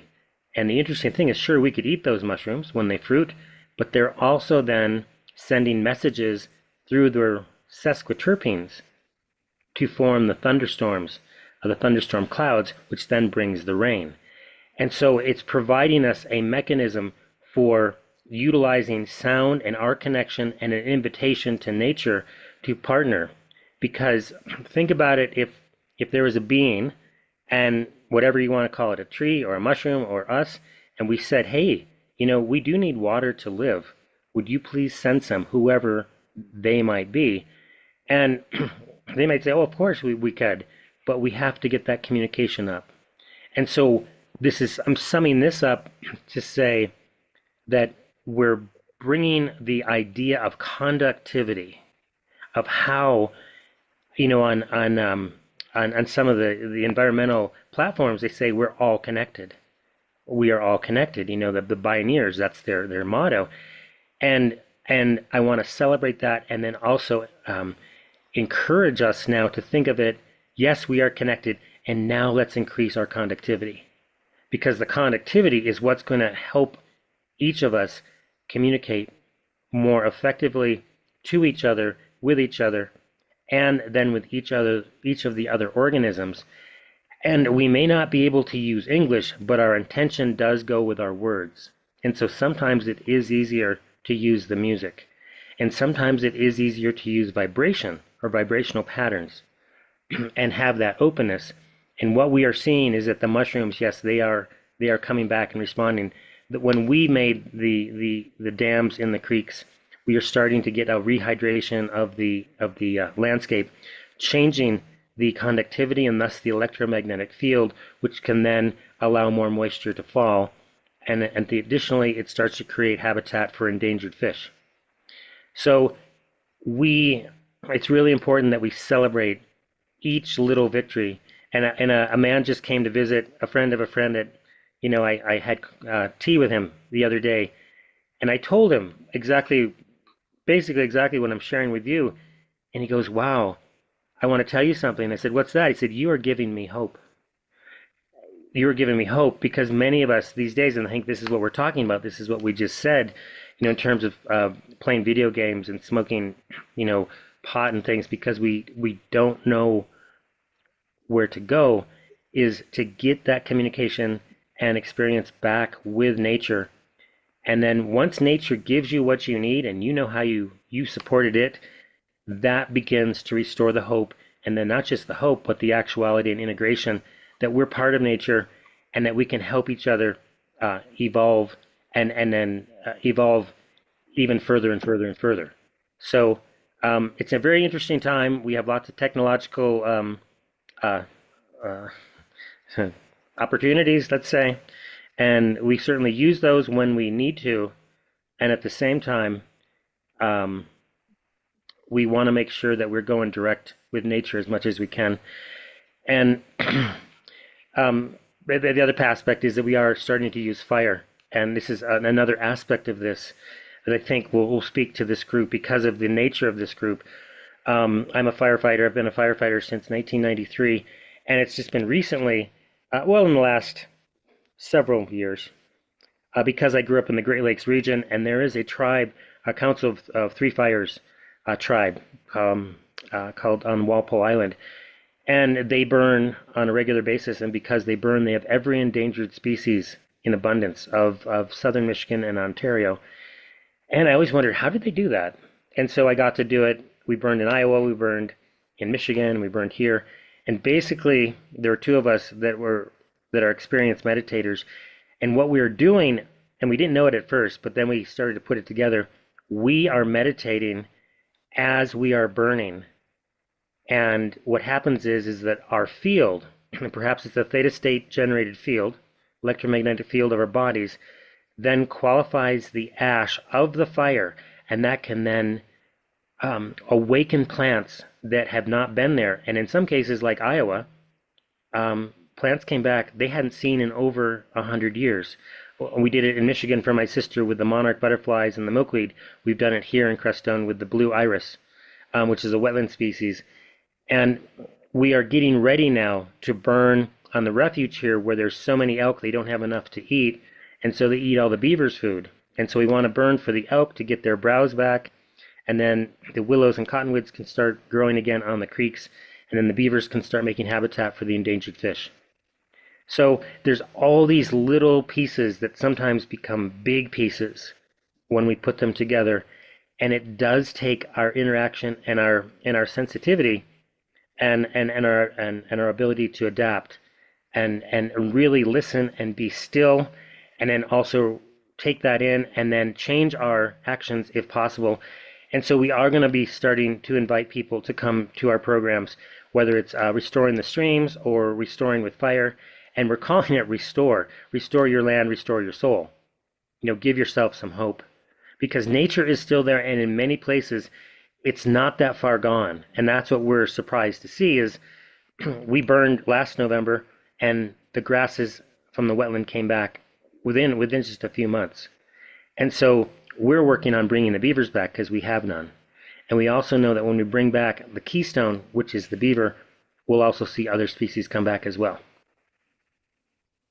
And you were talking about, tell them about what is the role of the beaver in restoring. So yeah, the beaver, it's a very eager beaver. Its spirit is kind of like teamwork and resilience and persistence, and it slows up the water. And as it slows up the water, that water rehydrates the system, the whole landscape. And then in my sense, and what I've been sharing, is the conductivity starts to go up, and it starts to interact and restore the hydrological cycle, because we've been in years of drought here, but then it starts to give habitat to species. In Colorado, 70% of the species need the beaver to create habitat for them. And then it also tends to limit wildfire spread and intensity, because it's slowing up the water and allowing the water to remain on the surface for longer periods of time. So there's a lot, and this particular animal was trapped out almost to extinction by the 1840s, and we just learned that in 1901, someone in Colorado, a commissioner, tried to bring them back. And the good news is that in Colorado, on last Monday, they released the draft Colorado Beaver Management program, and we are now all reviewing it. And that the main message of that plan is that beavers they've now been revalued. They are such an important part. We're not just saying, oh, if they're here, great. If not, no worries. No, we are actively working on bringing them back and honoring and respecting them as a being, not just as a species. We just don't want coexistence. We would like to have partnership. And that is the difference now, where we are evolving like, oh my gosh, we are very sorry. And that is the biggest thing that we are probably doing in this valley that was drained in the last 100 years. And I haven't really shared this, so I'll share it with all you, because you are the wonderful audience that will then vibrate this into existence with us. We, since the water was taken, the spirit of the water has been disrespected. And so part of our work is saying we are sorry and learning how to offer to the water spirits. And so we do that on a regular basis now. And so this may then lead to, we've had the Mother Tree Festival years ago. You know, we created a healing forest. Now I think what we're going to do is create a fire and water festival to where we have an opportunity as a valley to say we are sorry. That please show us what to do. And, you know, people hate fire too. So, hey, sorry, fire. Oh, You tell know, them the name of your fire department. well, the whole theme, I mean, you saw it when I take my video off, you know, it's, if you look at this photo here, you know, that's Kundalini Bear, and a Keystone Beaver, and it's partnering with nature. And part of what we are also working with is the Zen Center, and they're working with a shaman from Mexico, and they have been, sorry, my camera just went out for a minute, but anyways, the wisdom that they're getting from the shaman is to not protect yourself from fire, but to protect the fire. Wow. And your relationship with it.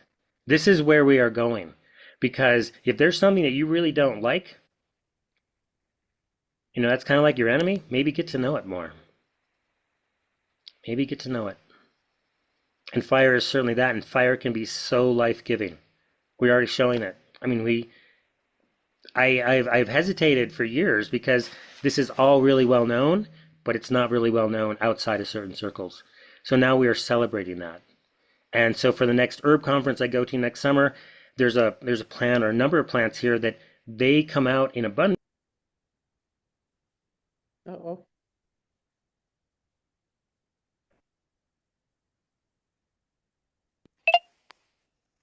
Oh, I think I'm unmuted now. No, you're there. You're back, but turn your camera. There you go. Is that all right? Yeah. Is that landscape?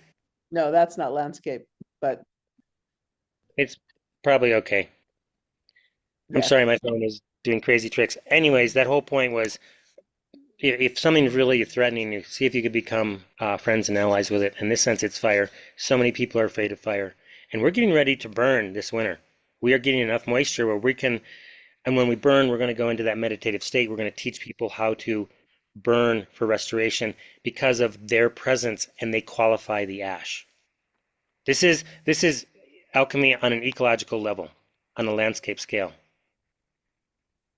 Yeah, And Peter has a very amazing connection with nature. He does a musical, meditative, alchemical journey where the plants actually sing.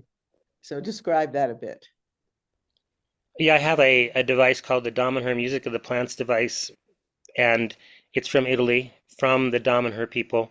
And you know, they've been at this since the 1970s with Falco, creating that whole eco-village movement.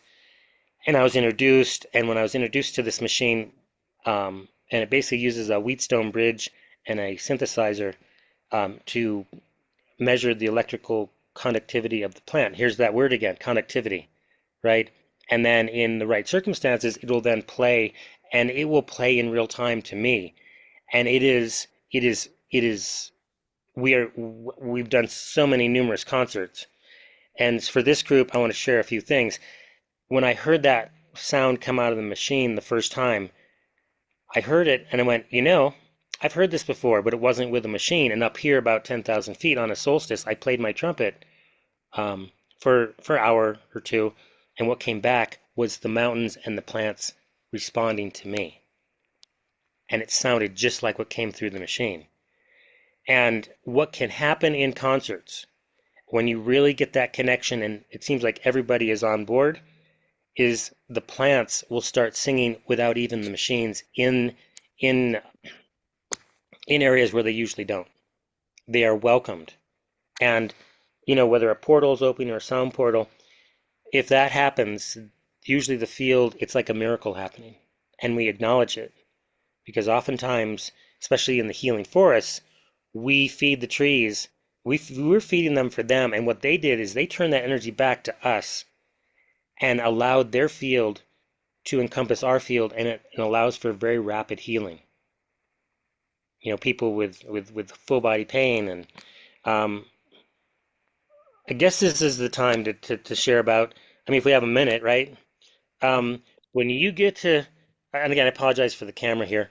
Um, um, we've fed enough forests now, and there are forests around this country and in Hawaii and such. When we feed them the trace elements, and we feed them effective microorganisms, and then we trigger it and activate it with a sound, an acoustic sound, 528 hertz. Numerous people have gotten healed in very short amounts of time, like full body pain being removed, or carpal tunnel, or people not needing their glasses, or there's things like that. A friend was rushed to the hospital this last summer in New Mexico, and he had to be opened up, his whole body cavity, because he had pancreatitis, and he got put into a coma. And what happened is we all were just praying for him because we couldn't really go there, we couldn't visit him. And so he got out of the coma, and his girlfriend texted me and said, could we do one of these journeys for him? And I said, sure, but it's not just going to be us, it's going to be all the healing forests that have been set up. And so we do it, and this is around the country. There's about 20 of us on Zoom, just like this. No one is in his room. He is not connected. And one of the things that has paired really well with the healing forests is the rainbow light. And that's a whole nother thing, but if you have done any rainbow light meditations or experienced that, there is a connection. And so the rainbow light came in, and what was happening on his end is that he got to see the rainbows in his room even though nobody was there.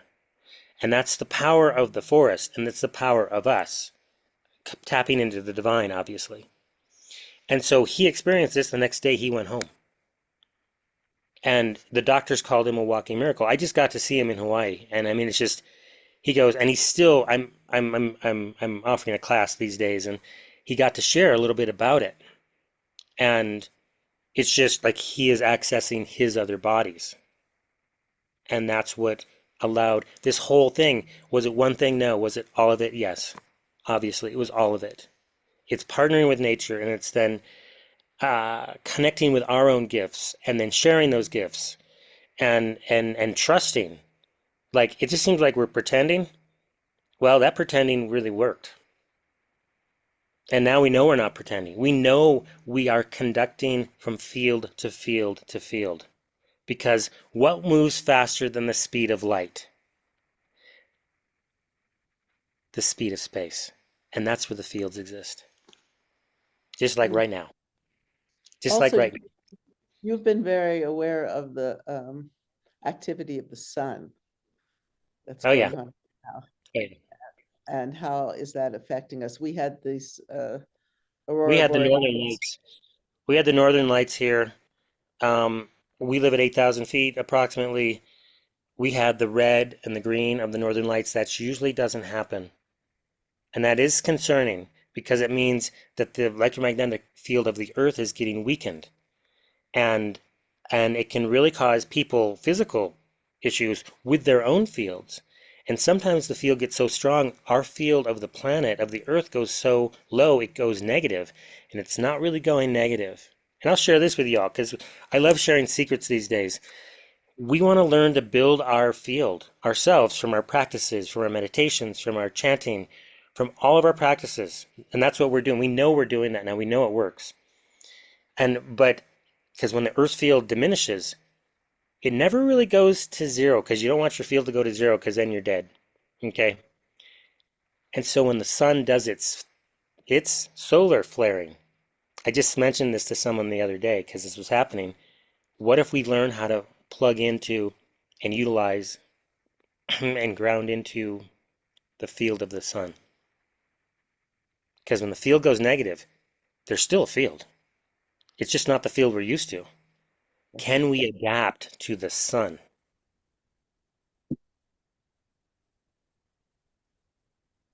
Fascinating. And yeah, this is years of anecdotal measurements, and now it's like, oh no, Salung, Trokor, Qigong, Tai Chi, yogas. Learn what it is that really, really, really helps you, because that's what helped our friend who was in the coma or had just come out of the coma. It was our shared field. And yes, we're having the trees help us. And it's not just trees. Lata, would you have a comment or question?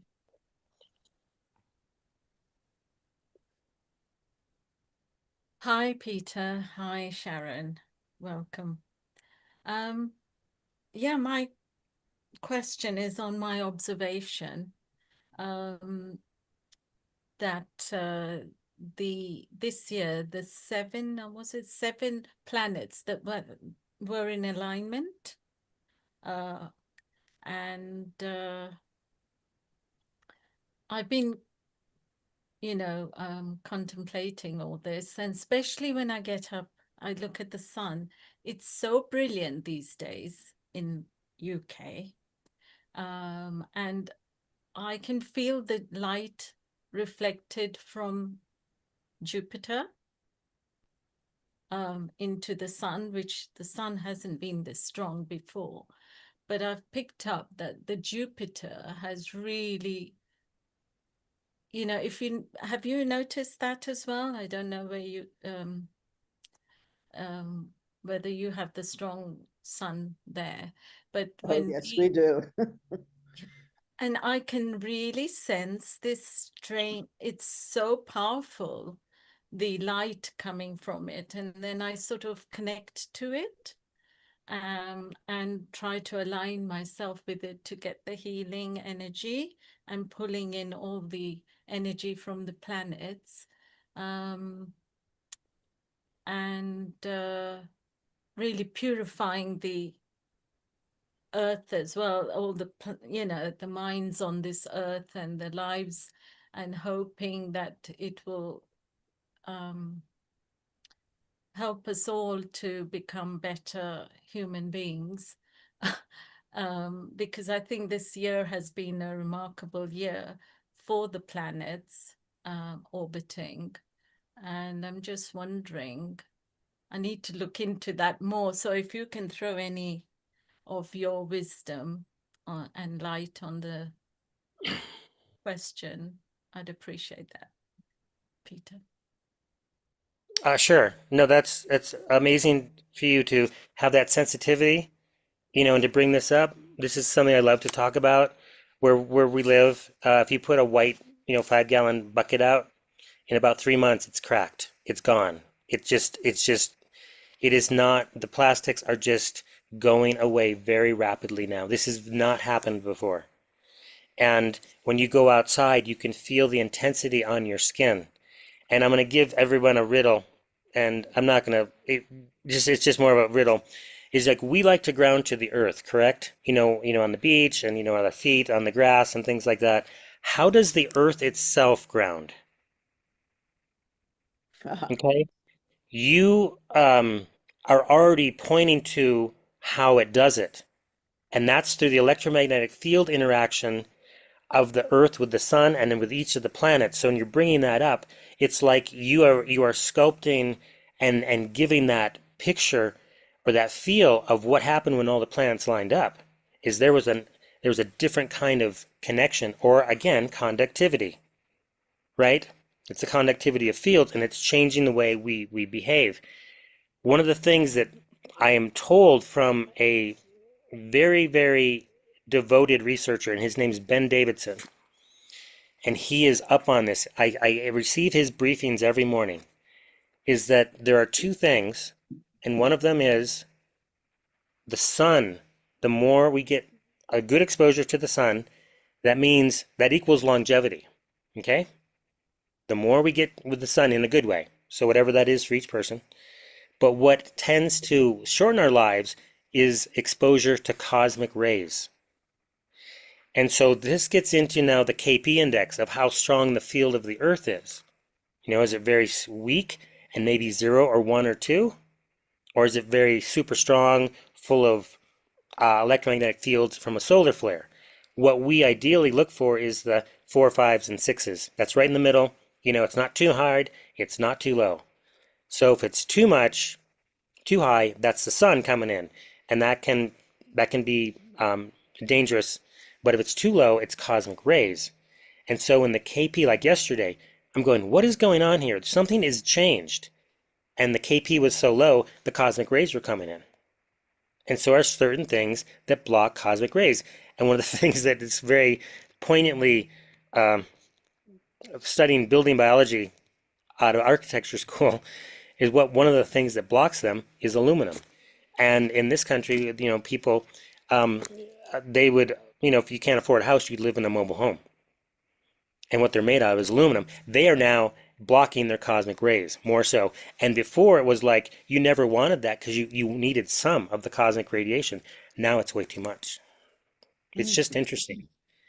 And so what I'm tending to use, and this was again a lucky experiment on my house, is I have lava rock on top of on one of my roofs. And that is one of the most enjoyable places to be because it is blocking everything. But I also know I need the sun. So it's this back and forth, back and forth. And food in that room doesn't tend to spoil either. Whereas the solar energy is coming through like the next room over and the plastics are degrading inside the house. This is crazy. I mean, we're like the canaries, you know, in the coal mines here.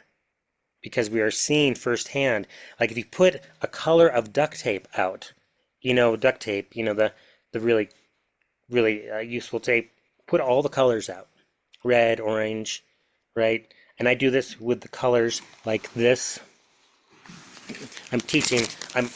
Anyways, these cellophane colors. You put these outside, they'll be gone in about a week, the color. It used to never happen. I'd leave them out for months. They would never go away. But it's interesting. I'm going to do this again. And maybe the next time I'm on, I'll give you my report. Which color disappears first? And that's going to give us a clue as to what wavelengths are being, or at least for that period, were more influential. Because color is can be such a huge part of our lives. That's amazing, Peter. I think, Sharon, that experiment that Peter runs, we should bring it back on healing. It'll be nice to know because he's actually now talking quantum. He's showing what happens with the colors, what happens with the plastic, with the food and everything. It'll be very useful. Let's let our viewers know what's happening in the next 3 episodes before we take a comment from Meeta and then close down. So, Sharon, next week, what's happening? Next week is our wonderful show, Integrated Health, Transforming Healthcare, Sunday, 30th November, 2025, 2 p.m. GMT onwards. It's one of my favorite shows because I really feel this is healing our earth. And this is all about so many different modalities that we can use as human beings to enhance our lives, our health, our happiness. Superb. And the following week, Anukul is a start of the Indian knowledge system, preserving the past, shaping the future, which is where we want to involve other indigenous tradition so we can become a global knowledge system. Anukul, your thoughts on this? Absolutely. We live in an entangled world. Everything is connected to the other. We cannot isolate one thing and expect us to be getting better.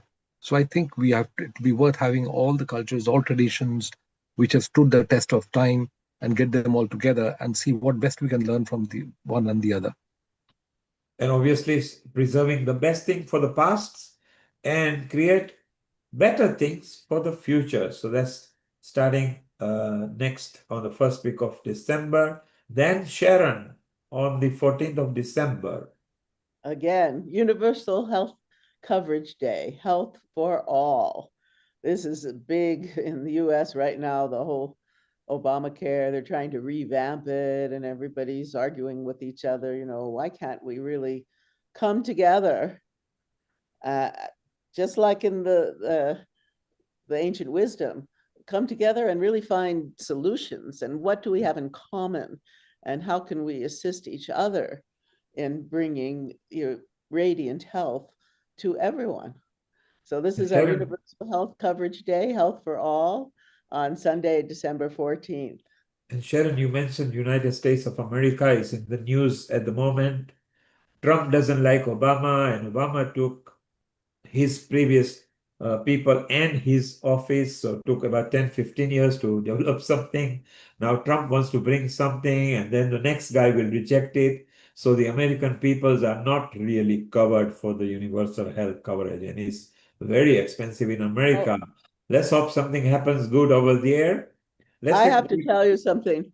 Yeah. When Jay was on his interview, which I highly recommend, I'll put it, I'll send it out to all of you. They were talking about the fact that, we are on Medicare, seniors are here. And when they ask a question, they say, well, what pharmaceuticals are you on? Now, I'm going to be 77, my husband's 72, and when we tell them we're not on any, he said that when he talked to them, they wouldn't believe him. They just kept saying, you're lying. You have to be on some kind of pharmaceutical. And I find it kind of concerning, because it's like they just want to push all these things on us, and they think we're odd because we're not. We're doing Ayurveda, we're doing TCM, we're doing all these other things.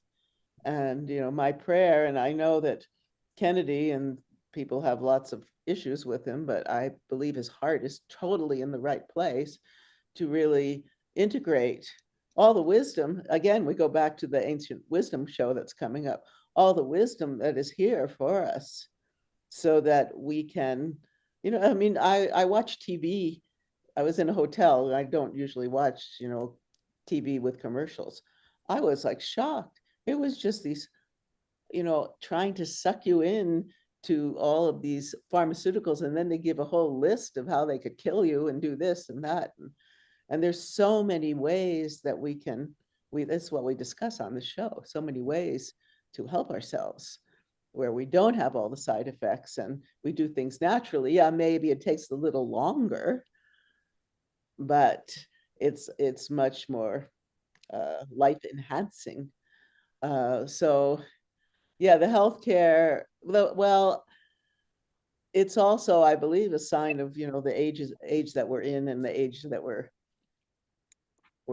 coming into more of real caring and real concern, and more light coming in, more awareness coming in. And our prayer is that people really come together.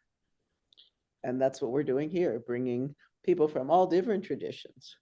Absolutely. What do we have in common? How do we help each other? How can we use all our wisdom and listen and try out all these things, so that, humanity can thrive, instead of, this country, there's so many people on serotonin enhancers, and it's,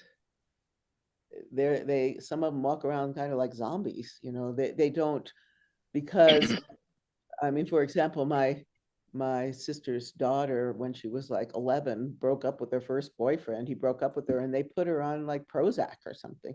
She's now in her like 40s, and she's always been on one of these. So you never learned how to deal with, challenge. And that's part of the human condition. That's how we learn. We have challenges, but to over medicate it so that they're just like, and unfortunately, the whole environment gets the residue of everyone else's drugs. And especially when I go to lower elevations and the water, that is, and I'll stop, but I think we know. Right. Absolutely. We need to teach the youth of today to see how they can sustain without going desperate on medicine. Medicine does help if you've got a condition that you can't do, but keeping a mind and a state of mind in a level and a balanced state, and meditation, yoga, tai chi, qigong, All those things can help if you can keep your body happy. So Sharon, we take a quick comment from Meeta, and then if you can wind off with a comment from Anukul. Meeta, your comment, and then Anukul, yours, and then we end up with Peter and Sharon and wind up, please. Thank you. Thank you. Meeta, your comment, please. Thank you. Yeah. Global Namaste, Neil and everyone. A very close subject, very close to my heart, this subject, because I'm involved in climate-related discussions and activities and projects. And Surrey University, where I am the Hindu chaplain, we were represented at, as part of government, UK government's research-related display, which, you know, we have been discussing in this program, Neil, that, you know, how Indian tradition and other traditions and how Sanatan Dharma, we all believe that each jeev or each life has got that divine energy. So we respect as Vasudhaiva Kutumbakam, and that's coming back in subtle ways through these bringing, you know, nature, protecting nature through remote sensing satellites, through AI, and working on this minutest level.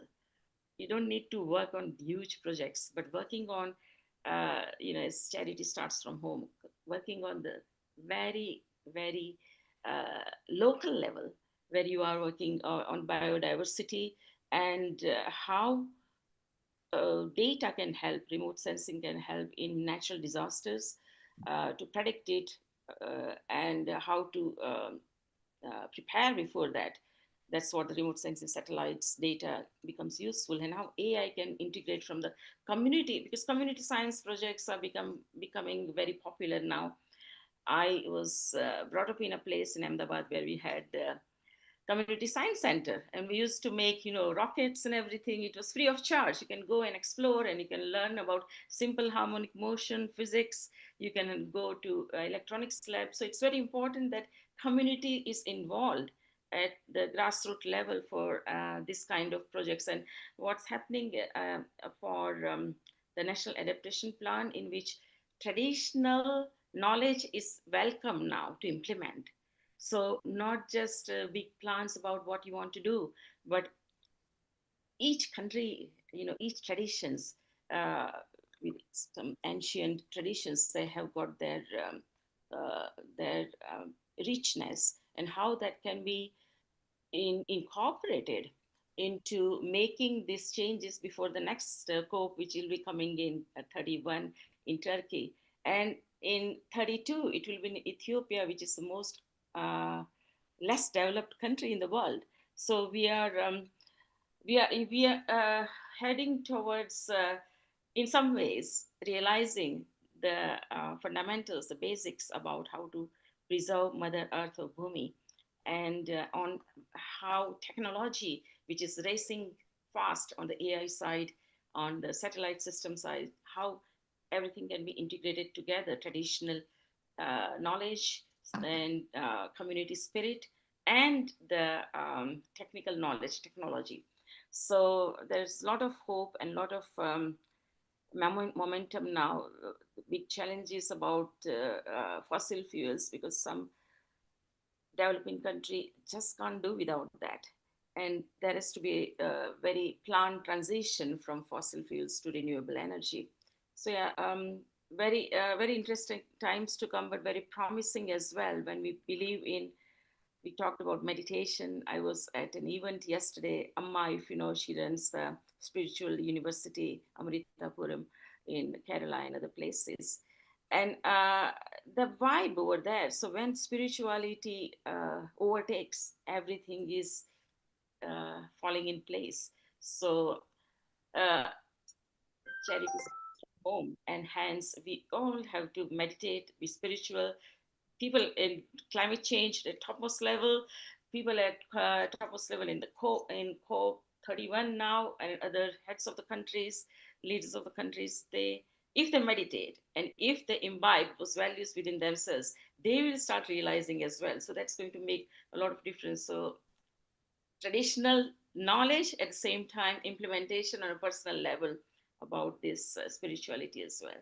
So that was my message. Thank you so much. Thank you. So, Anukul, your last comment, and then Sharon, you can wind up. Anukul, over to you. I've really learned a lot from so many people, from Charles, Sharna, Basi, Muskan, and Purvi. They're fantastic. They have lots of information. They are also somewhat positive. But all the places that I visited in the past, from the Himalayas to my days in the Himalayas, in the mountains bordering China, and also other places, many things have, in fact, gone the other way around. But now things are changing.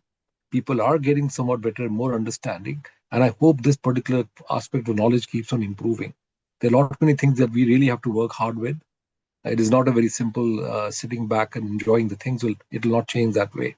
So I think we all have to put on our efforts and get the things going, learn from our traditions, be much more grounded to with the people and the farmers in the field. I think that's what's going to make it better.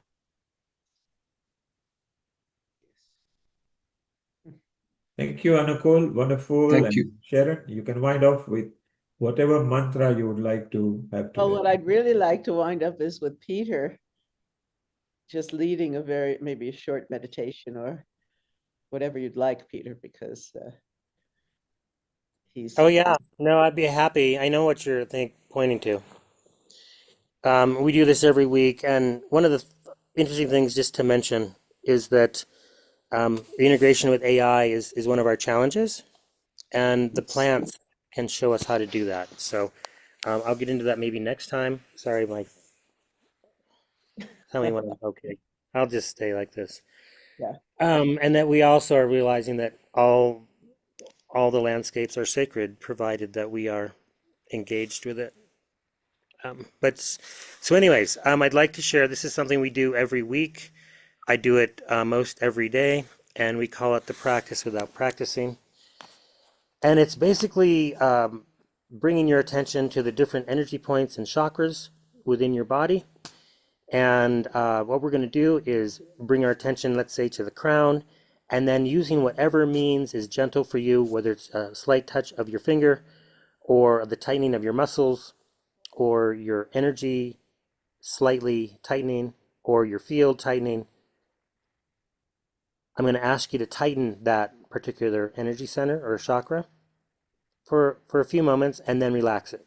And we'll move up and down or just down the body, and it'll take a few minutes, and your eyes can be open or closed. So here we go. I'm going to close my eyes because it's easier for me, but please bring your attention to the top of your head at your crown chakra, and then tighten it up. And now relax the crown.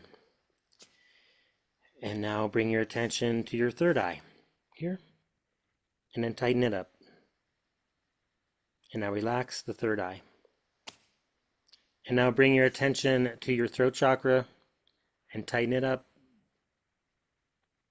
And now relax the throat chakra. And now bring your attention to the heart chakra and tighten it up. And now relax the heart. And now bring your attention to the solar plexus and tighten it up. And now relax. And now bring your attention to the navel chakra and tighten it up. And now relax the navel. And now bring your attention to the energy centers in your hands, the palms of your hands, and tighten them up. And now relax the energy centers in your hands. And now bring your attention to your second chakra and tighten it up. And now relax the second chakra. And now bring your attention to your first chakra and tighten it up. And now relax the first chakra.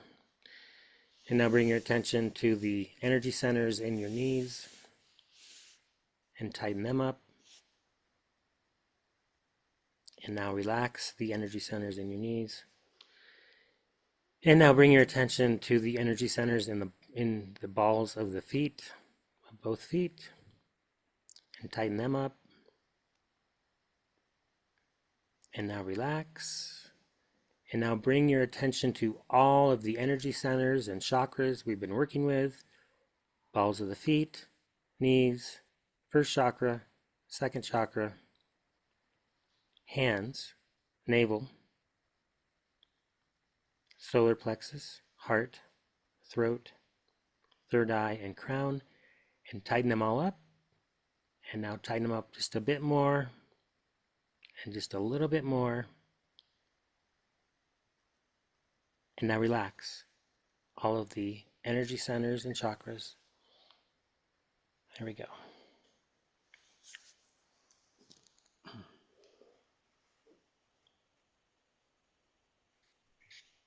I have found that this practice is really helping me sleep. I do it if my mind's going and I want to go to sleep. It's like magic. It's been amazing. And if I wake up in the middle of the night,